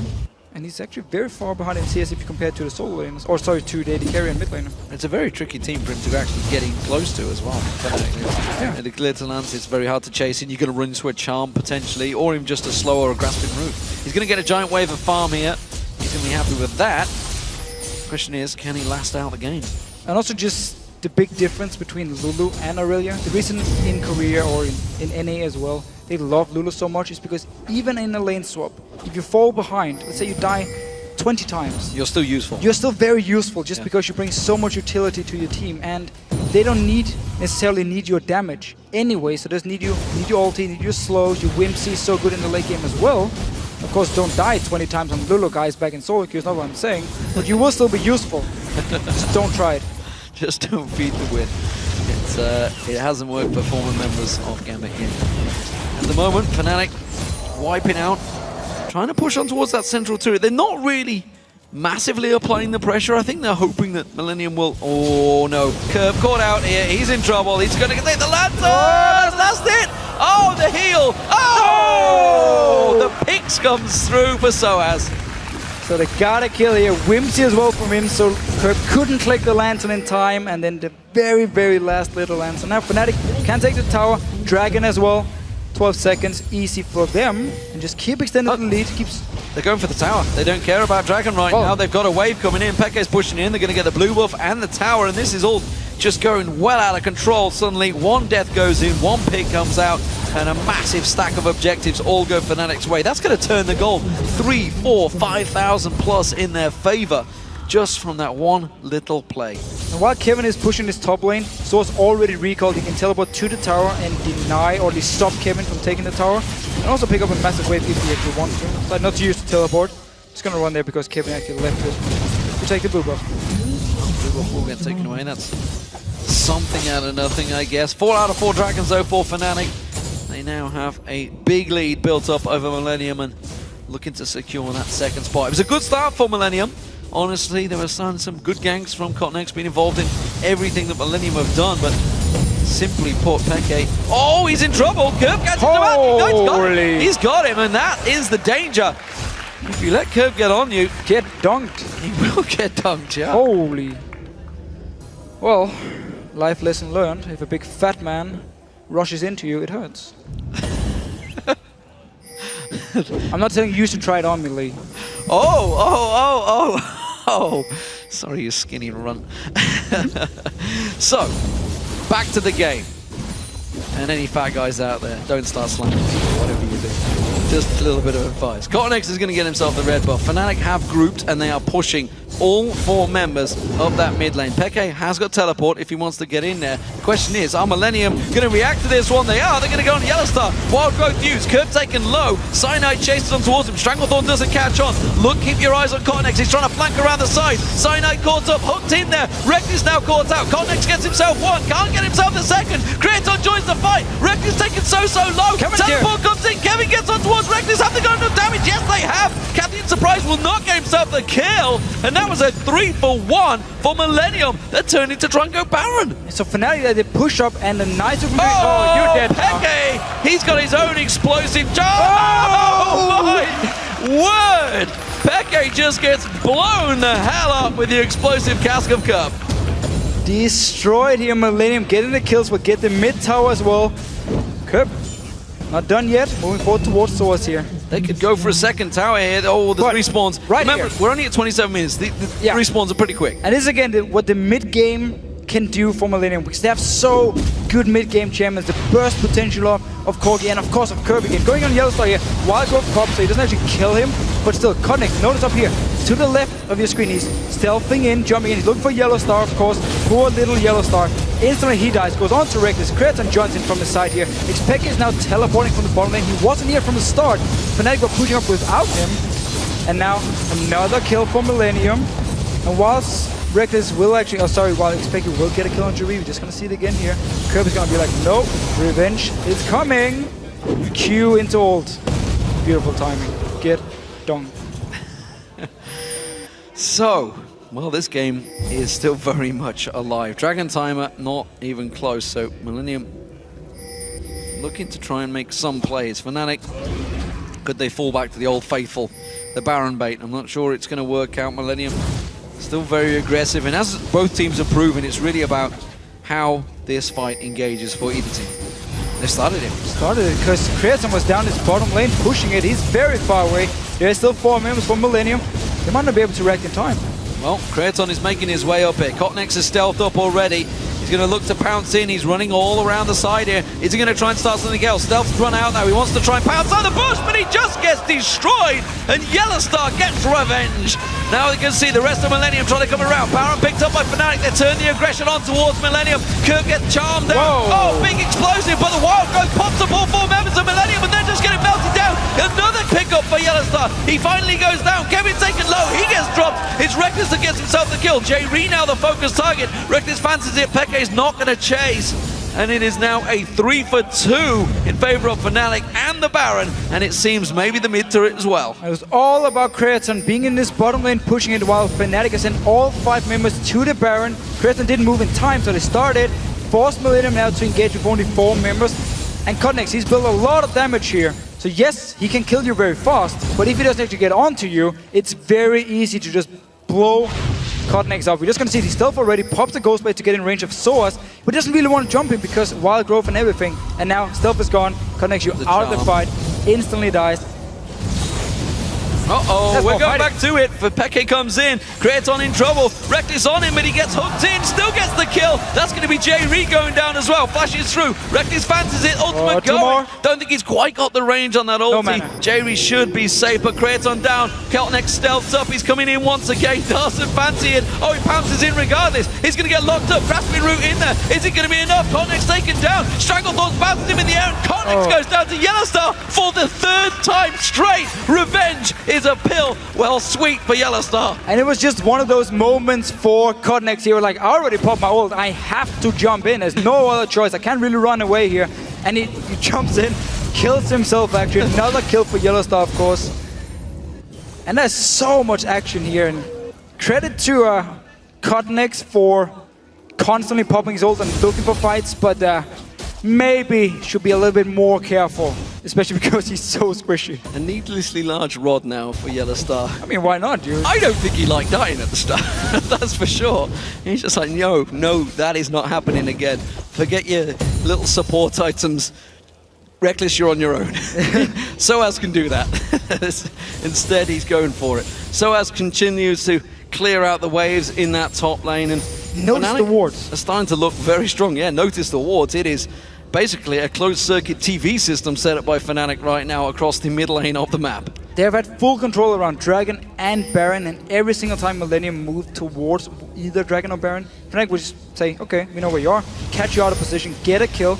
Now they just need to take all the wards and move them a bit further in towards the base of Millennium. They're already doing it here. Good ward. Oh, hook onto Yellowstar. Don't want. Just to send a message. Don't want at all. Kerp, can he explode someone? He needs to land the combo. Again, Cotnex. Guys, I can stealth. I got this. It worked so well at the start.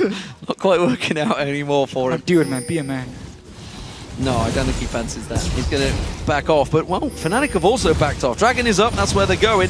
Timer is very much secured for them. They can shove up that mid lane while only needs really 1 or 2 members. Peke waiting with Soaz to pick somebody off in this top lane. Kevin, ooh, doesn't quite get spotted. Soaz, oh, they're sneaking up.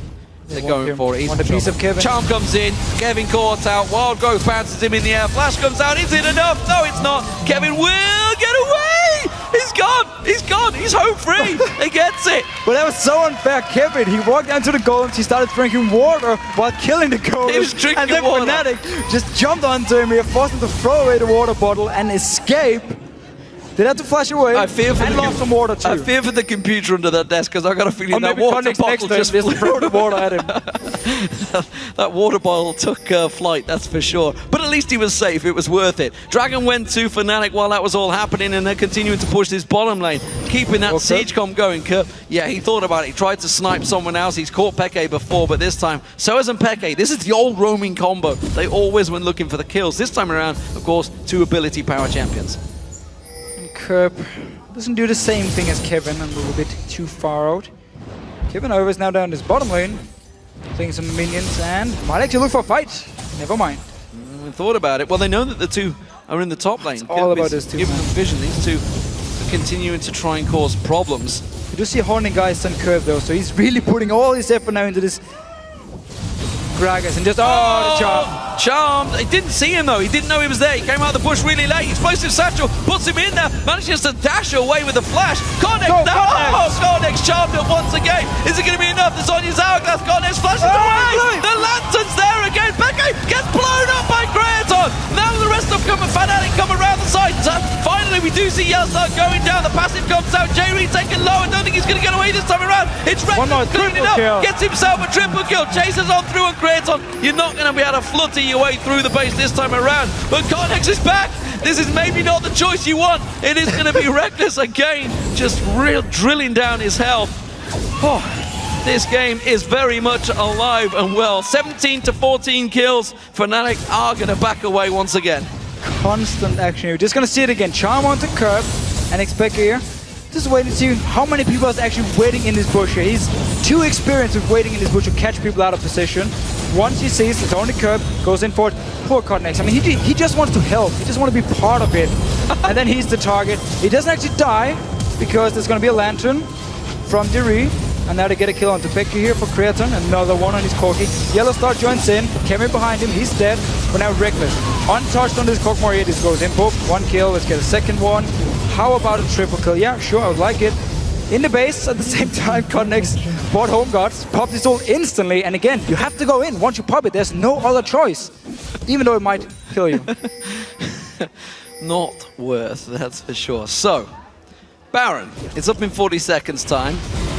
We've talked about how these two teams like to fight, and fighting is indeed what they've been doing for the last 35 minutes. Can we get a doctor in here? I think someone's dying in the front row right now. Millennium are looking to try to create something to get themselves back in this one. It's in danger of slipping out of their hands. It's a 12,000 gold diff advantage, but you wouldn't feel that the amount of times these fights have been going. Baron is up in 10 seconds time. This time around, Kevin, he's pushing down the bottom lane. He's got teleport, so it's not going to get caught out like they were before. As long as they put a ward in a relatively safe position for him, right now they've not got one for him to teleport to. Baron started. They're going for it. Going out very, very fast here. Stealth pops again. Here we go. Connex is going in. He's going to go in. There's no vision. Fighting goes in. Get the smite. Yeah! He gets with the barrel instead. And he gets out taken with a lantern. No way! God, no! Yellow Star. Yellow Star again. Revenge is very much sweet for him, that's for sure. Didn't even have to use teleport from Kevin here. This curb jump. Oh, curb not even jumping in. Still, so Connex will go in. He didn't actually smite. Let's see where the smite is from Cyanide. Didn't have time to use it either. Just Soaz so combo from Curb. Yeah, and that nearly killed Soaz in one. That was so very, very close, as well as getting the Baron. The shield just, not quite enough to stop him. Maybe a couple of defensive stats. That's just kind of what he needs. It's prime time for Gragas at the moment. You're so strong here. Give it another 15-20 minutes. Curb might not be able to do the same. Once they can get some magic resist on the side of Fnatic here. Some more, I could say. Yeah, a lot of, actually, they don't really have anything. Very squishy, remember? Yeah, they're all going for. Okay, they got Banshees here. Sonya's Hourglass was actually picked up by Yellow Star. We'll see if he gets to use it next time around. So, everybody, okay, let's take stock. Let's slow down. We've got a little break here, a little pause. Let's take a stock of the situation, the items, everything that's going on, and let's not forget there is a 926 Cockball sneakily going about his business right now for Reckless. Yeah, every time he actually joins in for the fights, suddenly Fnatic just kill everyone. But the same can still be said about Creaton. I mean, yes, okay, he only has 4 kills, but still, he does a lot of damage on his Corgi. No Last Whisper for him. Same for Reckless here, but we've seen the math on Reddit. You don't actually need Last Whisper on a Corkmore here because you have so much magic damage already, and attack speed is so important because you just want to hit as many times as possible with your W proc and your Plated Ruin King. So he's not actually going to go Last Whisper. I wonder if Creaton wants to do it. Corgi, of course, also has some magic damage, so Last Whisper not as ideal for him either. Millennium haven't got vision of Fnatic here, and in fact they are just pushing up the mid lane. Fnatic slow to respond to this one, maybe caught out of position here. Millennium maybe I'll just rush in and tank this one out. Kevin's going to try and start it out. Creaton needs to get a couple of hits on towards that tower. The rest of Fnatic now reacted. Peke comes around, tries to get on towards him. Cyanide tried to flank around the side but got spotted out. And they will safely defend the tower. For now at least. The top lane is actually pushing towards Millennium. Nobody decided to slow push it. We do see Twin Shadows popped. Spooky Ghost. It's Jerry and he's like, yeah, who cares? Maybe they were trying to spot Cotnex. I'm not sure why. Well, it wasn't stealth this time. They're going to go for Dragon. This could be their first Dragon of the game. Can they work it out? Meanwhile, Fnatic, they may just shove straight at the mid lane. They can go to top lane here. Kevin's out of position here. Yeah, Kevin's out of position. He's actually trailing them back. And Fnatic are, as you mentioned, moving straight towards that top tower. They're going to get it. There's no way Millennium can react quick enough for this. No, it's only Kevin up here. The rest of the team recalling. It should be a tower for Fnatic. They do have Home Guards. So they're trying to rush it. In fact, they don't even need the big minion wave. They want a tower. Yeah, it's going to go straight in and tank it. Tower goes down. Fnatic back out. 6-3 in turrets. Big advantage. All of the outer turrets now down, and it's inhib time. The problem is, Millennium do have good wave there. They do. They do, both Corgi and Gragas, and also Kevin if he decides to use his ulti. So a lot of options here. Still, we're so far into the game, and with the way we've seen Xpeke play on Ahri, one charm, and Fnatic might even go for tower dive. Reckless wants to get down towards that bottom tower. Look at it. We see Connex actually is the one that's heading down there. Someone is going to have to deal with that big wave. It's going to be Soaz. He's heading off down there. That's going to free up one possibility. Millennium are going to have a 5-on-4 situation in this mid lane turret for a moment while Soaz covers off, and that's going to buy them time. They may just get a couple of free shots on this. They're going to take the inner turret. Getting a tower here, Soldier down his bottom lane. Still in the team fights. I would actually have loved to see Connex build tank on his Rengar instead, because you have Irelia who does decent amount of damage for a top laner already. And then you have Corgi and Gragas as the main damage dealers. And then you could jump in, you could get the knock-up from Yellow Star, and you could actually stay alive. Every single team fight we've seen, it's Connex jumps in, gets knocked up by Yellow Star, and then Reckless just destroys him instantly, or X-Package destroys him instantly. So I've been working out for him with this assassin build on Rengar. Yeah, you need to curtail his aggression a little bit, I feel, as they goes rushing complete the fail flare into the teams. No, it didn't complete it. Oh? Didn't choose to, I guess. Just going to sit on that Wriggles. Okay. Still on the Wriggles, still on the Madrid. On the Madrid, yeah. So probably has a lot of stacks by now. Banshee's Veil's going to start to be picked up. They're actually pretty important for both teams. We've seen, of course, Kerp sniping out. Not going to be able to quite do that anymore. Or shouldn't be able to do that anymore. Still possibility. DFG, I feel maybe is going to get picked up next. He definitely still has the burst potential at this point in the game, but it gets so hard for him, especially with the Banshees, because you need your Q and ulti to hit. Fnatic are out of position. Millennium are just rushing straight up mid. They're going to get around the side. Yeah, they're well out of position. They could rush straight for the inhib turret here. Could be a tower at least. I mean, if Fnatic wants to fight, it's going to be without Reckless, the most fed guy on the team. Seems though Millennium, because they don't have any vision, wards, any vision to actually see where Reckless is, backs away as soon as Fnatic reacts. So could be about the next Baron spawning. 1 minute and 25 seconds. Let's see. It's already been pinged by Fnatic. They've had very nice ward control in this game around Baron and Dragon, and seem to be moving in once again. There's a pink ward on Yellow Star. Get control of the area and then wait for Millennium to move in. Fnatic, oh, there's not going to be time. That's what I was going to say. I thought they were going to rush into Baron. It's not for a minute. We did see Kraton backing off. They had full vision of that one. Somebody's going to have to deal with that bottom wave. That's going to be pushed in for Fnatic just at the right time for when Baron spawns. Kevin's already going down there to deal with that one and just try and shove it back in Millennium's favor. That 10,000 gold advantage, or 11,000 currently, that Fnatic hold, it's starting to become less and less, because at this stage, everybody's already got big, gigantic numbers of items. Very, very true. We do actually see also Fnatic, they have a lot of gold at the moment, so they need to time this correct, where they go back to base and return before the dragon spawn, or Baron spawns. Reckless is sitting on like 2,500 gold at the moment, 2,300. Didn't actually go back yet. Probably waiting till he has enough gold for a Bloodthirster, which means he might have a lot of gold for the potential teamfight around Baron. They really want a pick here. It's not going to work out for them though. Nobody from Millennium is blindly going into it. You can see they're moving as a unit, moving as a 5. Connex is just going to jump that wall. Real aggressive on that ward. Finally killed someone. Oh, wards go down, Baron spawns, perfect timing. They don't want to risk it this time. Of course, it was Millennium that stole it away last time around with an explosive cask, and Fnatic do not want to risk that again, but they seem a little bit lost as to how to make the next move. They really just want to find a pick and push for it. That seems to be their only option right now. Yeah, but it is very scary when you're against a lineup who has so much damage. I mean, one misstep by Fnatic, one member who gets out of position, and Kerp or Kraton will destroy them instantly. Even Connex, while he's squishy, he has a lot of damage at the moment. We do actually see also Source now going like full support top laner, picking up the Mikhails to make sure they do have it to cleanse whatever CC comes in from Millennium. They might actually look for a fight here. Ooh, they're going to try and go for it, but doesn't even get the Banshee's Veil spot. That will poke out. J-Re blocks Kevin's off there. Now we'll come up pretty quickly though. Kerp did just go up and quickly barrel the top wave. That's going to slow it, and actually it's pretty much even in the favor. They do know that Kerp is there. That's a risky play. Charm could finish him. The worst thing is, Fnatic, they can't really just start the Baron because Kerp can still steal it with the Q ulti combo we saw earlier, where Sana didn't even have a chance to try and smite it, just instantly destroyed the Baron. They might do it if they spot Millennium recall, and look here. I think Kerp actually started recalling. No, it's not. It's not their ward. It's alright. They're moving in again. They have a ward. Yeah, we've got coverage on the back there. Yellow Star surely can see it. They're going for it. They're going to try and snipe it. They're going to move in around the side there. Barrels come in. This time around, Fnatic try and peel. But it's going to be Cyanide. He hooked in there. J-Ree, it's going to be enough. He gets taken down. Connex jumps in towards him. Reckless gets himself one kill. Soaz comes in. Kevin gets melted down. Millennium are just dropping like flies here. You can see the charm comes across towards him. Curve getting chased down. Peke captures on towards him. He's not got the health to sustain this one. Throws out the barrel. Reckless gets himself another kill and goes godlike.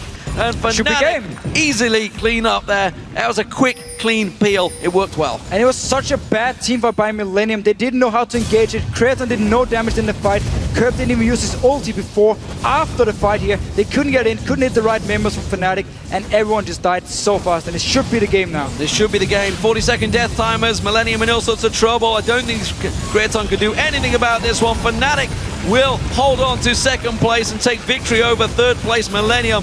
It is a loss, and that means it's now fourth place Millennium. There's the kill. It's another one for Yellowstar. 6-5-11 for him. Nexus turret goes down. Fnatic take victory over Millennium. All right, okay.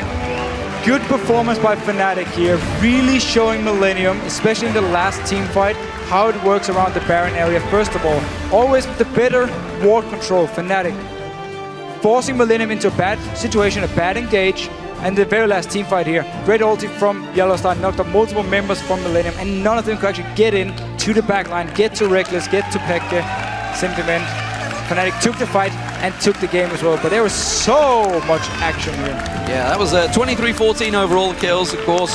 So 37 over the 45 minutes. We did have a slight lull once the both teams realized just the sheer danger of the situation. It's like one lost fight, the game is over. They knew it. They knew that was becoming a problem. Once they saw Curb starting to one-pop people, suddenly the realization dawned on Fnatic that they can't maybe go so quite wild as they were at the start, starting to make some picks. But Millennium, they've proved that they are still one of the top teams in Europe. They are, and the play style is just so entertaining to watch, because even when they're 10,000 gold behind, it doesn't matter. Let's go, try and fight, try and get a pick here, try and steal the Baron as well. You could have seen other teams back away from the Baron. It's scary for teams. Just wait in the base and say, we have good wave clear, give the Baron over. No, just move in here. Curb stole the first one. Cotnex constantly looked for engages, maybe a little bit too often. But still, they wanted to fight. They knew, okay, we have this mid-game come to just find targets, just blow them up, and we need to do it. Because if we go too late game, like we saw in the last team fight, it's very hard for us to do anything, and Fnatic won the game. But it was a very, very good game here. A lot of action, a lot of kills. And damn, Yellowstar, don't kill him 2 times early, because he will destroy you. Yeah, he got angry. So 9 wins in 10 games for Fnatic. Overall, very good scorecard I would say for them. decent. Yeah, very good scorecard for them overall. They are peaking at the right time, but that's possibly a little warning signal for them. Of course, the loss to Fnatic was to Alliance yesterday, sorry, was actually a similar style game without the kills, but tactically, it was very similar. And it's just weird to see Fnatic yesterday compared to today, because yesterday they were afraid to engage. They didn't want to fight. They were just moving around the map. They took a tower, gave Dragon to Alliance, said, fair enough, we trade tower for Dragon, and just constantly dodged around Alliance. In this game, however, it was more about, okay, let's find some kills here. Especially Xpeke and Soaz together up in his top lane. They were there for like 10 minutes just looking for kills. First, Kevin had to throw away his water. Poor Kevin here. And then it was Curb afterwards, killed him, or actually tried to kill him, but at least got a tower, got in to get a triple kill for Reckless in the very end. So I wouldn't know how many people at home have been in similar situations. I'm just going back to base, guys. Oh, just have a quick drink. Panic. Quickly throw everything away. So, fantastic performance. Fnatic now second in the table. Continuing to chase Alliance. They can chase down that first spot in Super Week. Everything now on Super Week is all about the playoff spots. We're going to be getting to that. That's, of course, next week. For now, though, we want to hear from the main man from Fnatic. It is Peke standing by with Shocks and Quickshot.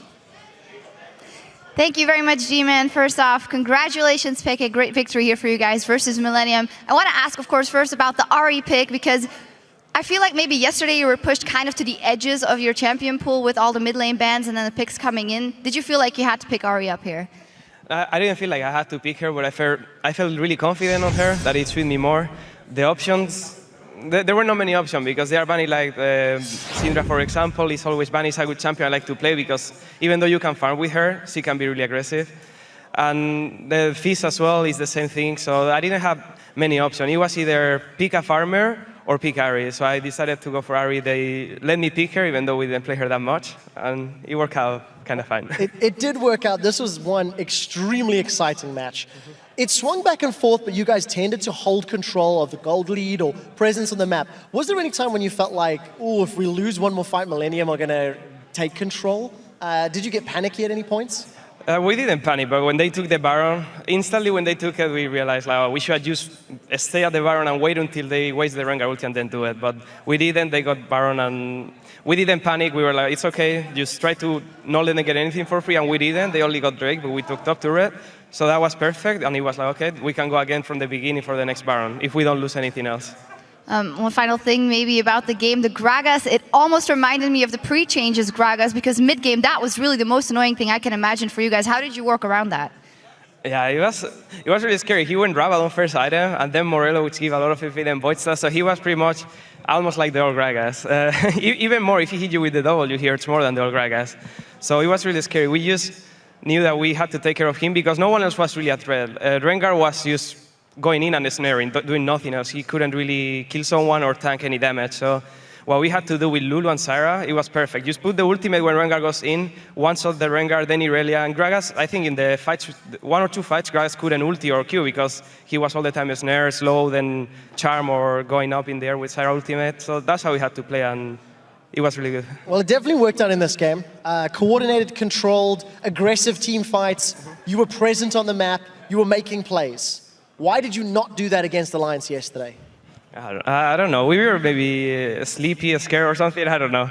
It felt a lot different. We were playing fine, but at some point we were too scared. Like the opposite of today. Today, for example, for me, I was just trying to go in whenever I saw a chance. I just wanted to see how far could I go, because we had Lulu, we had Syra, and I had Thonias, so I know if I go deep and they wait to kill me after Thonias, my team is going to clean them. So this time I was like, I'm just going to get when I can. I think Cyanide tried to engage a lot with Evelyn as well.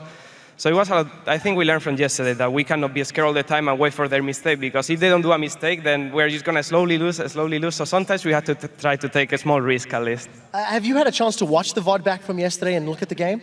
Yeah, we watched not all of it, but I watched a few parts. I think we'll. So I've got a question that stands out, because Joe and I were casting the game, and at the 30 to 40 minute mark, you guys were hanging around in the river. Bush is just on the top half of the map, and Cyanide was sitting by the Wraith camp.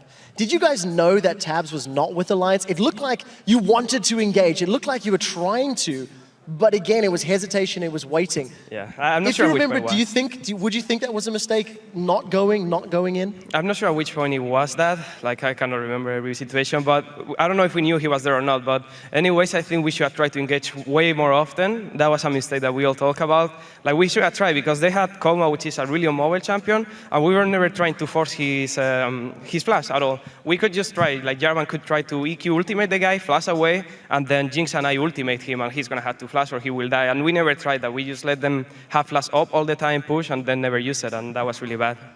So obviously yesterday you had that loss coming versus Alliance, a first place team, which I think can be a huge dent in the confidence going into the rest of the season. How do you not fall into that pattern that you guys have done before? You have a winning streak, you have one loss, and you can't get back into it. Do you feel that this is crucial, that you were able to pick it up in this kind of a game the day after?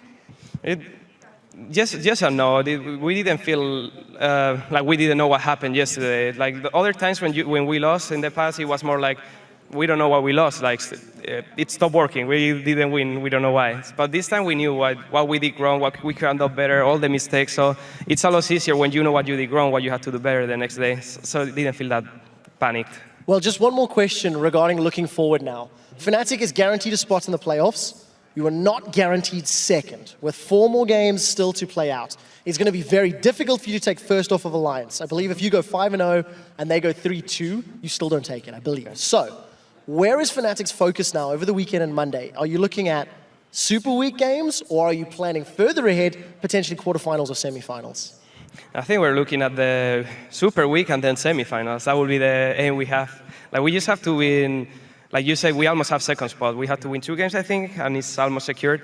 So we have to focus on Super Week, at least on winning not the easy matchup, but the ones that we should not lose. We should focus on those, not make mistakes, and at least get those wins. And in case we lose versus the other teams, we have the second spot secured. Maybe a quick finisher. After winning the splits 3 times in a row, is this the most threatened you have ever felt in the league, that you might not win it this time around? The most threatened? The most threatened, the most in fear of not winning it this time around after winning it 3 times straight? No. I think last year was worse when we ended up almost from relegations. We went to 2nd place in 1 week. So I think that was even worse because we were tied for 6th place or 5th place, and suddenly we won 2 games. We got tied for 2nd place, and then we that was the tiebreaker, right? Yeah, and then we got all tiebreaker, and we managed to win that against 2nd place, and then go win Gamescom. So that was way more scary. 7 or 8 games extra at the end of a Super Week. Let's go next week as well. So expect it 100% sure you're going to win the split? If you want to win the split, of course we want to win the split. If you're going to win the split? If you're going to win the split, we will see about that. I think so. I think we will. That's what I wanted to hear. A lot of confidence coming out. It's going to be a great battle. Now let's rejoin Demon and the Future for a look at where the teams stand at the end of Week 10. Thank you very much, Shocks. With just 16 games left in the split, here is how the table looks. In the top, it is Alliance. They have been at 1st place every single week this split, and that hasn't changed. They still control the top and show no signs of stopping. Fnatic are right behind them, though, after that win in our last match, and behind them are the Super Hot crew now, who have sole control of 3rd place. Yeah, because Millennium, they've slipped down to 4th place, and SK Gaming are right in the middle in 5th place with 12 wins and 12 losses. And 1 match behind them is Rocket, but an uneven week, but they are still the team to beat for that 6th place position, as the Copenhagen Wolves can only hope now to match their record and force a tiebreaker. And every week we like to look at the teams. It is time for us to put together our own All-Star team for Week 10. Here are our OP players of the week. So, top lane, starting off, it is Freddy. Freddy122, he has been in Italy both games and performed fantastically. Such a good Italy game. He played it as well last week, and he dominated on it. Good laning phase, picks up a lot of kills, and it was just very important for SK Gaming to get a win now. Freddy definitely helped. Yeah, absolutely. The shot caller, of course, turning things around finally for SK Gaming, picking up their 1st win in 6. Next up, the jungle, Cotnex. He has played fantastically well. Cotnex, of course, over on Lee Sin. Not quite so much for his Rengar, but definitely for his Lee Sin. His Lee Sin performance yesterday was very strong. We're just going to see a clip here how he actually kicks Broken Shot away, goes back in, steals the Baron. It's just so well done because it's so fast. He puts the Q onto Baron, kicks Broken Shot, and then he jumps back in, gets it. And his Lee Sin performance yesterday was great. Rengar today still needs some work. Good start. Team fights, not so much. Definitely needs work. Well, the mid lane, well, no surprises here for me. It was Selfie, of course. 17 kills as Ari, the most this week. You know, we talked about, should it be a ban? Maybe it should be another ban from Selfie. Yeah, he looked so good, and we always talk about with Selfie how he's a very, very good player. He just makes some wrong decisions from time to time. This week, however, he didn't do it. Picks up here a double kill, which really turned the game around against Gambit. And as long as he performs, Super Crew win games. Fantastic stuff. Alongside him for Millennium was Creaton on Corki. He has incredible stats right now. 14-3-11 just in these 2 games. Overall, he's plus 40 kills on Corki in just 5 games. Really been his new main champion here. And yes, they lost to Fnatic, but he still had a very good performance. And just racking up the kills from yesterday's game against Copenhagen Wolves. And it's just a pick which really fits Millennium. Mid-game power, let's go for it. Well, it's the escape as well, the maneuverability of that Valkyrie. Of course, the support, who else would it be? It's the man from Alliance. He broke his 1,000 regular season assist, just chasing hard behind Team Curse's X Special, of course. Fantastic stuff from Nif, 0-0-22 in that final game today. And it's just, Nif is such a good support, also because he doesn't draw any attention. Like, he will always be there with the team. He will always set up a lot of kills for everyone, but you don't actually yell at, oh my god, Nif, with the massive plays again, but he's just always part of everything, so great performance. I remember being with the team while Froggen talked about Yellow Star. It's like, no, he's probably the best support in Thingub. Nif's like, really? Really? Right here.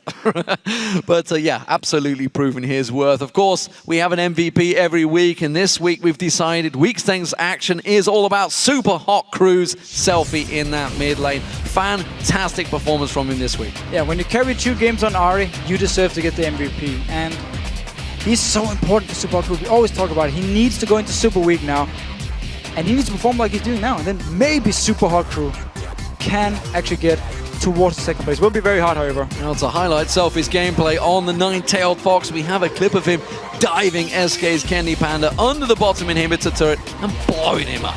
Selfie continues to split push off Candy Panda. Oh, it's going to get no one. There is the kill. And that's what happens. Well, Flash Charm. That Joe's was a right. great play. It's what happened, man. That is indeed what happens. You know, when you're that fed, it just feels so comfortable for you. And a very, very happy Selfie there was be very pleased with himself because he's been looking for a new champion and he seems to have found it. Could be a ban next week. Also against Fnatic. We have seen a lot of RE coming up. Small buffy in 4.12. The mid laners Sunny's really back. seem to like it. Yeah.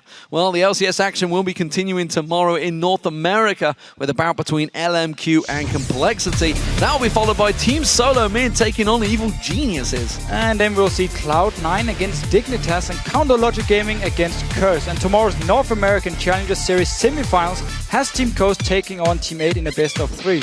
And those matches, they start on Saturday at 9 p.m. Central European Summertime, 12 noon Pacific. And remember, of course, to join us next Tuesday as our Super Week gets underway on July 29th for the start of the final week. This split. Gambit going to be facing off Copenhagen Wolves. It's a big game for them to start with. And then it's going to be Alliance versus Rocket. That will be followed by the Wolves, who will square off against Fnatic. And after that, we have SK Gaming against Millennium. And then our featured matchup of the day, Super Hot Crew taking on Fnatic. And that all begins on Tuesday, right after the LCS preview show at 4:30 p.m. Central European Summertime, which is, of course, a very early 7:30 a.m. Pacific. Now, of course, it is time to send it over to the European Challenger Series semi-finals as Alex Itch's Ninjas in Pajamas will fight Ocelot on Gamers 2 for a spot in the Summer Series to take on SK Gaming Prime in the final next week.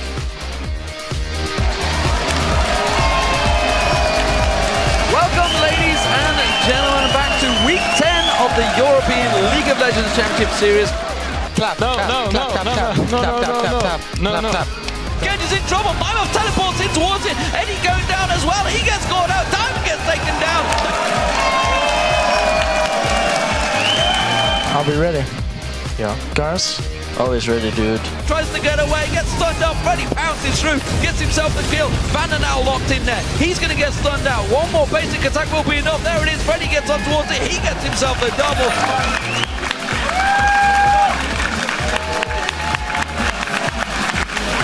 Flash in there, pulverized down. They don't get enough down. Soren's in trouble. He gets caught out. Broken Shark gets down.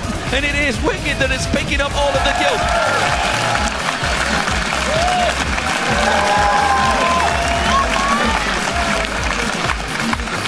Look for a booger, look for a booger, look for a booger. I don't have But it's going to be Cyanide. He hooked in there. J-Ree, it's going to be enough. He gets taken down. Connex jumps in towards him. Reckless gets himself one kill. Rufsoas comes in. Kevin gets melted down. Millennium are just dropping like flies here.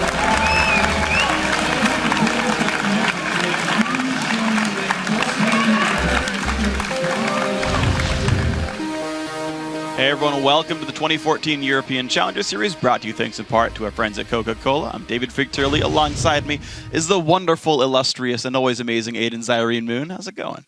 Going pretty well after that, man. Thank you. That was awesome. Just decided to give you some compliments. I make fun of you enough outside the camera, so I figure I'd just go for the 180 today.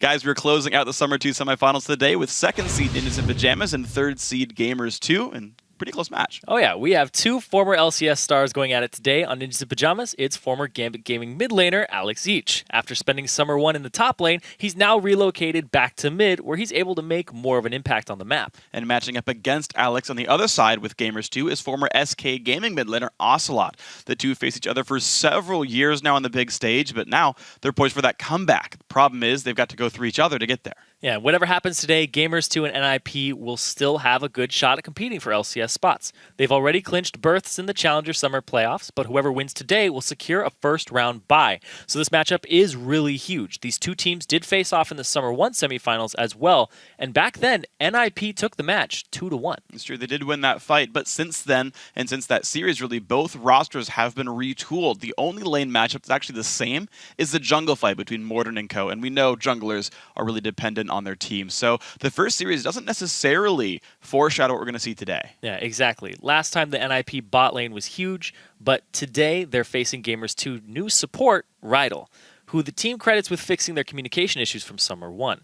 This is a better Gamers 2 team, but the question is, this time, can they win one more game and take the series against NIP? We'll see if they can make the mid sort of series adaptations to make sure they make the right choices there. And for those of you guys who have missed all the action so far, here's a visual recap of Summer Series 2. SK Gaming Prime upset H2K Gaming yesterday in the semifinals and will travel to the finals next week in Germany at the European LCS studio.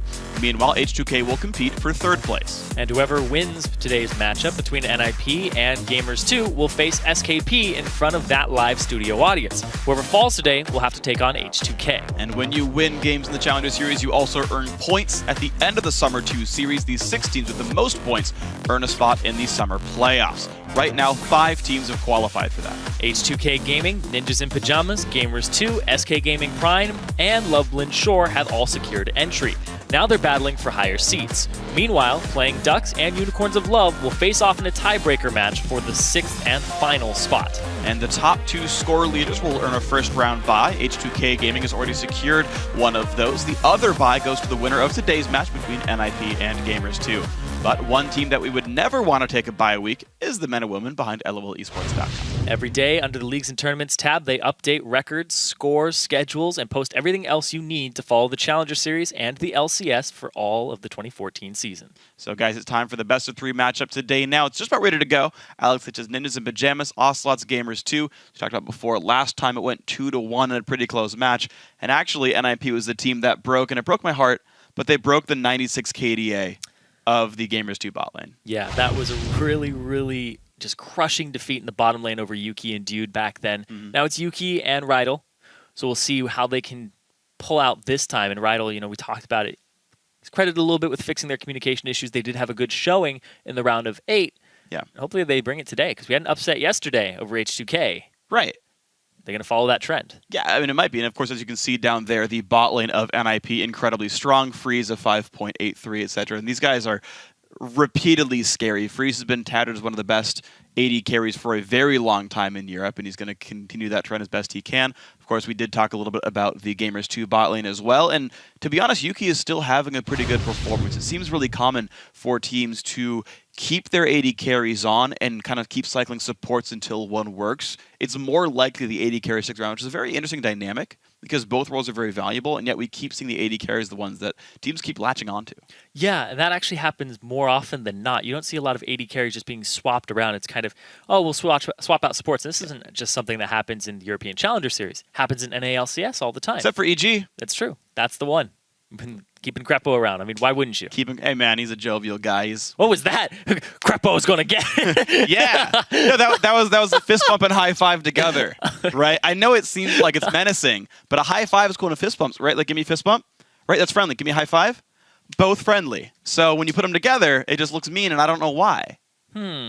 It's like a double negative makes a positive, and yet it's double positive making a negative. I don't know what it is, guys. But of course, the Ninjas in Pajamas still have that all-star mid laner, Alex Hitch. Segues are awesome. 5.6 KDA for himself. Ocelot's been great for his team as well, though. And honestly, it's a fun matchup because, like, these guys fought each other in the European Season 2 finals, right? SK versus, back then, I think it was still Moscow 5 at the time, were like, these are the guys who are going hard for it, right? 2 of the best mid laners in Europe, and they still are 2 of the best mid laners in Europe, but they are trying so hard to get back to that level again, right? They've tasted LCS, of course. They're both in Season 3. Alex Hitch played the first half of Season 4 as well, and like, no, we're going to build new teams around ourselves, and let's go. Yeah, they're both kind of stepping into those leadership roles, too, around the team. Yeah. You know, Ocelot, no surprise there. Alex Hitch, he's not so much of the leadership portion of NIP, but he's definitely stepping up to the table. And I like the fact that he swapped from top back to mid. And since the meta keeps shifting and changing, I wonder what he's going to bring out today. Yeah, he was a kind of guy who didn't really like the poke meta of basically the Ziggs Nidalee sort of combo of champions. He's great at Ryze, great at Kha'Zix, the assassins, the getting into your face and going for combat there. And yeah, he basically dodged out of that for a while and went to the top lane where you do tend to brawl a whole bunch and played some Shyvanas and stuff. So there's an interesting test though because Ocelot really does like poke champs. The one game that G2 did win against NIP was Ocelot getting old Nidalee.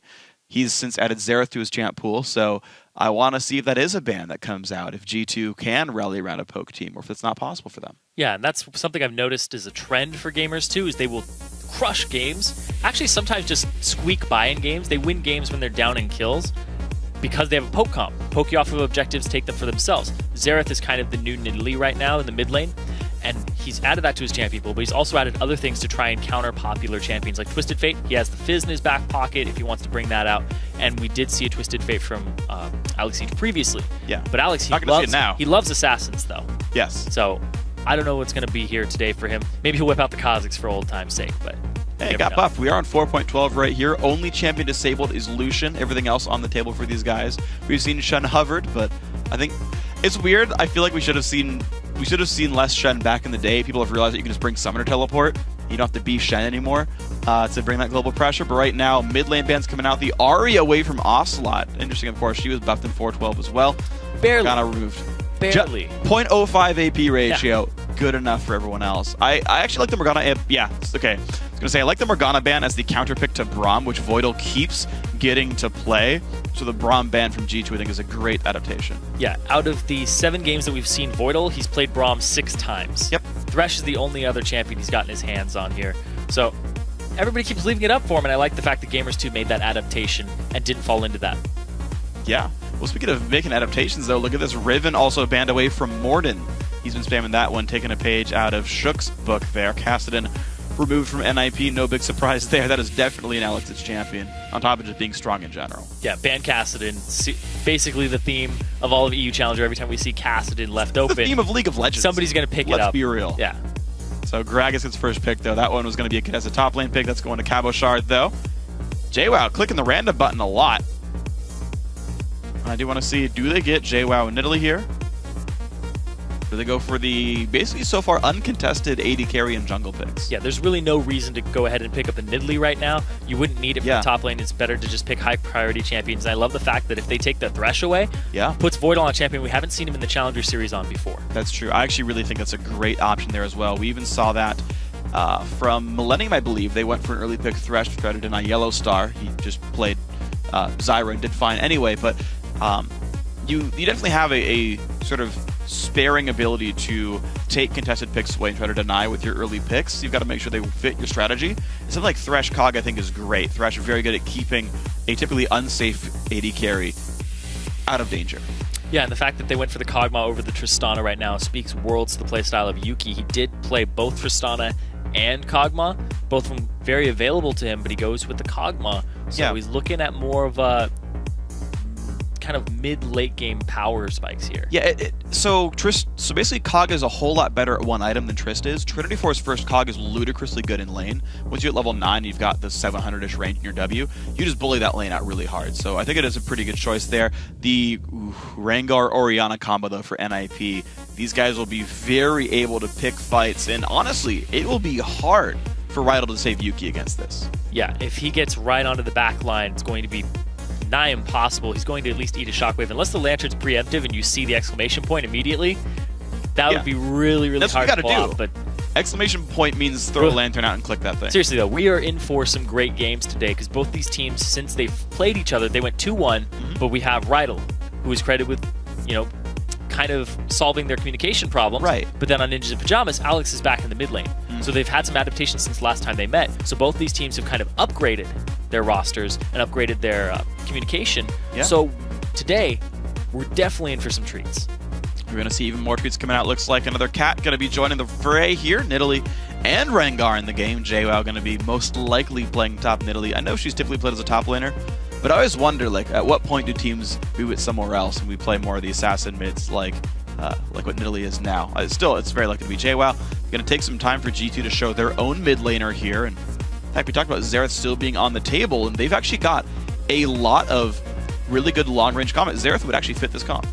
But the thing is that they have so much engage from Ninjas in Pajamas, you would just have Rengar jump in with the Orianna ball, and then you'd have the separation from Cabochard if they wanted to start that off in a separated fight. So there's a lot of team fighting prowess here for NIP, whereas Gamers2, if they're going to go with a poke/pick comp with a little bit of Kog'Maw fighting, I don't know if that's the ideal thing for them. Totally fair. But I mean, that's kind of what their options are now. They're just put into that composition now. So the Xerath would fit Ocelot, and then if they can just poke people down and stop the engage with good warding, then yeah, they could come out on top with it.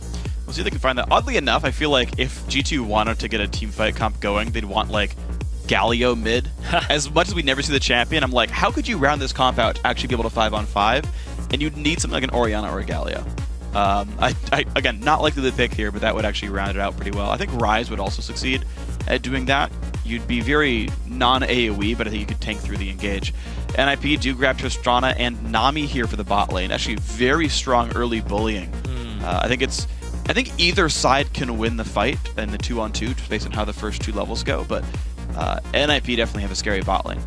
Yeah, they have a very scary bot lane here with the harassment early on. Right. A lot of Tidecaller's blessings in the explosive shot. You're going to look for some harassment, and it is going to be the Syndra here for Ocelot. I was juggling around things in my head. I'm like, all right, he could go with this, this, or this, but Syndra, he's going to go with the pick here. So they're definitely just honing in on the pick comp. We talked about juggling. I mean, Syndra pretty well posed for that one, and honestly, it continues pushing the pick comp sort of motto here. Kog'Maw doesn't exactly fit it. Jinx would do a little bit better there. Ezreal Graves as well would fit that a little bit more, but it's still this sort of backline that can belt out damage if the engage isn't perfect from NIP, and you have to be really aware when you're the Ninja's Pajamas lineup of there's a lot of skill shots coming in at 1,000 range that will stop you in your tracks and kill you, and you've got to keep that in mind. What does G2 have up their sleeve? And we're going to see how well the ward control then keeps them safe moving around the map. But of course, Code can turn invisible. They can pick people off. Yeah, you got to get the pink wards up in the good spots. You got to get green wards all around the jungle from the entry points that you think he would come from and start the stealth up. Also, at the same time, there is some disengage there with the Syndra. If you see the Rengar leaping at you, you go and try to disengage it. But the thing is that really good Rengar players will throw the bola before they leap, because you can come out of the stealth and then still have that half second to use the leap afterwards. Yeah, and so that's going to be an interesting reflex test. There's a lot of these actually in the game. Is can Syndra knock back Rengar? How fast are the shockwaves off of the Rengar leap in the first place? Does he get them as soon as he gets in range? How good are the Lantern saves against Rengar leap? Because I don't believe he'll track, so he'll basically end where you were, and you're out of range already from the Lantern. So a lot of interesting little 2-on-2 gimmicks can happen in this battle depending on individual play. And that could completely flip the matchup, just regardless of what the team comps are supposed to do. But NIP looking for very heavy engage and extremely strong follow-up on a fairly safe lineup overall. Gamers 2 looking for picks. JWoww's a cat. Oh, thank you. Yeah. Just randomly out of nowhere. He's on a horse. He's not on a horse. No, he's also a kitty. But speaking of Ko, we haven't talked about him a lot. He's a very, very great jungler. He's actually probably one of the best top 2 EU Challenger Series junglers. Yeah. I'd say he's up there with a lot of LCS junglers. And now he's on NIP. He's getting a lot of that limelight. He's got a very aggressive play style, and even the fact that he brought the early sweeping lens. He's looking for some ganks early. He's not going to just farm to level 6 as Rengar and then look for them. He's going to try to force them early. He might go for invades and just play the jungle bush game on top of Elise. But we got to see how Ko plays it, because I'm always impressed every time we see this kid. He's incredibly skilled, and finally he's old enough to play on the LCS as well. So if NIP do make the promotion tournament, he'll actually be playing in it, which his old team, Cloud and Eclipse, now H2K, didn't have the luxury of. Ko had to be subbed out when they played their promo tournament match. So whether he makes it with the team, maybe he gets picked up by an LCS team currently. Oh, look at this move. They sweep the ward. Not fast enough, though. Not fast enough. They do get spotted out, and Gamers 2 are like, I'm out of this, but NIP gets spotted. They go for the late invade, and that's going to actually reward them with the blue buff, and it's going to slow down Morden's jungle just a little bit. And they are going for a lane swap at the same time. Exactly. So NIP wanting to dodge out the 2-on-2 matchup in the first place anyway. Cabochard could get himself some nice farm as well. Dodges JWoww, and these guys will be grabbing red buffs, but it is a slower start to the game here for G2. We'll see if that hurts them very much in their movements across. Ko, Cabochard still sharing farm. Likely the same for the red side. He's just going to go with the solo laners, farming with the junglers.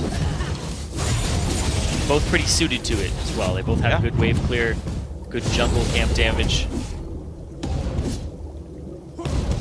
Where's this first gank going to come out from, and when is it going to come out? Because now that you have the setup on the bottom lane, it could be a 3.5-minute dragon for Gamers 2. But NIP going to counter it? We have to see. Right now, NIP have stayed one camp ahead, meaning they could finish their jungle route and then actually show up at the bot side. We actually already have Voidal recalling as well. So you've got Freeze just sitting there, isolated in the top lane. Can't teleport, but who cares? But the rest of NIP could show up. They could 4v5 the Dragon very cleanly. So I don't think the 3-minute Dragon will happen for G2. Yeah, they're going to go ward it right now. Cabuchard doesn't have his ward. The only person is Voidal. He's got some in his inventory after the back. He even put a pink ward down as well. This is a very well orchestrated strat from NIP. They have all these steps planned out. Ocelot, he's on the wrong side of the mid lane. He's not hugging his ward. Rydal is actually going to face check this. Oh, right they as they showed. go forward before they see him. Looks like no CC onto Ocelot whatsoever. 4 guys mid lane, nothing to be shown for it. Except for all of the NIP team. They didn't end up getting Rydal. And Warden finding Ko with JWoww on the backside. So much damage comes through this. JWoww has to flash away. Red buff is on. He's barely going to survive with 40 health. Wow, that's wrong place, wrong time. Aggressive move from him, but they saw him traverse the mid lane, and he pays for it. He's going to have to pop some potions and possibly back.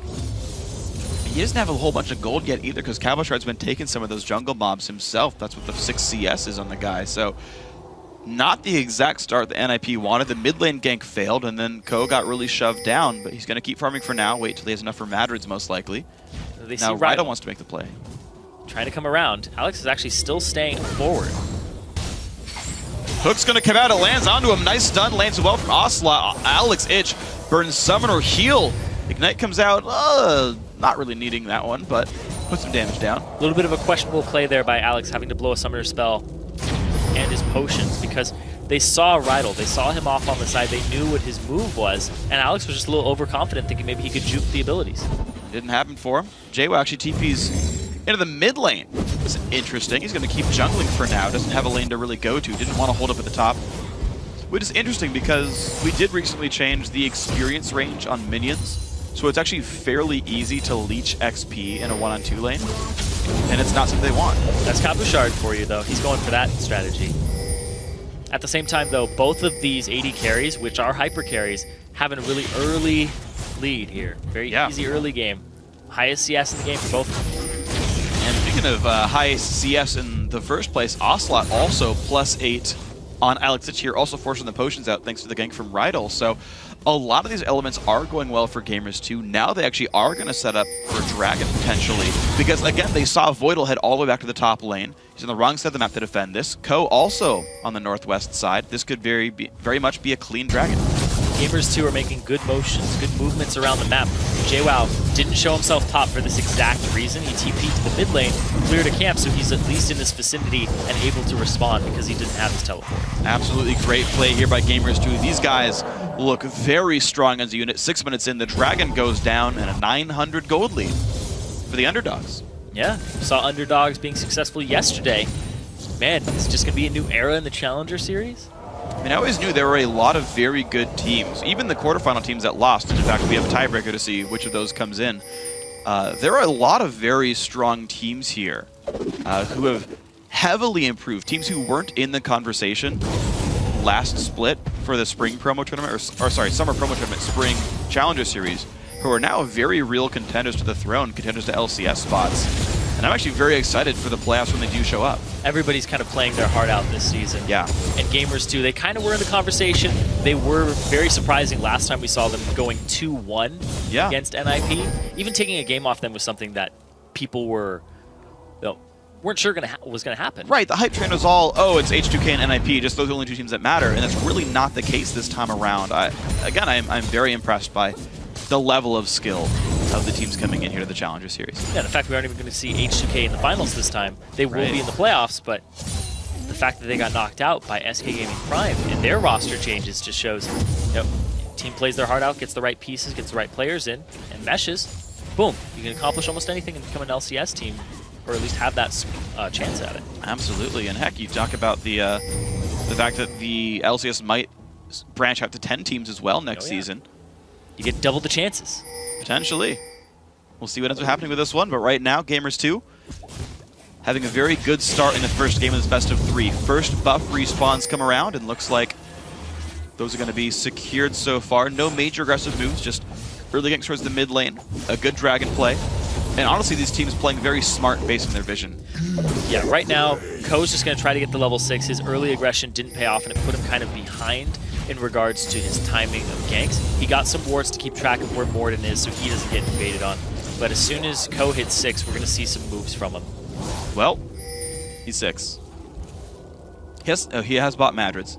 No Ferocity yet, though. Only 2 stacks there. You typically, because you don't build Ferocity during Stealth anymore, you want to get up to 5 so that you can throw a root out with your very first leap, basically.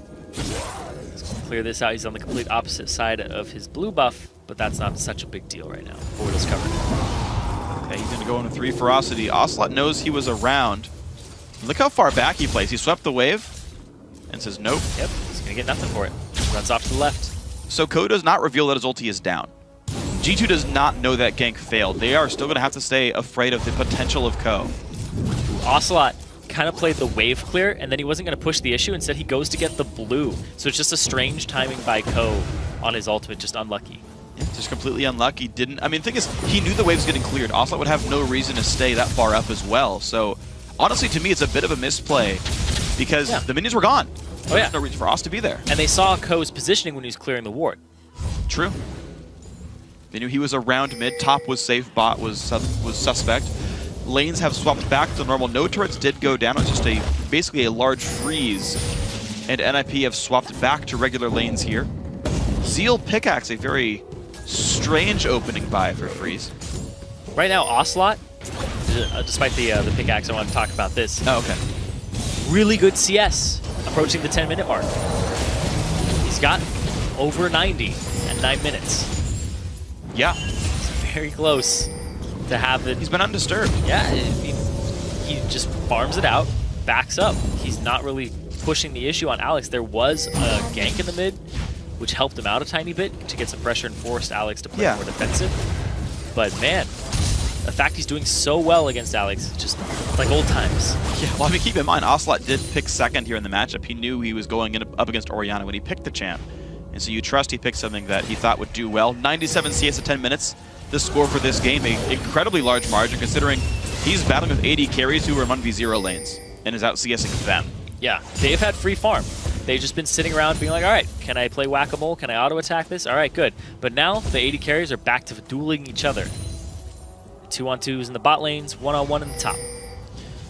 Okay, well, here we go. Looks like NIP gonna look for their second round. Ko already has his ulti back available, has added cooldown boots to the mix. Will they try again for Ocelot here? Looks like he really wants to make this happen. Shockwave is up for Alex.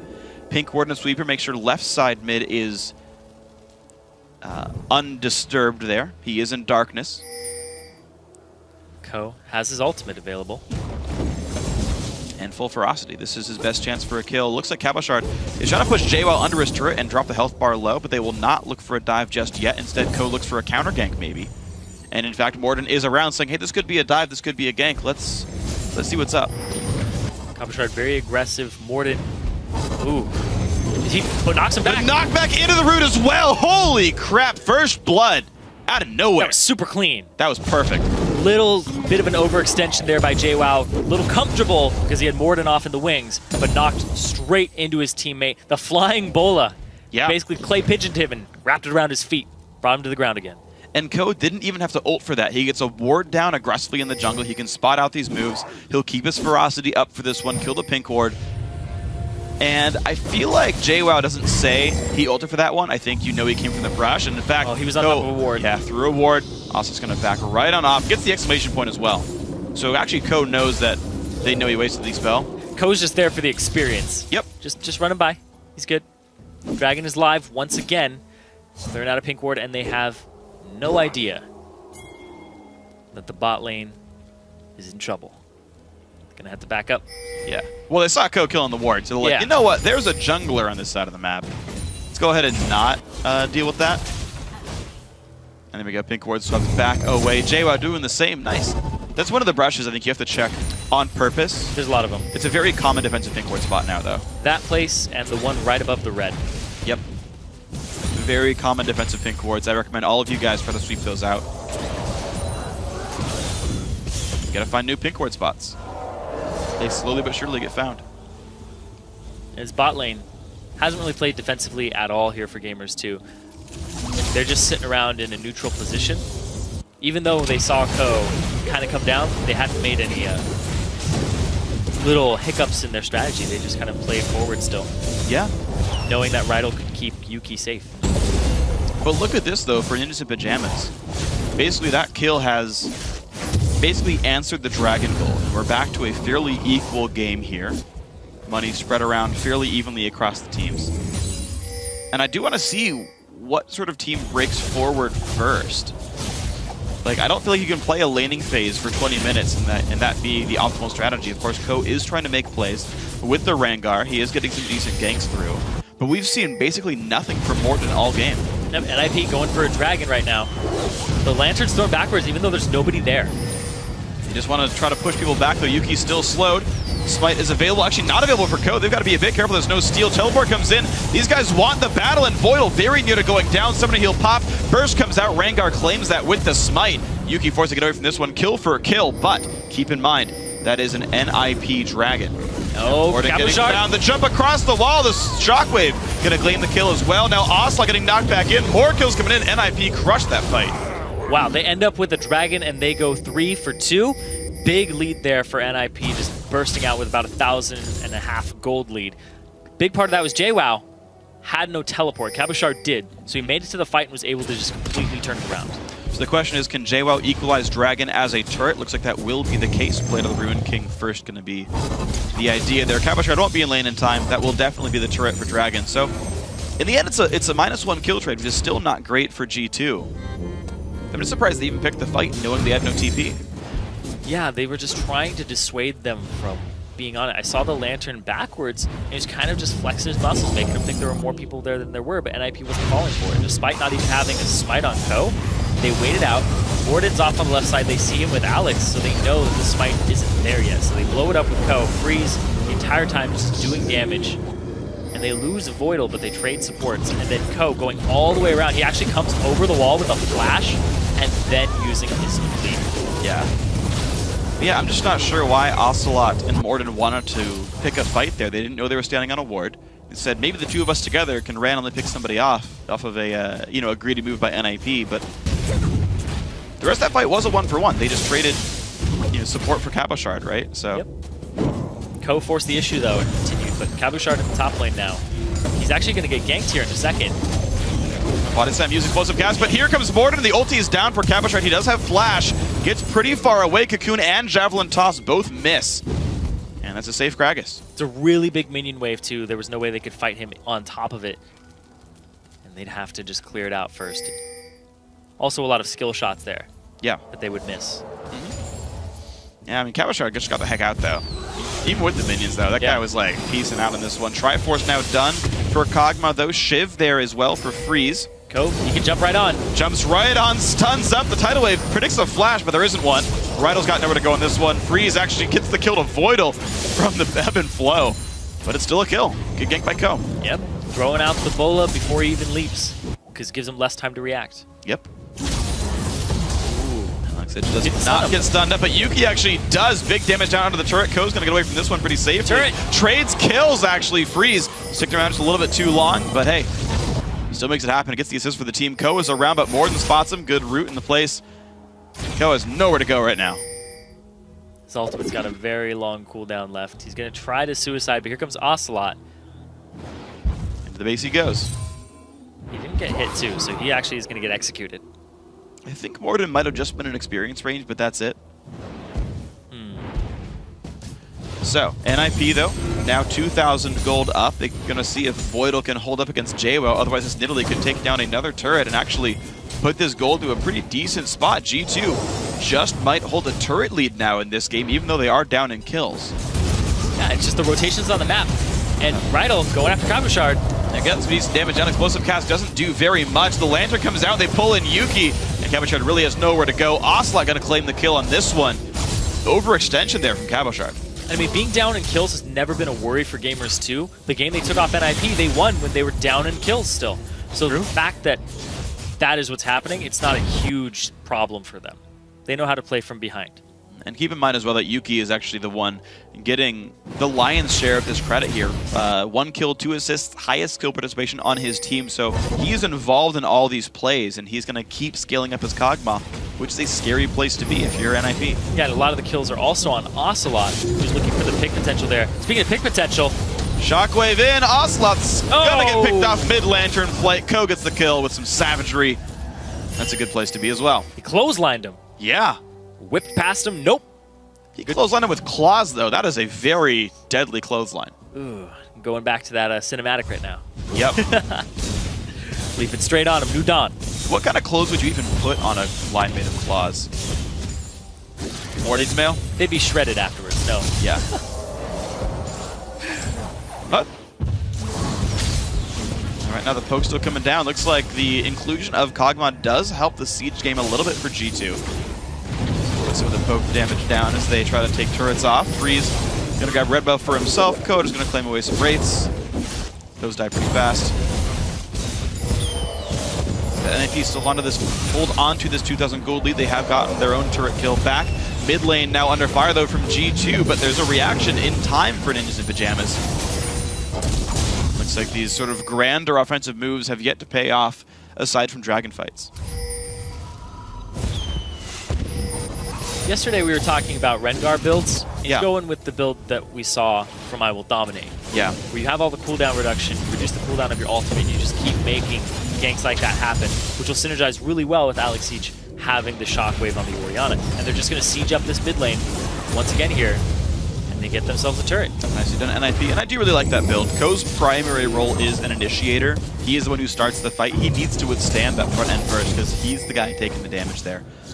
Set up the shockwaves and then the follow-up afterwards. And of course their comp as well has enough damage here. You've got Alex Ich on Orianna. He's a great farmer. Orianna scales well. Tristana the same. So comp-wise as well as build-wise, I think this is the right choice for NIP. And he's going even tankier. Went back and got himself a Giant's Belt right before the dragon spawned, so he's ready for this dragon. He has all the combat sets possibly can, and here he goes. Shockwave is coming on to him. Old Pop Shockwave, good escape there by Asa. Gets away by a 4-man tidal wave, and here is the battle. Rydell low on health, gonna get taken down first. Gamers 2 now routed, but the explosive guy's gonna put JWoww back in the mix. He gets taken down as well, and now they chase on towards Morton, who also has nowhere to go. Kill picked up by Ko. Ninjas in Pajamas able to find the team fight they want. G2 not able to get picks. Even though they didn't get the double ultimate combo off, still comes up really big for them off the rest of the team fight from this team against a pick-oriented composition. And that's the real difficulty, as we asked, what kind of snap plays can be made by G2? Ocelot did flash the shockwave that he got out, but what if he had QE'd instead? What if he had knocked back Rengar, kept his flash up, kept Ko out of the battle? Either way, shockwaves miss, or shockwave whiffs, but in one of these cases, Ocelot gets damage down and saves his flash up. Yeah, this is kind of a team that wants to whittle you down or split push with Italy at the same time and have them show up later. The fact that you don't get any time to start whittling your opponents down, this team with the Gragas is able to just do so much low cooldown fighting alongside the Orianna and the just persistent auto attacks with the Tristana at range. He gets himself a double buff here, or I mean the red buff, which is why he's able to just continue the slow and nobody's able to escape. And one big risk as well for G2. You talked about the fact that they want to... Oh, hold on. Ko. And again, Shockwave is about to come up. When Alex gets the ferocity. Rydell takes a pretty good amount of damage. Ko's going to get some ferocity back. Does not land that slow, though. If it had landed, that was a kill. It's pretty big. Alex had like 2 seconds left on his ultimate, so he wasn't able to get a combo off with Ko, but Ko was interrupted. Knocked back a little bit. So JWoww going for the split push game here. He's going to go with the Trinity Force and the Blade of the Ruined King build, which just signifies I want to try to 1v1 someone. I want to try to split push and take turrets very quickly. Let's see if he can do that right now. JWoww is going to be kind of the one person. Ooh, wow, that missed Voidal. I'm surprised at that one, but it will let him get away pretty safely. JWoww's got nowhere to go. It's that width reduction. Yeah. I wasn't looking very closely, but yeah. I mean, it's not me too. Maybe you hit the tail. That's true. That's why a lot of people play Butterfly Kog'Maw, or Monarch Kog'Maw, I suppose. Yeah. The wings don't actually make you any bigger, as far as the game's concerned. His hitbox is the same. His wings just make him look bigger, so you aim skill shots at the wings, don't hit. Oh, wow. For another. The ball on him. It slapped on him now. They know it's coming. They definitely know he's there, but Asa does not have flash this time, so Shockwave claims the kill very cleanly. Freeze can't quite chase down Yuki, but the rest of Gamers 2 still forced to run away. Hunt goes on to Ko and Cabashard, and they're like, I dare you to hunt us right now. Yeah, they're using this team fight comp as a pick comp in the early game until they have 5-on-5 team fights, but by the time those erupt, they already have so much of a gold lead that you're going to lose just flat out. Yes, and that's really the problem here is the 6,000 gold lead that NIP are forcing in. Turret's going to be going down rather quickly. No one's going to defend that one in the right mind. JWoww throws javelins that don't hit very hard, doesn't have much ability power, and G2 is forced to lick their wounds and say, yep, you earned that one. Yeah, Rengar is a very highly contested champion in a lot of compositions right now. He was 100% pick banned in the Korea games last night. A lot of priority on that champion because of what he can do. He has a lot of roots, a lot of utility, but a lot of damage too. And he's tanky. Yeah, I mean, this is again why I like the build. His base damages are very high. He has some AD ratios, they're meaningful, but you do enough off base values that I do like the tank Rengar build myself. And the fact that you get cooldown reduction means you just get more rotations on your spells, more ferocities, because he's cooldown gated. Yeah, CDR is a very big fighter stat because they're very ability-based. Ko gonna walk right out of a pink ward as it gets put down under his feet. He actually gets away from the cocoon, walks past Morden to dodge it. And Morden's like, yeah, okay, I'll back off of this one. He's gonna stealth himself. He's gonna go after Ocelot again. Ooh, blind stun. Well, he walked through a ward before he stealthed all the way out, and he's like, hang on a second, he predicted this. Yep, there's a ward. Jumps on it for good measure. Doesn't do any more damage, but looks cooler. Yeah. Got himself the 5 ferocity off of mid too because of his ultimate. Just sitting around, and that thing will be up very shortly. It's about 1/3 of the way down. Yeah. We're seeing very, very frequent ults out from Ko. And you can assume an easy 5% for Masteries, and many junglers have the luxury of taking cooldown reduction blues as well, since they don't face any magic damage dealers early game. Outside of jungle invades, where you have release. Yuki getting the red buff here. All of this farm on him. Went for the Bilgewater Cutlass. He's been holding on to that pickaxe for a while now. He just wanted that extra damage as he goes for the Blade of the Ruined King. And then he'll eventually get IE.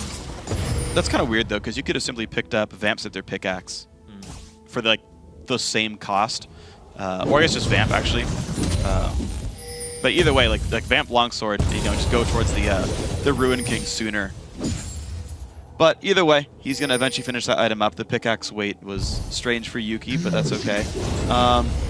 Infinity Edge Shiv, though, really standard for Freeze here. The difficulty, though, for the Kog'Maw is actually the Gamers 2 don't have a real tank line. And we saw it actually in the prior Dragon fight. The only real team fight we've seen so far this game was the one Dragon fight, the most recent one. And Yuki just does not have the uptime to deal auto attacks because no one can tank the front line. Ko going in. Sees a lot of people, puts the root down to Ocelot. Big damage comes out, the knockback as well from Tristan. All it's going to do is earn them the blue buff. But that's good enough. Buff goes through, Freeze steals it. And if he stay in control. You see, that was just Ko pretty much on Ocelot, and he chunks him down to about 1/4 HP. The base damages of Rengar, and just using the ultimate for the extra ferocity is huge.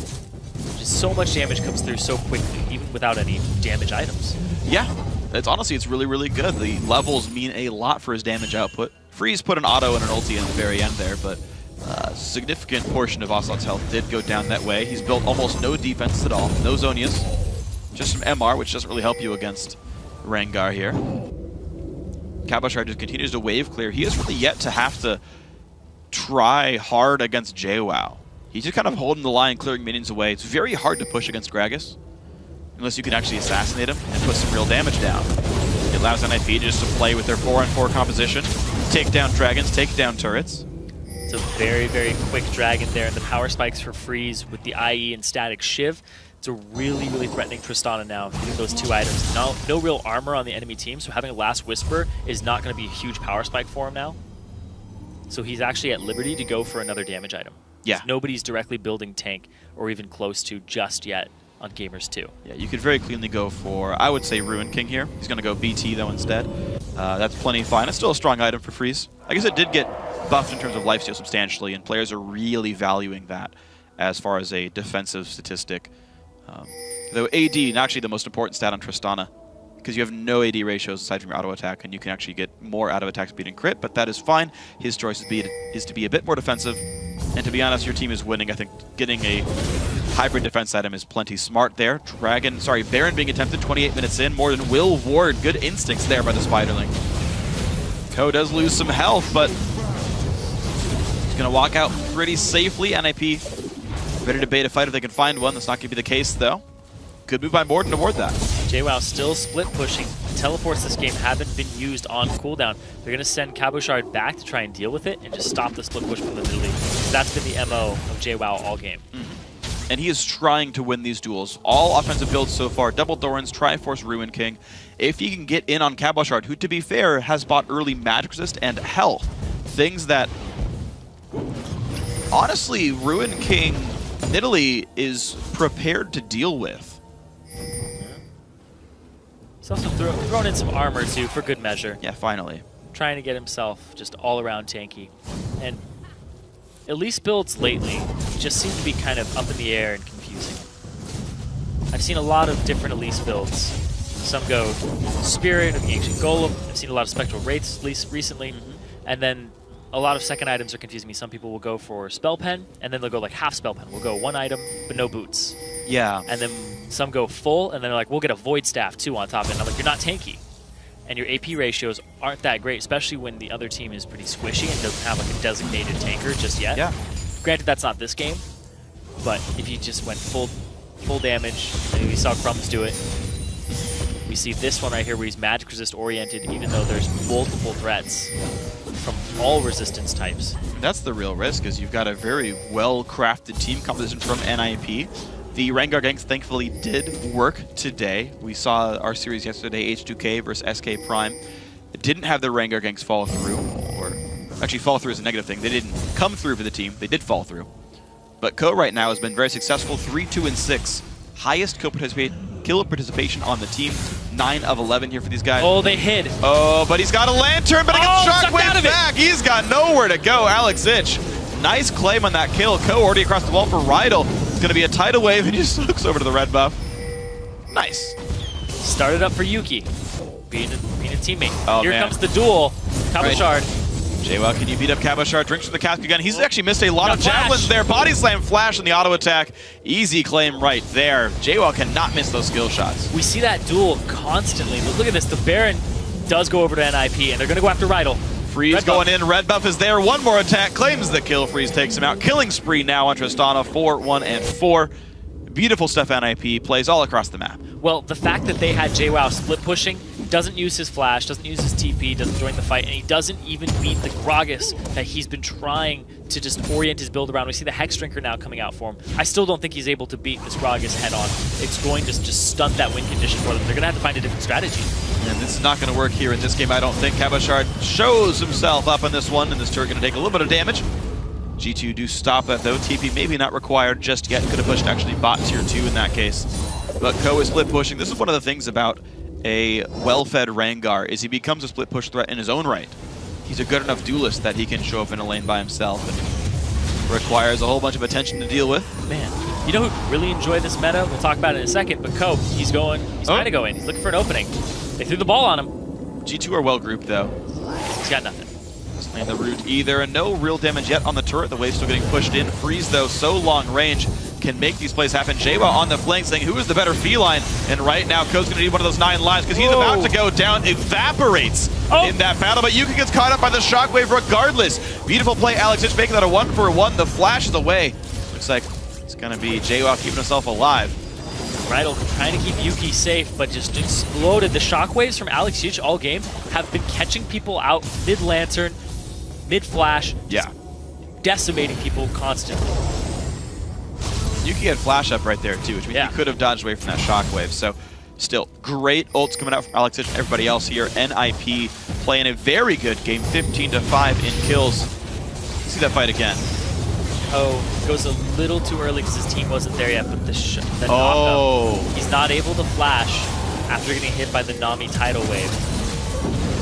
Even the Acathian surprise was a little surprised there. Yeah. He's sitting there with a shield on him from the Thresh Too land. stunned to move. Wow, just knocked up and then sucked in by the Orianna ultimate. Alex has just been doing a really good job with those, but the rest of his team, everybody on NIP, pretty well coordinated this game. Yeah, they look like a very, very good team. Alex Ich goes back to the mid lane. Kebachard's picked up in the top, and he just sits there and fights JWoww. Like, pretty, you know, par for the course there for a top laner. He's playing fine, winning his matchup. That's the important thing. And the rest of NIP is a group of 4. Just continually make very, very good moves. Yeah, and I said that they looked really coordinated. Ko has been, just a little caveat to it, it's been a little aggressive sometimes. Yeah. A little early aggressive. Like, he has the right play in mind, but he executes it maybe a second or two early. Tries to force it, but I mean, they did come out with pretty much an even trade on that. But turrets are still going down. Ninjas in Pajamas, with the aggressive play, are still removing structures from the map that Gamers2 tries to own. Now bot tier 2 under fire. Ko again looks for the flank here, really go for it. A little bit of poke back and forth, nothing gained just yet, but this turret starting to get chipped down. Bloodthirster completed, now some magic resistance. Ko, he's sweeping wards around him. He has his ultimate available. Alexic has his ball ready to go. Got flash too. You just flash the wall, get shockwave on. Oh! Surprise! I don't think they can stop him though. This ward's gonna die. They can't stop him. The hook's down, the coon's down. There's nothing they can do about it. And this turret is taking massive damage just right now. too. There it goes. Ko, can he find the engage? Nope. Looks like no, but that's fine. Short cooldown in the first place anyway.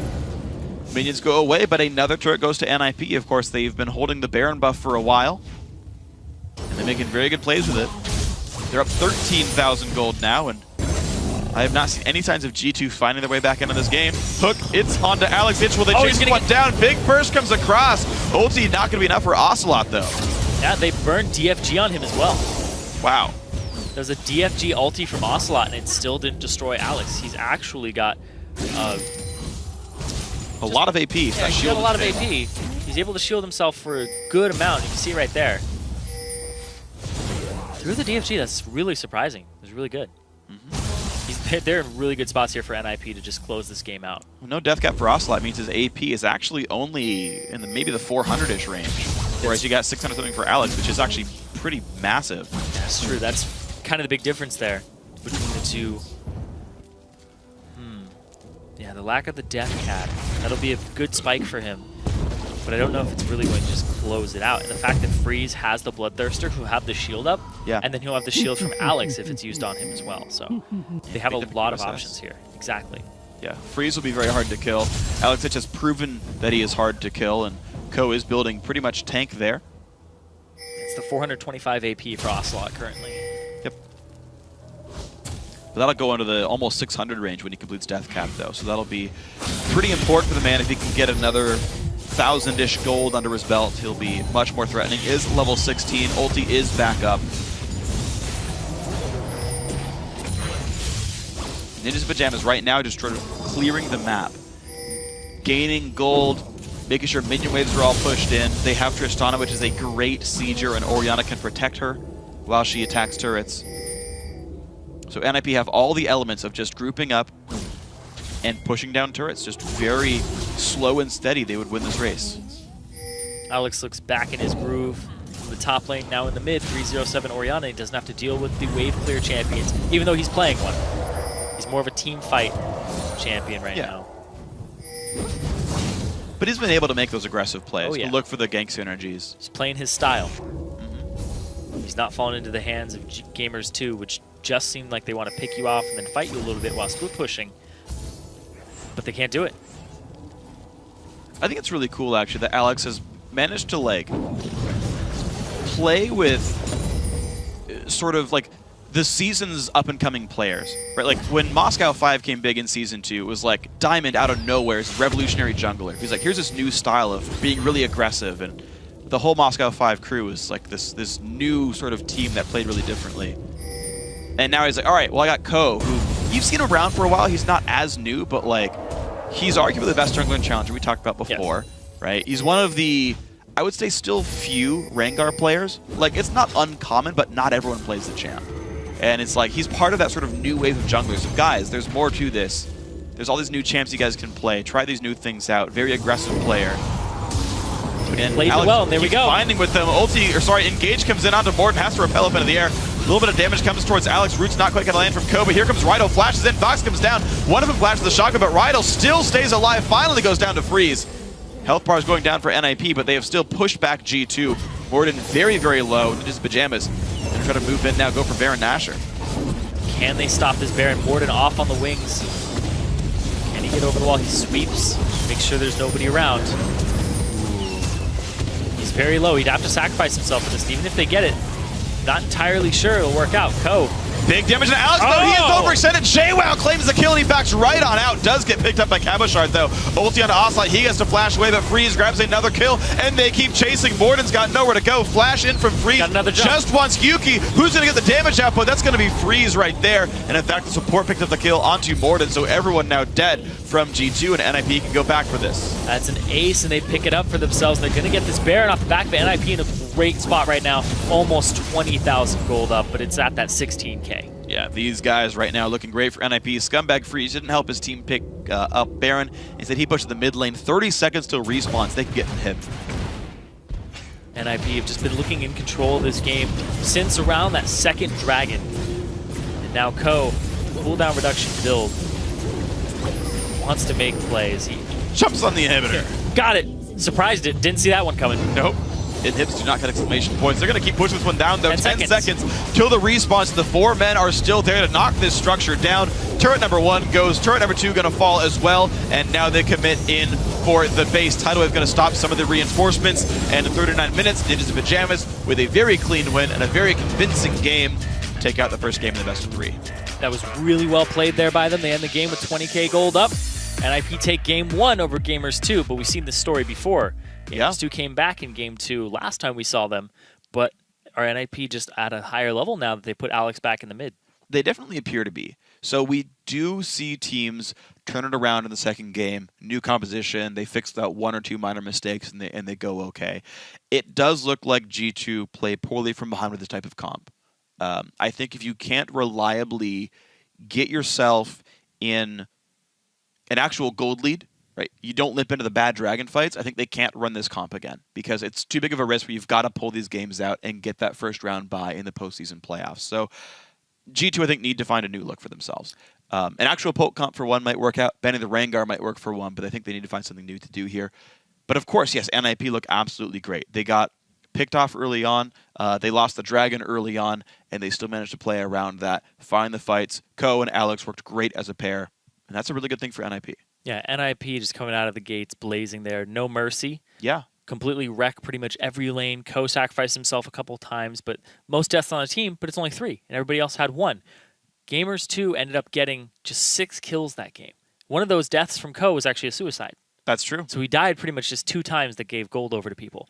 So the fact that it's 20-6 in kills is very disheartening for Gamers 2. Yeah. The fact that they also had a pick comp too. They had Elise, they had Syndra, and I don't think we ever saw Ocelot just blow somebody up. We saw him use his DFG ultimate on Freeze in that last fight. Got him pretty low, but then Freeze just lifestealed back up. Yeah. And that's been a big difficulty for these guys, is the pick comp does not seem to be working. NIP seem to play a very slow and controlled style, at least against a pick team like this. But you saw they got control. Wards stayed up. They kept all the lanes pushing. They kept Dragon timers. They kept Baron timers. They started taking away the enemy jungle.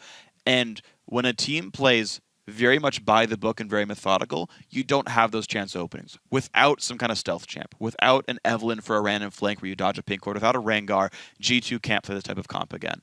But they can't harness the fact that NIP are playing methodical, right? They had Yuki continue to farm, continue to do well as a champion. His build wasn't good, last was for his dumb 3rd on Kog'Maw, but he can play another late game carry. Wasn't punished in the lane for that one, right? Can be a late game force. Ocelot knew he did well in his lane one-on-one, right? Knew he was holding up well against Alex H. You find a comp that harnesses these facts, these facets, that NIP will play slow and these guys will perform, you can find a new strat in Game 2 and Game 3. Yeah, and just looking at what happened, Ocelot left the laning phase, 10 minutes, huge CS lead over Alex at the start, and then he just kept getting ganked by Ko. Yeah. Since the fact that they're going to swap from red to blue means that they'll ban Kassadin most likely. They won't have to ban Kassadin most likely, and they can sub that in for a Rengar ban and not have that same pressure on Ocelot that he was experiencing in the mid game, because they kept going after him. It's like flashes down, get Ocelot with a combo over and over again. They got him about 2-3 times with that. Absolutely, and maybe even you consider stealing the champ away as well. Now, you think back to Game 1's champ select, and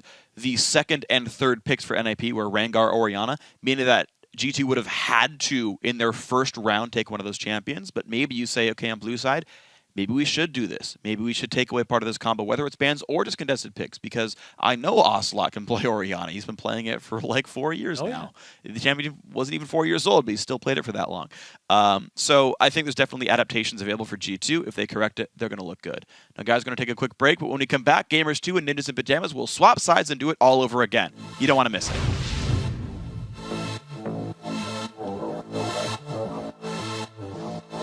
Morton getting down the jump across the wall. The Shockwave going to glean the kill as well. Now Ocelot getting knocked back in. More kills coming in. NIP crushed that fight. Rydal low on health going to get taken down first. Gamers 2 now right up, but the explosive cast going to put JWoww back in the mix. He gets taken down as well. And now they chase on towards Morton, who also has nowhere to go. And right now, Code's going to need one of those 9 lines because he's about to go down. Evaporates in that battle, but Yuki gets caught up by the Shockwave regardless. Ulti on Ocelot. He gets to flash away, but Freeze grabs another kill, and they keep chasing. Morton's got nowhere to go. Flash in from Freeze. Just wants Yuki. Who's going to get the damage output? That's going to be Freeze right there. Give me a fat beat.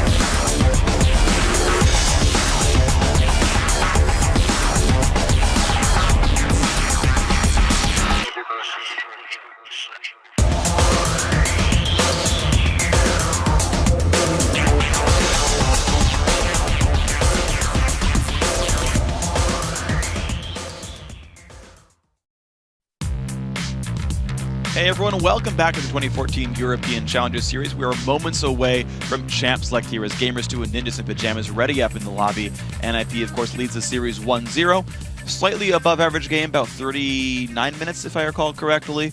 But a slow and controlled game. No chance really of tossing the game away. a really, really solid game from them. Yeah, really good objective control by NIP, and 20-6 in kills. Yeah. Really big just lead that they established in the mid game off the second dragon that they got for themselves. Gamers 2 got the first one because of the map pressure and the map movements and the fact that they had their top laner on the bottom side. Yeah. But then when they started just going into 2-on-2 lanes, then 1-on-1 lanes, they just got outclassed. Yeah, and that really seemed to be the case there, is honestly, and it wasn't even, I didn't feel like the 2-on-2 lane got outclassed that badly. In fact, I think the bottom turret actually died in G2's favor first. But yeah, the 1-on-1 lane especially, I think was the very rough one. Cabochard repeatedly outplayed.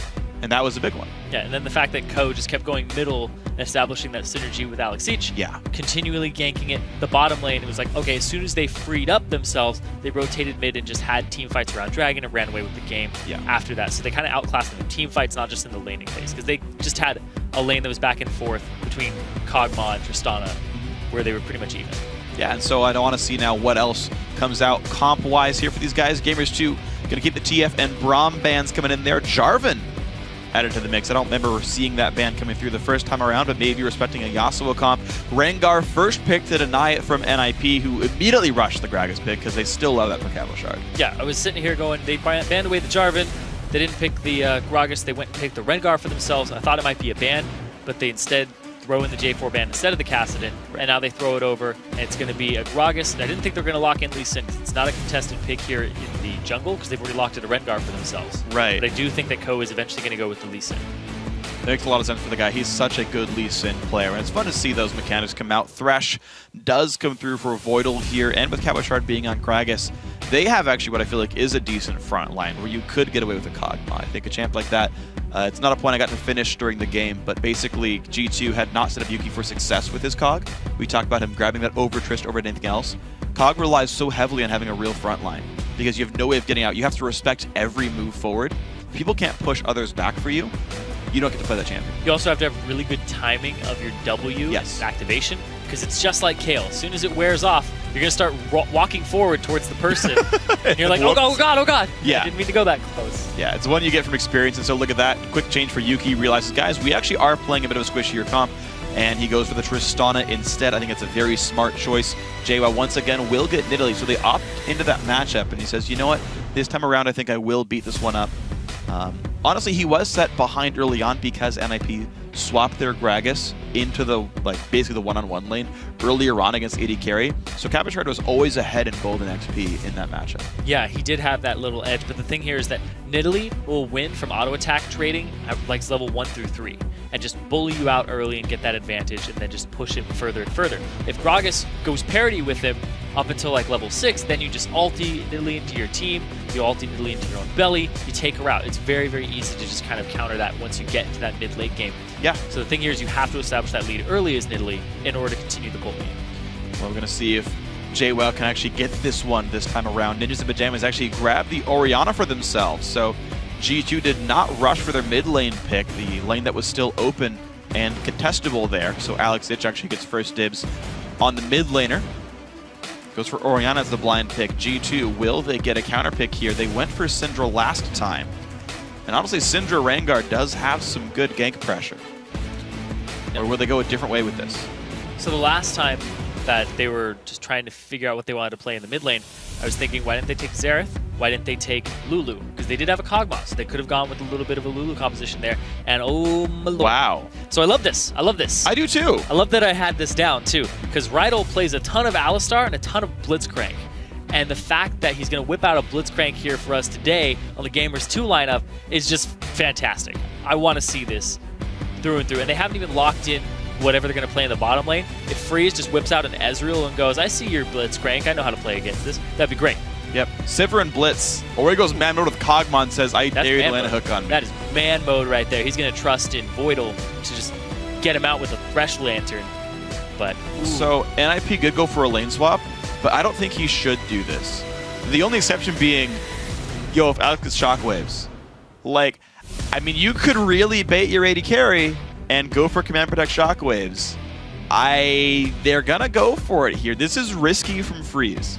It's very, very risky there, but I think they're going to try to look for the lane swap here, whereas Gamers 2 is not going to. The thing with Blitzcrank is, in 2v1 lanes, he's got a ton of pressure, so you can't really show up and try to leech experience. Yeah. He's going to try to roam around the map and make picks in like the middle. He's not good at being like, all right, we're going to go 2-on-1 and we're going to freeze the lane. He's kind of like, I'm just going to zone you. Thresh is a little better. Yeah. There's just a whole bunch of things that go into that. So he's going to try to roam mid, possibly get hooks on Alex and things like that. This will be interesting. I want to see how these two hook supports are going to play out there. As you mentioned, yeah, in 2-on-1s, they're roamers. They're going to look for plays, usually mid. And we'll see how that plays out. It's going to be all kinds of fun here. The Nidalee versus Gragas matchup is still going to happen. Now, this is a throwback to when they fought in the last semifinal. NIP won game 1 convincingly, and then G2 played a poke comp. And Ocelot got Nidalee, and they won that game. It was a very close game, but Gamers 2 pulled it out, and they did a very good job of that one. And we said there may be some questionable choices by the NIP builds and whatever, but they ended up not winning that game. G2 took that game too. Very similar situation. NIP won game 1 pretty convincingly. Gamers 2 pulls out the poke comp. Here we go. Yeah, tried and true from them. They usually win when they have a poke comp on their side, but if NIP got enough practice to make sure that they can just work against it, not fall into the pitfalls and the traps that a poke comp lays for you around objectives. Right now, they kind of have a little less of a team fight setup because they don't have Rengar. They have Lee Sin, but it's basically the same composition for them, except for the Tristana being subbed out, and also they don't have the same support as they did previously. Yeah. So, gotta see what happens here. NIP, similar goals. We'll see if it pans out. Gamers 2, though, they're looking for the poke, looking for a little bit of the catch here with Xerath. Yeah, they have interesting ways of playing around this because they do have and the blitz. Really good pressure here. Yeah, I want to see the Blitzcrank pan out. I think it's a fun champion. Morden on Rengar I think will work better. His Elise I really felt was underwhelming. I did not see him do anything, like all game. Yeah, Ko walks up and wards. No sweeper here for Gamers 2. And this is just an area that NIP are not even going to sit around because they have the vision already. I believe they didn't get spotted by... Never mind, their ping's coming out. You can get away through that brush. Ooh, nice choice there. Just because he can.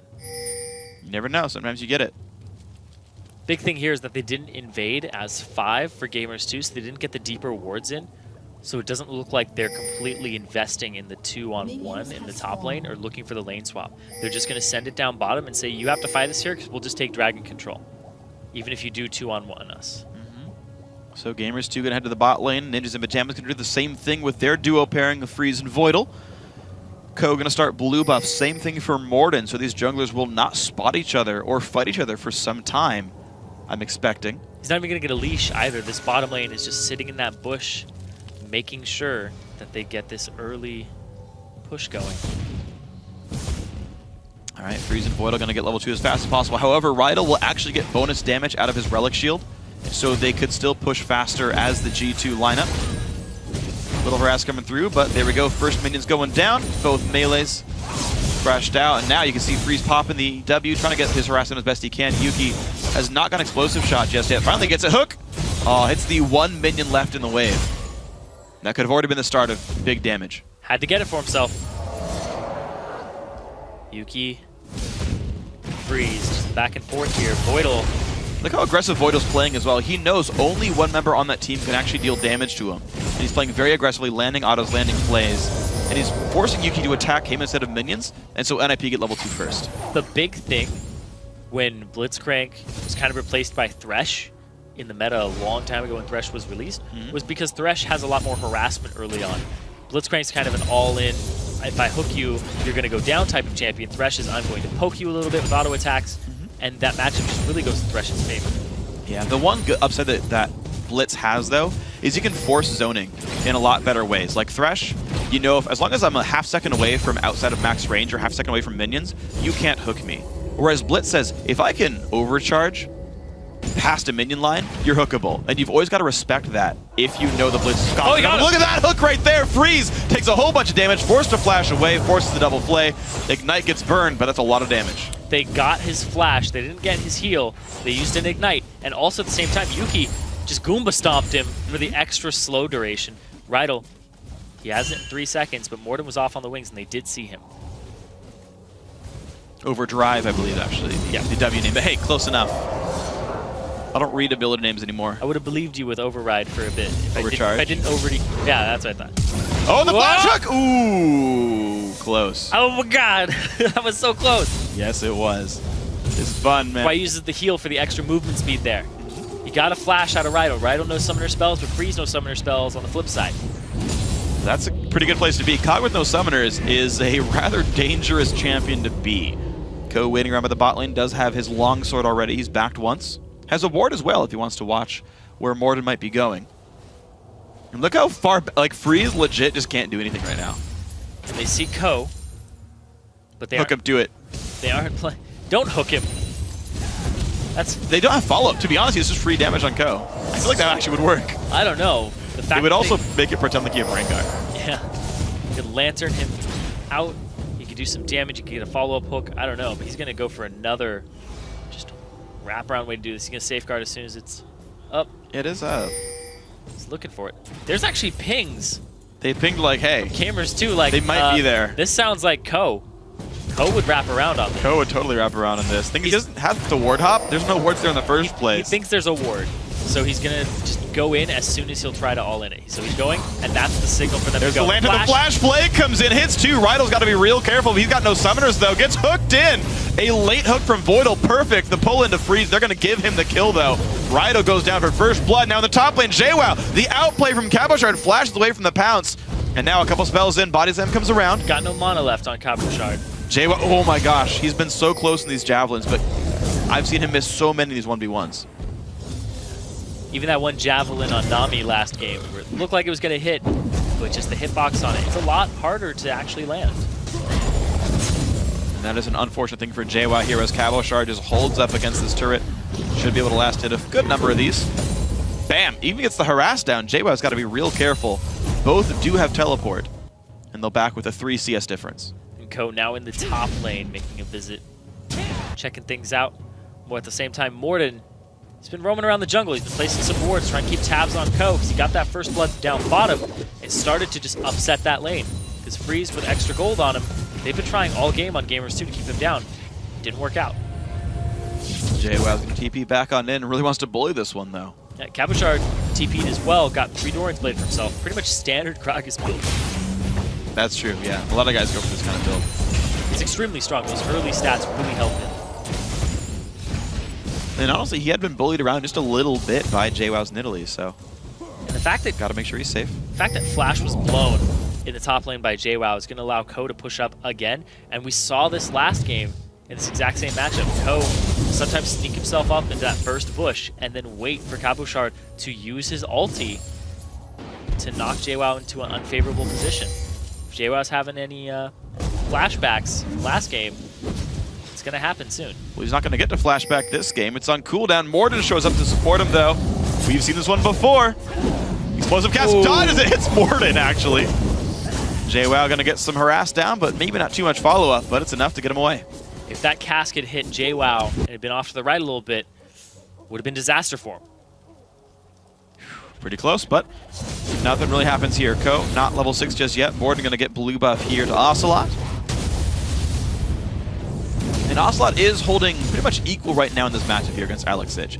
He was winning by a bit more in the first game of the Syndra versus Orianna matchup. This time around, going to play some Xerath and get some of that long-range damage out right here. Gamers 2, I think, are much happier to play a little bit of a slower game and wait for team fights in Siege.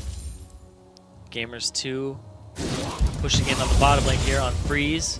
Voidal getting themselves pretty much even in CS. They haven't backed yet, so I think that some ganks will be coming down here soon with Morden hit 6 and Ko hit 6, because that is the area that you want to back right now. Those are the people you want to free up. They'll be hitting their little gold spikes soon, where they want to back. But the thing about G2 is they are the team perennially pushing in this bottom lane right there. Explosive shot from Tristana makes that very easy. So if NIP ever does back, they give up part of a minion wave to do so, whereas G2 gives up much less from their bottom lane. And I want to see when these guys do force. Oh, looks like a gank might be heading middle now.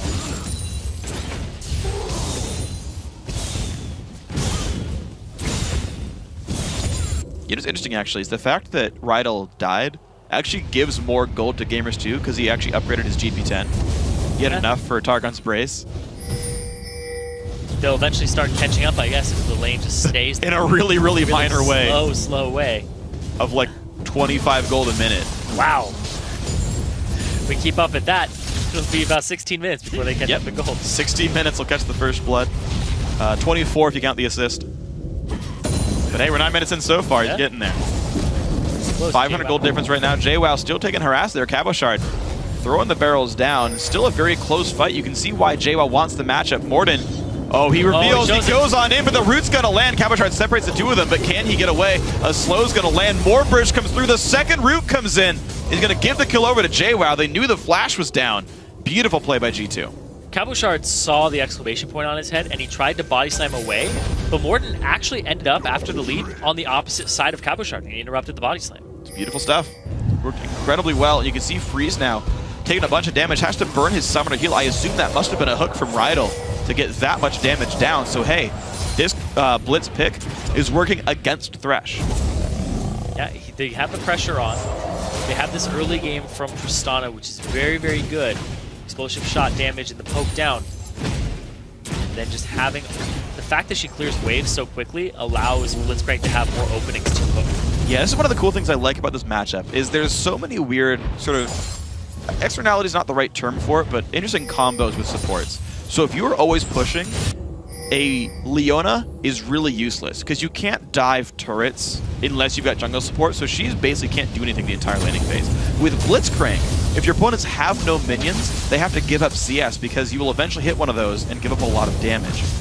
And so a perennially pushing Tristana makes Blitz really good because there's nothing in the way.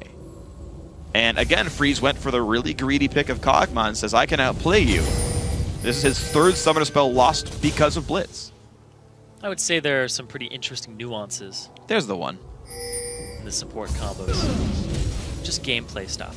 I like that. Yeah.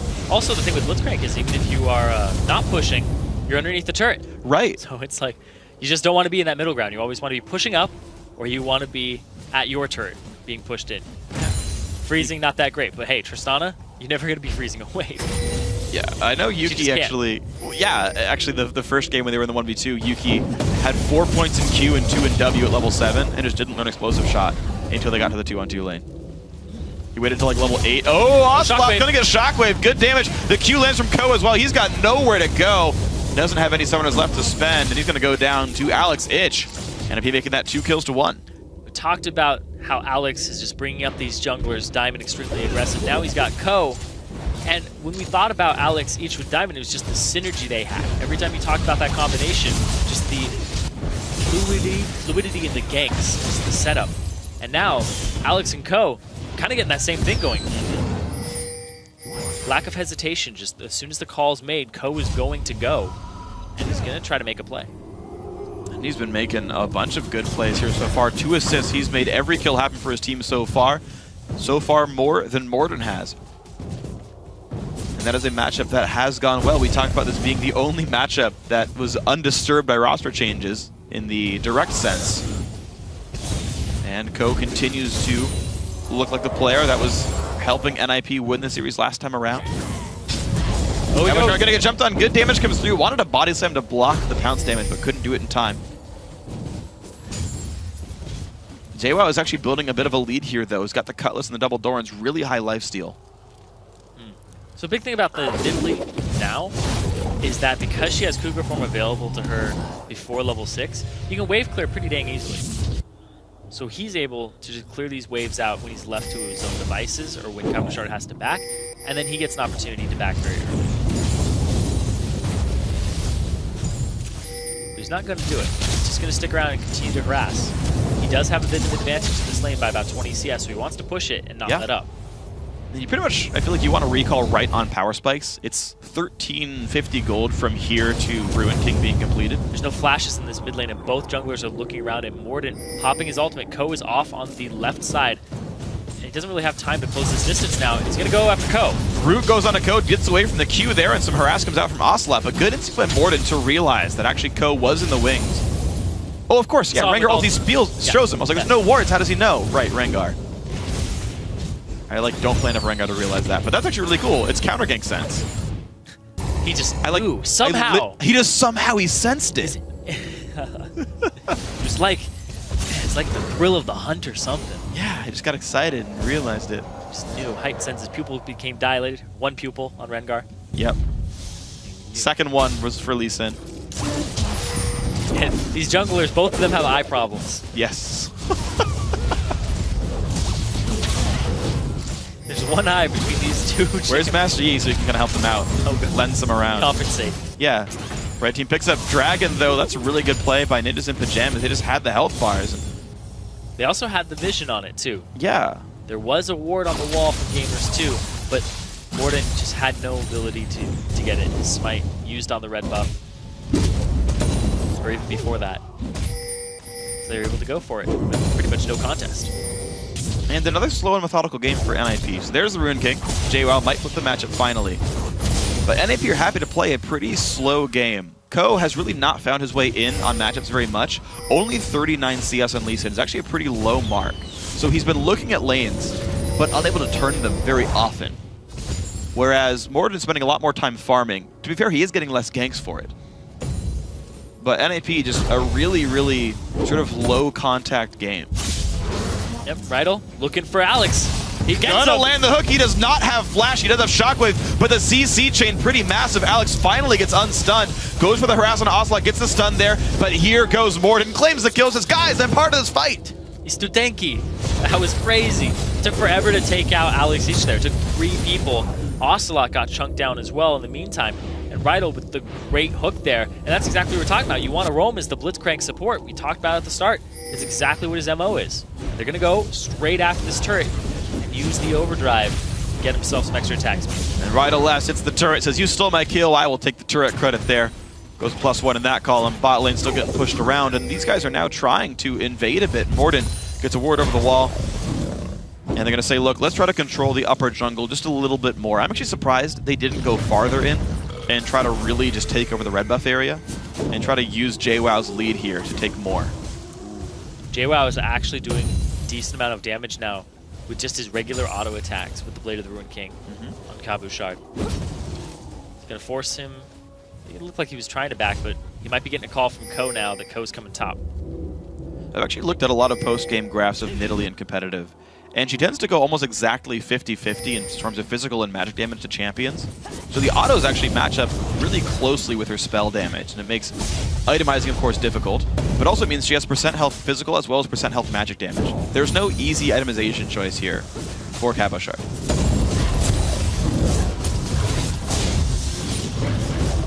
He's got Ko in the wings. He didn't knock him back. Morden looking top because Cabochard's now playing a little fishy. A little different than he was previously. These junglers keep having the same instincts. Now, the first time around, Morden wasn't there in time. There's a trap right there, so Ko can't actually go further. Goes for him, it kicks back JWoww. There's the body slam, not going to land on a JWoww just yet. Flash comes across, more explosive barrel damage. And JWoww, one hit from Deb. They're going to try to blow up Ko, who hasn't gone down just yet. Morden claims that one back, gets a trophy, and yes, he has got a red buff. Does he chase Cabochard down, though? He's hitting minions, getting as much ferocity back as possible, but he's still a charge to go. Doesn't want to overextend. Here comes Ocelot, walks through a ward, has to flash the body slam from Cabochard. Did he even want to roam at all? And now the hook, they're on to Voidal, who does not have flash, puts the box down. Rydell, low on health, silences, tries to run away from this one. Looks like he will be going, and picking up the kill now is Freeze. Yuki now in a very rough 1v2, but looks like he can't get enough either. Yuki, by the way, ulted Voidal back and saved him, and now will go down to Freeze with this one. So 2 kills picked up off a bit of a misplay there from G2. Saving Voidal's life with the Buster shot and not finishing him was huge because he didn't get another rocket jump off of it. And also his rocket jump that he used didn't actually land on top of Freeze. Now wow. He's looking for something in that mid lane. Might just be a ward. Now they're trying to return the pressure. They don't have a turret now in the mid lanes. They can chase them pretty far. Oh, Ko took it, and they saw that. Oh, he's going to be okay for this one, though. He walks right on out. He's going to stay safe. One thing that's unfortunate for G2 also is they took that fight by the time Freeze had Trinity Force, which was the power spike that flips the matchup. Freeze was more powerful than Yuki there. If Yuki had ulted Kog'Maw back instead, there's no way he flashed to get back in range there, and they get the separation kill on the Voidal, though. Yeah. I don't think they respected the fact that his flash was down. I don't think they knew because you don't have to ult that early on a slow-moving support who's been CC'd multiple times. Yeah, you ulti the Kog'Maw away, and you just focus down the support that you hooked, and just can finish the job. Yeah, and then 2-on-1, Freeze has to run away. Another hook means he dies. Rido's looking for this Ko-Nose. Ko-Nose. Yeah, well, he was on a pink ward in the first place. The hook, it's going to grab the blue buff, and they burst it out. Morden steals it away with a smite. Nice.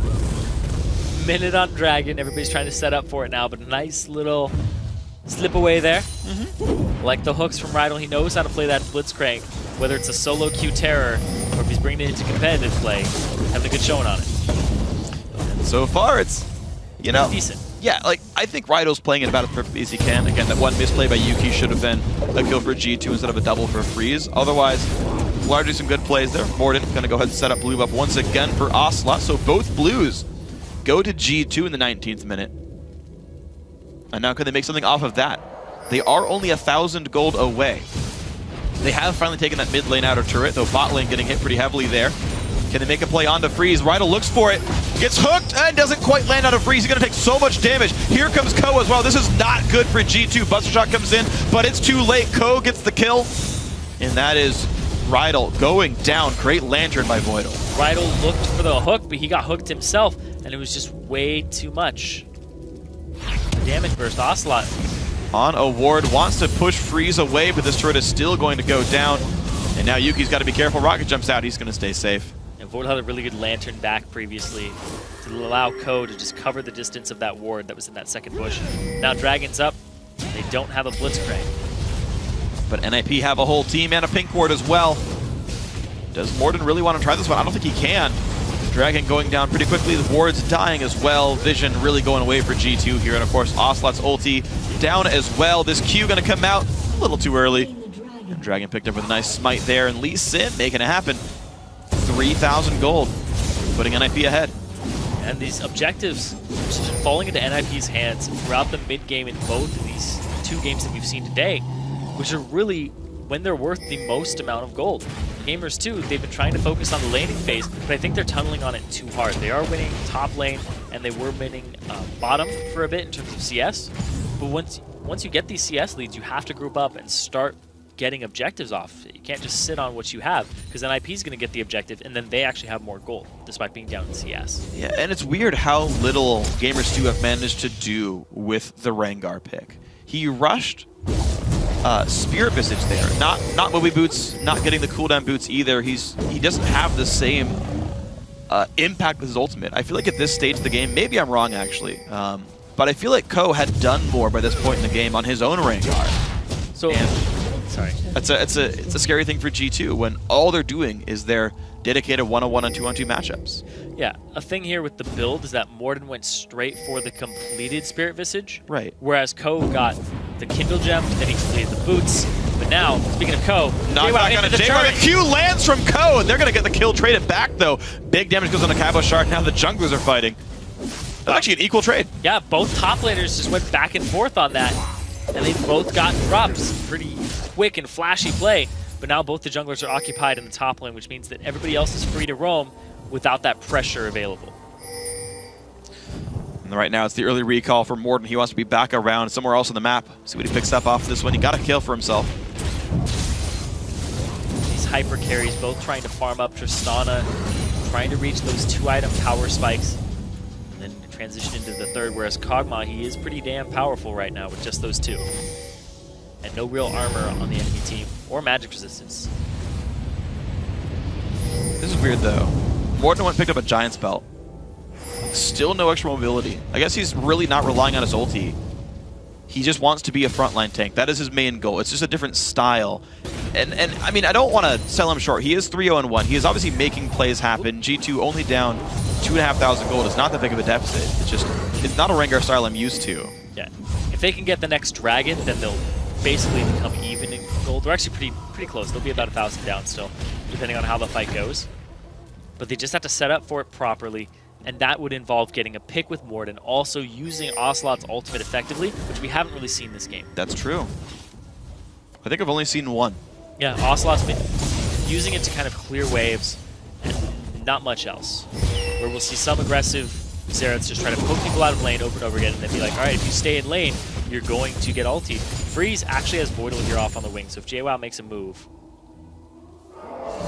has to be really afraid the Rune King used to get him away faster, and Freeze says, okay, you got out, but it's going to be pressure on the turret. Now Morden chasing down, jumps to a minion, and can't get much else there.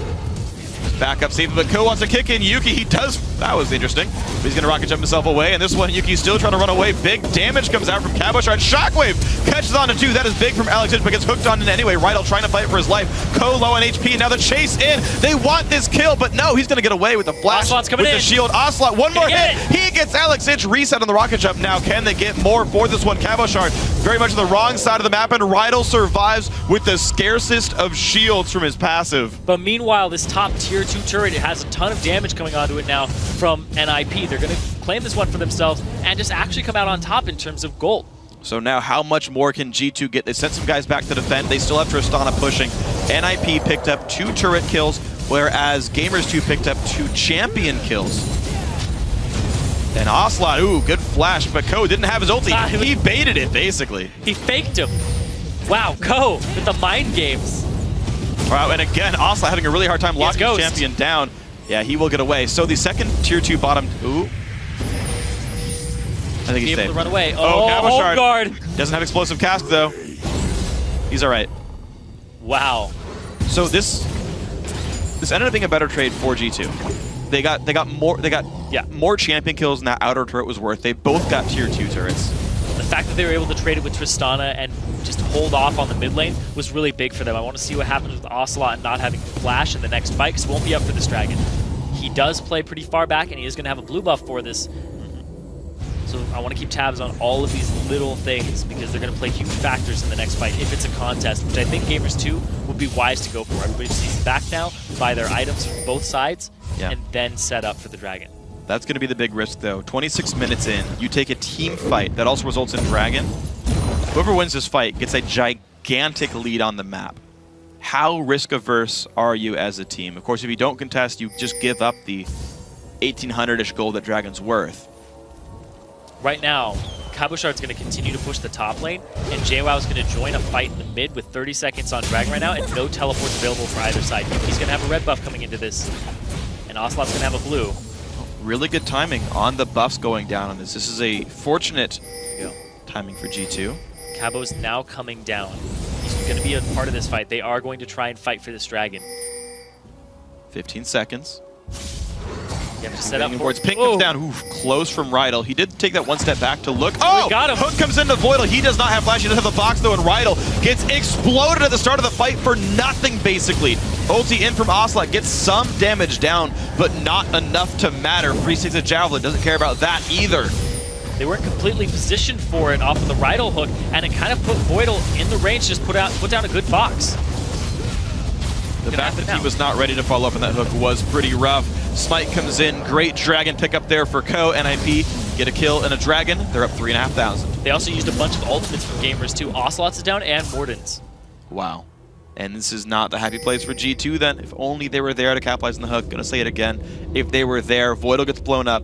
They trade supports, but the fight would probably still look decent for the guys. Freeze now gets his own red buff. They were down that in the fight, didn't even matter. Sweeps that all away, and G2've got to go back and wait around for a few more minutes. Gamers2 were in a pretty good position to contest that fight, but they just didn't have the actual real-time positioning for it.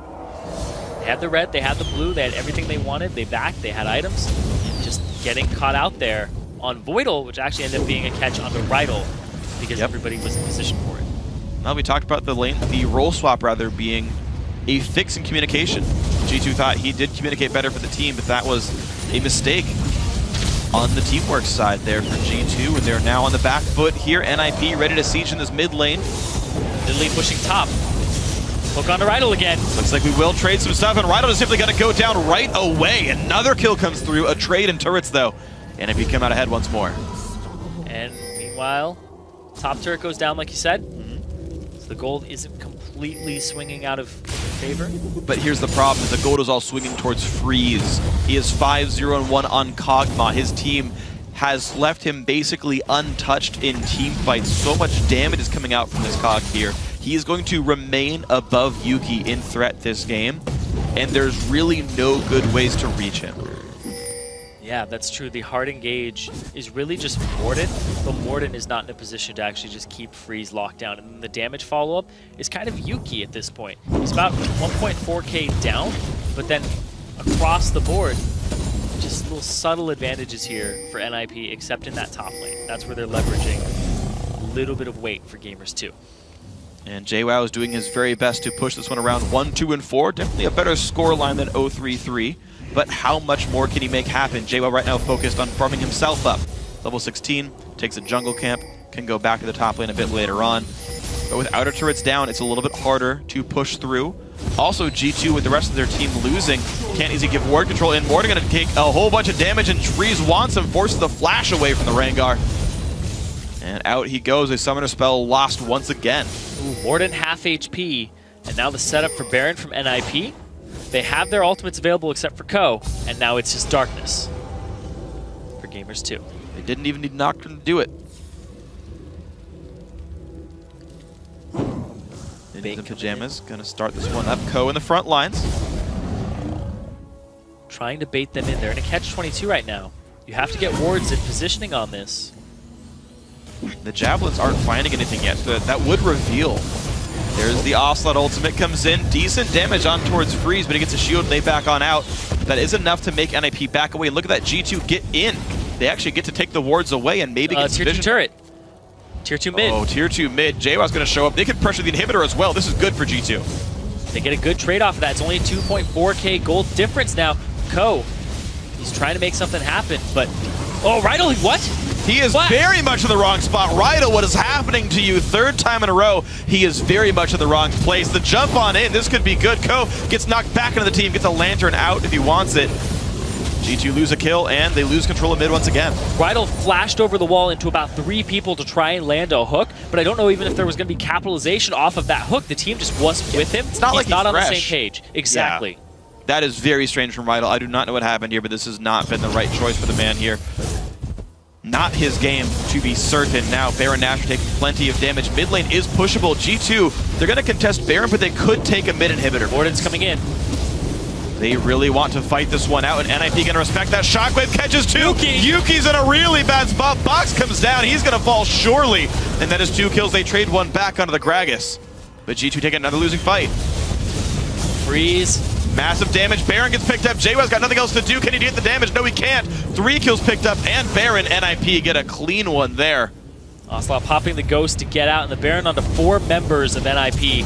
Rydell's now here. Oh, shut down! The stun comes in, though. That was a bit aggressive from Freeze. That's another flash forward that's very questionable in this game. Whew. So I guess Baron on 3 members now for NIP. Yeah. They're going to just try to take control of this jungle. Ko is seen out. Ocelot going to try to nuke him.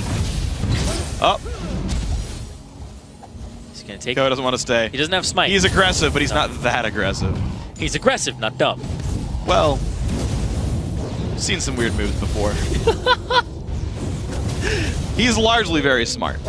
Everyone makes mistakes. That's all I'm going to say. That's all I'm going to say. He is not dumb. He is a very good player. Let's be real on this one. Gamers 2 trying to lick their wounds. Look at all those wards NIP has around the Baron. They were set up for that. Scattered wanted complete vision of that area. Every little nook and cranny that anybody could sneak into, they had vision of. Gamers 2 was not going to get in there without a fight.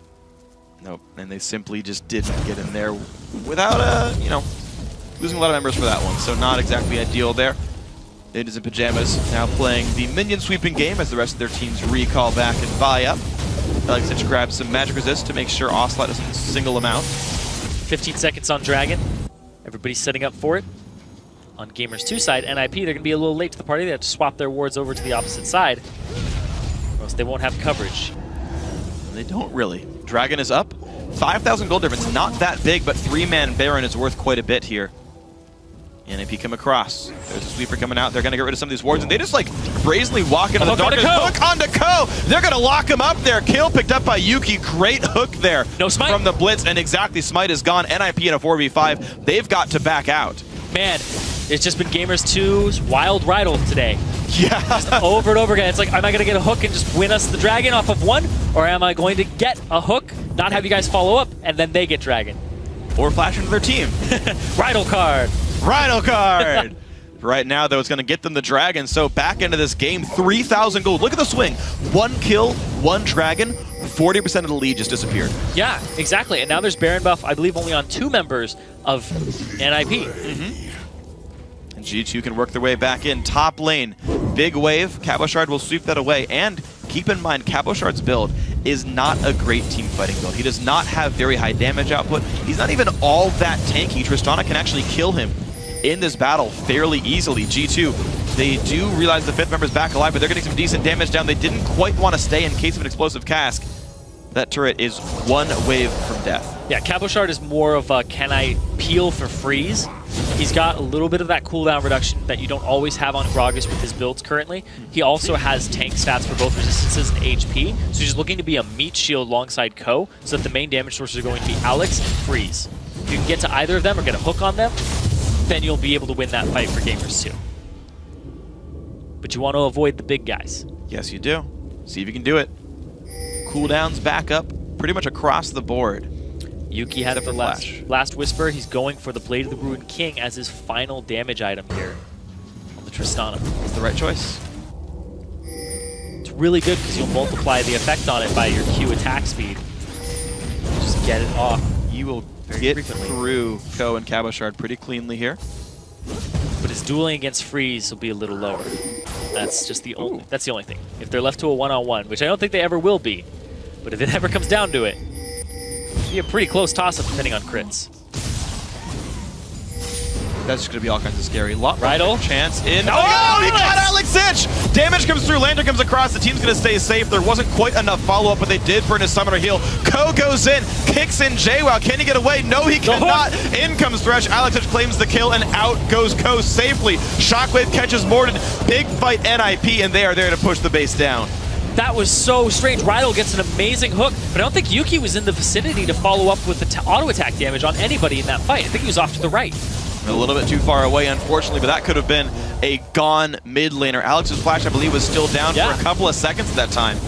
Now, how good is the wave clear from Ocelot? The minions are gone, but Rydell, flash hook, catches Voidal, down he goes, Ko, a couple hits from dead, can't quite get the damage, 1 hit away, but Cabochard is, and in goes Yuki, he wants Alex Ich, the slow from Freeze might be enough. Rydell's hook is back up in 1 second, his W's back up in 1 second now as well. He's gonna go for this. Can he catch Alex? No flash. No flash for Freeze either. Slowfield comes down, can't quite claim it. The harass from Ocelot, whose ulti's almost back up too. His ultimate is so close. Ko off on the wings. What is Gamers 2 going to be able to get for this? There's some home guard boots on the side of NIP, but I don't think they'll be able to capitalize just yet.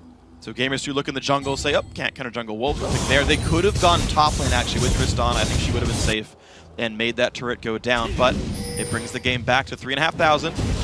Still a very close game. And man, there's some heart attacks happening here. Yeah. Like, every time a hook goes off, it's like, oh, we got him, but it didn't work out for the team. Who's it gonna be? Which team's getting the kill on that hook? You never know. Doesn't even matter which team hooks, you still don't know which team's gonna kill him. That flash hook was kind of delayed too. He flashed forward, stood there like, what am I doing? I don't care. And then throws out the hook. Right as Voidal threw out a hook too. So the Thresh was throwing a hook off to the right as he was getting hooked in. It's kind of like a draw. Had an old Western hook. Gamers 2 invade, they get themselves a blue. Baron in 50 seconds, and nobody's set up for it at this point. They are all just focused on getting vision of one side of the jungle, but it's not that side. Baron Nashor, 42 seconds. Dragon, 1 minute 45. Separated enough that if you get control, you can get one to the other very cleanly. Control over the jungle, or will it be a siege? That's the test here. JWoww continuing to do pretty well. He is actually staying above Cabochard. That is still something that G2 can rely on. Rydell is the hinge on which Gamers 2 is swinging. Like, does he get a hook? Yeah, oh. Yep. I don't know which one it is. Or it's, oh yeah. It's a revolving door. There you go. Which way is it gonna swing? In a circle. Clockwise? Counterclockwise. I think they always go clockwise. I don't know. know. No, it's where they only go... Do they like all go counterclockwise? I don't know. I think they all go... Because you go in on the right, almost yeah, always. I think they... Yeah. I'm pretty know, sure man. most revolving doors go counterclockwise. I think it's actually... What if they just go both ways? And it's whichever way you push, then you can just That's true. Just stare at somebody and push against them and be like, no, you're trapped. That's messed up. No one should ever do that. I could see you doing that, actually. Only to you, not to strangers. NIP set up for Baron, though. It is alive, and they are getting rid of wards right here. Gamers 2, once again, they are bashing their heads up against these Baron fights and these Dragon fights time and again. Because they're looking for the hooks. They're not trying to trade objectives. They're trying to battle and get free picks. Dragon in 30. Is that going to be the mini objective that they go after, and then they'll fight over Baron? Because Baron's just too much damage on the teammates? Well, any of the AD carries and junglers could solo the Dragon. They could just send that one guy over and posture 4v5 at Baron. It would work pretty well. Ko is the big frontline tank for the team. Ruby's Sightstone actually already, so he's actually invested in getting a lot of new wards down. Voidal trying to join soon. Looks like Randuin's will come into his inventory eventually. Big wave top lane not being reacted to by NIP. And turret will go down in about a wave. We'll have to see what ends up happening. Ko, he's looking to wrap around. Can he get anything for it? Because NIP are just going to get rewarded a turret. Or sorry, Gamers 2 are just going to get rewarded a turret. 3,000 gold again. Such a close game here. It's off of those hooks. It's off of the engagements. There's traps. You have to avoid them. They did that, and they rushed right in for Baron Nashor. Half HP going down incredibly fast. So fast. JWoww on the wrong side, right on that around as well. Ulti comes in from Ocelot. Oh! Doesn't get the steal. Picked up by the red team now, and Voidal running in towards the front line. Morden is around trying to escape on this one. They have them pinched. Yuki with the red buff. Big damage comes out from Yuki. Ko low on health. There's a hunt from Nidalee. Will he go in? Shockwave catches Yuki, but he gets away to safety. Freeze gets locked up. More slows come across. Big damage. There's the hook in. Freeze in the air. He's going to go down. JWoww claims the kill. Lantern going to save Ko, but he's got to be careful on this one. It's that hook, man. Rydal every time. It's either a kill for his team or the other team. Yep. One or the other is going to come out on top. No AD carry for 45 seconds. This means G2 can push in. This is at least an inhibitor. How much can they get, though? NIP can heal up. Turret goes down. Inhibitor now under fire. NIP knows to not defend without their AD carry, but Voidal will go back and heal up. Dragon is still alive. Keep that in mind. G2 can recoup all of the gold lost from Baron and then some. Statistically, all they do is work out the Baron buff. When you take an inhibitor, you're more likely to win the game than the team that takes the Baron. From a statistical standpoint, let's see if those statistics hold true, because now they're going to have super minions and they can push leverage in other lanes. Now they're just 2k gold behind, not even that, 1.9, 1.8k. Yeah. Very close game here, pretty much off the back of their good team fighting and the fact that Rydal's landing all of these hooks. I think halfway through the game, he's like, I'm going to land these hooks if I see the opportunity. You guys better be there to follow me up. Right now, it's gotten better. He was, I believe, at one point 0-6-3. Now he's 0-6-7. So 4 untarnished assists now for the support, getting these mid to late game picks. And to be honest, they are largely picks that a Thresh wouldn't have gotten. Yes. Like, I really am very confused by some of the comparisons of Thresh is a better Blitzcrank, because you can't pull an Orianna across the map. He's a better lane phase Blitzcrank. Sure. Because he can set up ganks. In 80% of situations, Thresh is better, sure. Yeah. And he's a better defender, but the picks that Rydal are getting are not picks you get with any other champion in the game, period. Yes, because he can hook you over a wall in the late game. Right. One late game team fight is won by a Blitzcrank picking you off. He's like the ultimate pick comp support. Freeze got pulled in. That's an inhibitor. Somebody got pulled over a wall. Well, Thresh couldn't have done that. And hey, keep in mind, you can cleanse, you can QSS, you can Mikhail's Crucible a Thresh hook and walk away and maybe flash. You can't do that to Blitz, man. Just saying. JWoww. Blitz gets a bad rap, but he's pretty good. JWoww's going to try to go after Cabochard here. Even if he throws a hook out, he would have to just break the Banshee's Veil first. It's not too bad, isn't it, Italy? Rydal. Walking by. He's 3 levels down on Ko. Rydal is he's not staying in lanes for very long. JWoww is actually spotted here. Ko is looping around him. Ko is going to be in front of JWoww. And JWoww sees this. Can he get his team there in time? Tristana pushing top. Yeah, they're buying time for Yuki. How much time can they buy? Because they know G2 can defend with 4. If you overcommit to chasing Nidalee, you get picked off from the team fight. If you undercommit, she gets away. Oh, if he stops him. Oh, Cabochard knocked in he the air. stopped him. Rydell is here to do whatever he can. Ko is still going to recall. They have to defend Tristana, who rocket jumps forward. They might lose top and hit. Alex will be defending that one. Cabochard gets rooted up. Big damage comes in. Explosive cast. Damage towards Alex is there from Yuki, but he can take this turret down, and he will do so in one more auto attack. There it goes. Cabochard does get away without having to flash. Wow. Sorry, with having to flash. Yuki gets that top turret. He pulls 3 members to the top lane. Now Ocelot in the mid, cutting them off. Rydell looking for the hook. Doesn't quite find it, but a big wave is continuing to push now in the mid lane. NIP have to defend that right there. These guys had Baron buff. NIP had Baron, and G2 say, no, you are dictated by us. Good call on the split push there with Yuki. They now have an exposed inhibitor in the top, so minions in the middle lane, and then they had this Nidalee just running around the bottom. They thought he was cut off, and instead, they play the split push game perfectly. Full item Tristana. Actually, weirdly, he actually hit full items before Freeze did. He has 120 CS, that's why. He's actually up 1,000 gold. They're up 3 turrets. They're down on Dragons and Barons, though. I feel like Global Gold's actually still NIPs.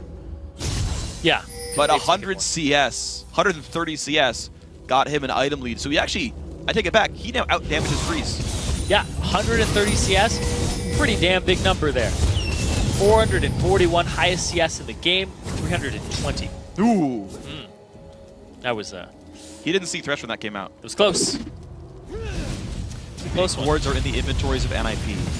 They will do whatever they can to get themselves control, to not get picked off by Blitz, and to make these sieges work. NIP is the team with a 1,700 gold lead. They're getting poked out by Ocelot right now. The wave clear very strong from Xerath, and as you can see, Ninjas in Pajamas have not found a way in. Hook almost finds Voidal. Inhibitor respawned in the middle, so they don't have that leverage anymore. They have to just stand here and fight and look for a pick. And NIP being the aggressors. And keep in mind, there are 2 inhibitor turrets missing now for NIP. If G2 wins the fight, they can knock both inhibs down, and that will ensure the map control for 4 minutes. Rydell, they're playing around that hook and the positioning of NIP. And NIP, they're just trying to poke as much as they can, but they don't really have a lot of poke orientation. They just have wave clear.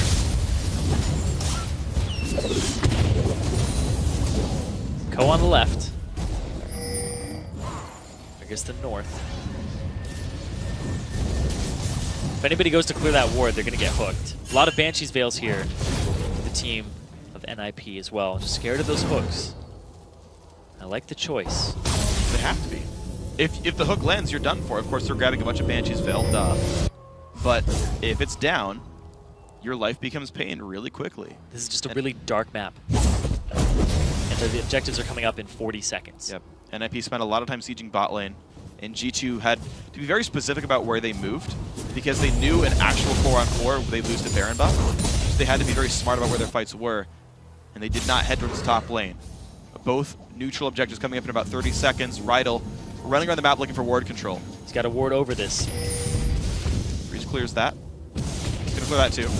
Puts 2 more down. Yes. Says, I dare you. Puts pink ward down, says, yeah, bring it.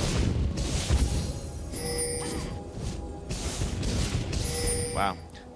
That's 4 CS for Freeze right there. That is the entire Sightstone of Rydell, practically. I think he might be empty. I mean, he put 4 of the 5. Yeah. I don't know if he put one down before then. No, nope. Completely dark. This is good. This is exactly right for G2. They shove down mid. Oh, they're going to rush the base. Baron. They will lose 2 inhibs for this Baron. Ocelot can stop backs if he uses his ultimate, but they're just going to rush the base instead. Are they going to force them off of it? Ko won't be back in time. Freeze won't be back in time. Freeze and Ko want the Baron anyway. 2 inhibs will die for sure. And now how fast can they defend? These guys are going to wait around. They see that Baron buff was picked up, so they know people were around. And they don't actually get 2 Baron buffs. There's actually a flank coming in from NIP. Freeze.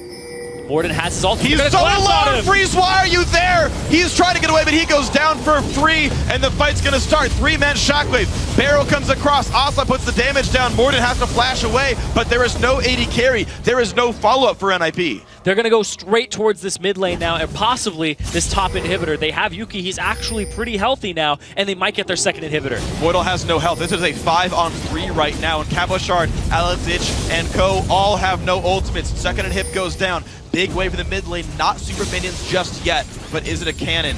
It is actually super minion. Wow, that one already came in there. G2 have the way to push this in. 36 seconds on Kog'Maw. G2 want to end it right here. They're going to go straight for this. The attack speed buff from JWoww. Used it on himself there. They get Kabushard. They pull it into JWoww, half HP onto him. Yuki. Out goes Yuki, takes a bunch of damage, but they knock back Ko, and he can't close the kill. Kabushard and Alex can do, though, and now JWoww's got to be pretty careful. 2 more kills picked up without freeze. NIP pick up a 3 for 0. They go straight after Yuki, the largest damage source on the team. Can they get Rydal? He's just running around trying to buy time, so there aren't any counter kills. Ooh. Shockwave a bit early. Rydal's still running, though. Ocelot wants the pick on a Kabushard, has the damage. Wow. 4 for 1, though. Gets the pick there at the end. Ocelot, the only surviving member of Gamers 2. They get themselves 2 inhibitors. They got a little greedy there because they didn't have mana on JWoww during that push, and Yuki was just focused down, and the fact that they actually got good damage on him was really huge. Ko using the Sonic Wave, almost getting the Resonating Strike off, but able to just close that distance and keep him locked up, was really just pivotal in that fight. So NIP hold on. The respawn still 20 seconds away. How many members of NIP will it take to push the base in? Rengar and Trist up in 12. They're still missing Kabushard. He will respawn last of everyone. They can't really do anything about this on NIP's side because they have some minions just pushing down the middle. Players Yuki, locked up. Has the attack speed slow on him now from Tempest Cripple. He's trying to run away, but he just gets picked up. And Kabushard and everybody else just dealing damage while JWoww has no mana. He's forced to go into his Cougar form, and his damage output's kind of stunted at this point because he doesn't have the HP to just stay alive and be persistent. The fact they got to Yuki was really big. He didn't have the peel and protection he needed.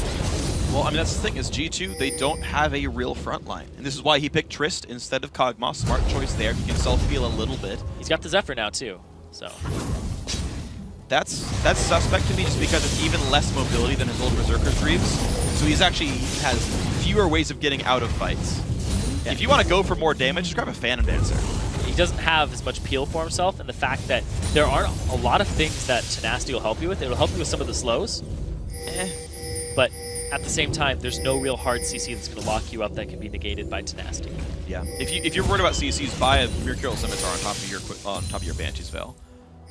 I don't think Zephyr has a place on any marksman build in the game. He's just trying to get attack speed so that he'll multiply the more damage he can take turrets. You buy a Phantom Dance if you want one of those. At the same time, though, he's looking for just that versatile item.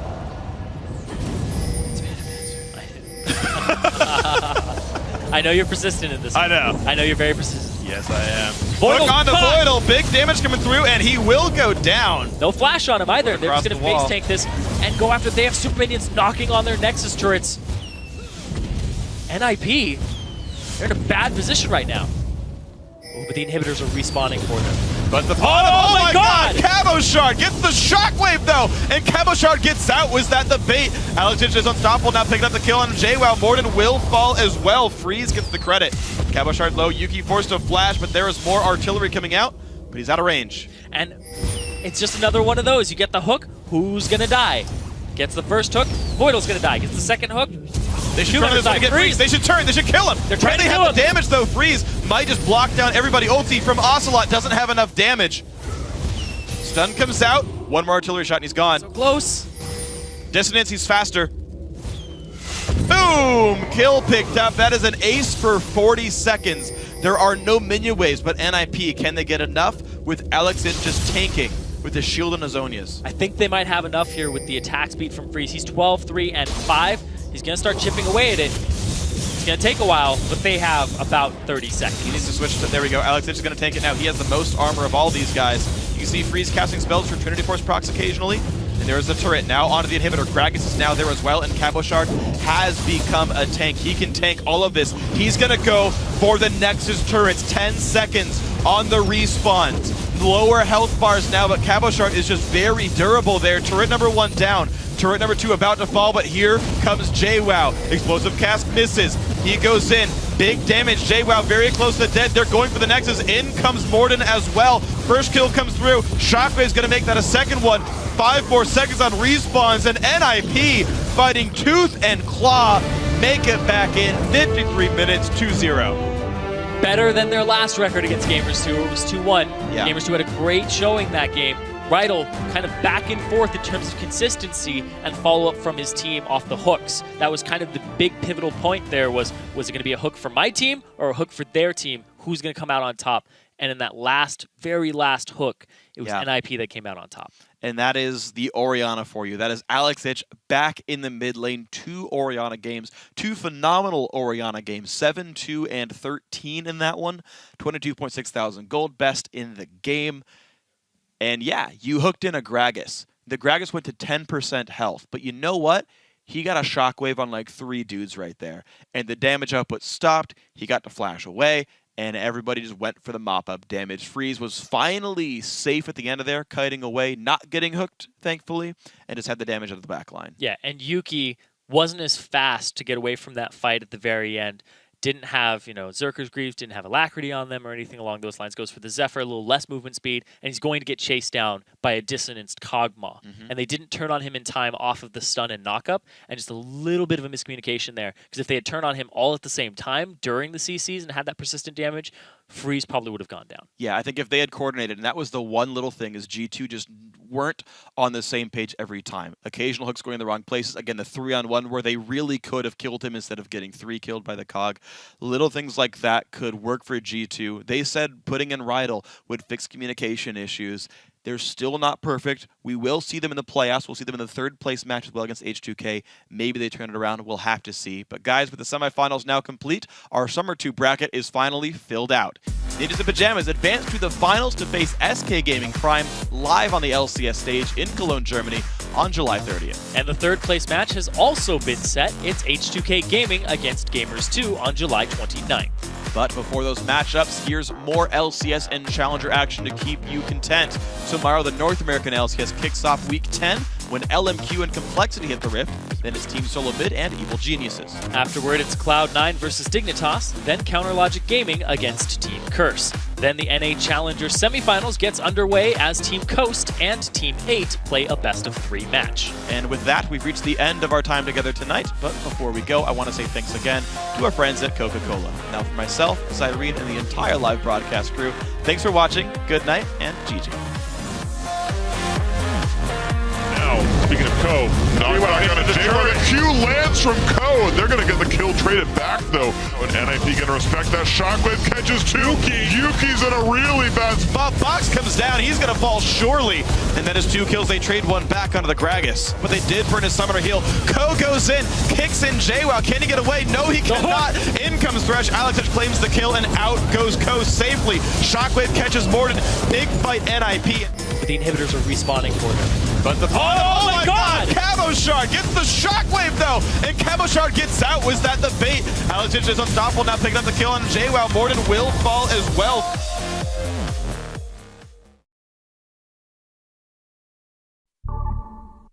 Yo, man, look at me, man. I got all the jewels. Look at my shoes, man. I'm sharp, man. I look good, I look good, I look exactly the way you wish you could. I look good, I look good, come on. I'm in love with a girl that I call old school. Sipping on my brandy, I'm feeling brand new. Got the feather in my hat because I'm just that cool. You peeping at my alligators bent kinda slow. They peeping at me pimping cause I got all the game. And even if the day change, it's all the same. You rolling up the block, but you in the wrong lane. You hating on a brother, man, you must be insane. I look good, I look good, I look exactly the way you wish you could. I look good, I look good, come on. I look good, I look good, I look exactly the way you wish you could. I look good, I look good, come on. Joe said that I'm the best in the West. I got the girls singing, damn, look at how he dressed. No need to guess, just bless my finesse. I keep him in a mess, all up in this caress. Jeans, fitted, shirt, knitted. Man, she need to quit it, she already did it. She gotta be Latina cause she look mixed with it. She all up on me, so I guess she gonna get it. I look good, I look good, I look exactly the way you wish you could. I look good, I look good, come on. I look good, I look good, I look exactly the way you wish you could. I look good, I look good, come on. Right, yeah,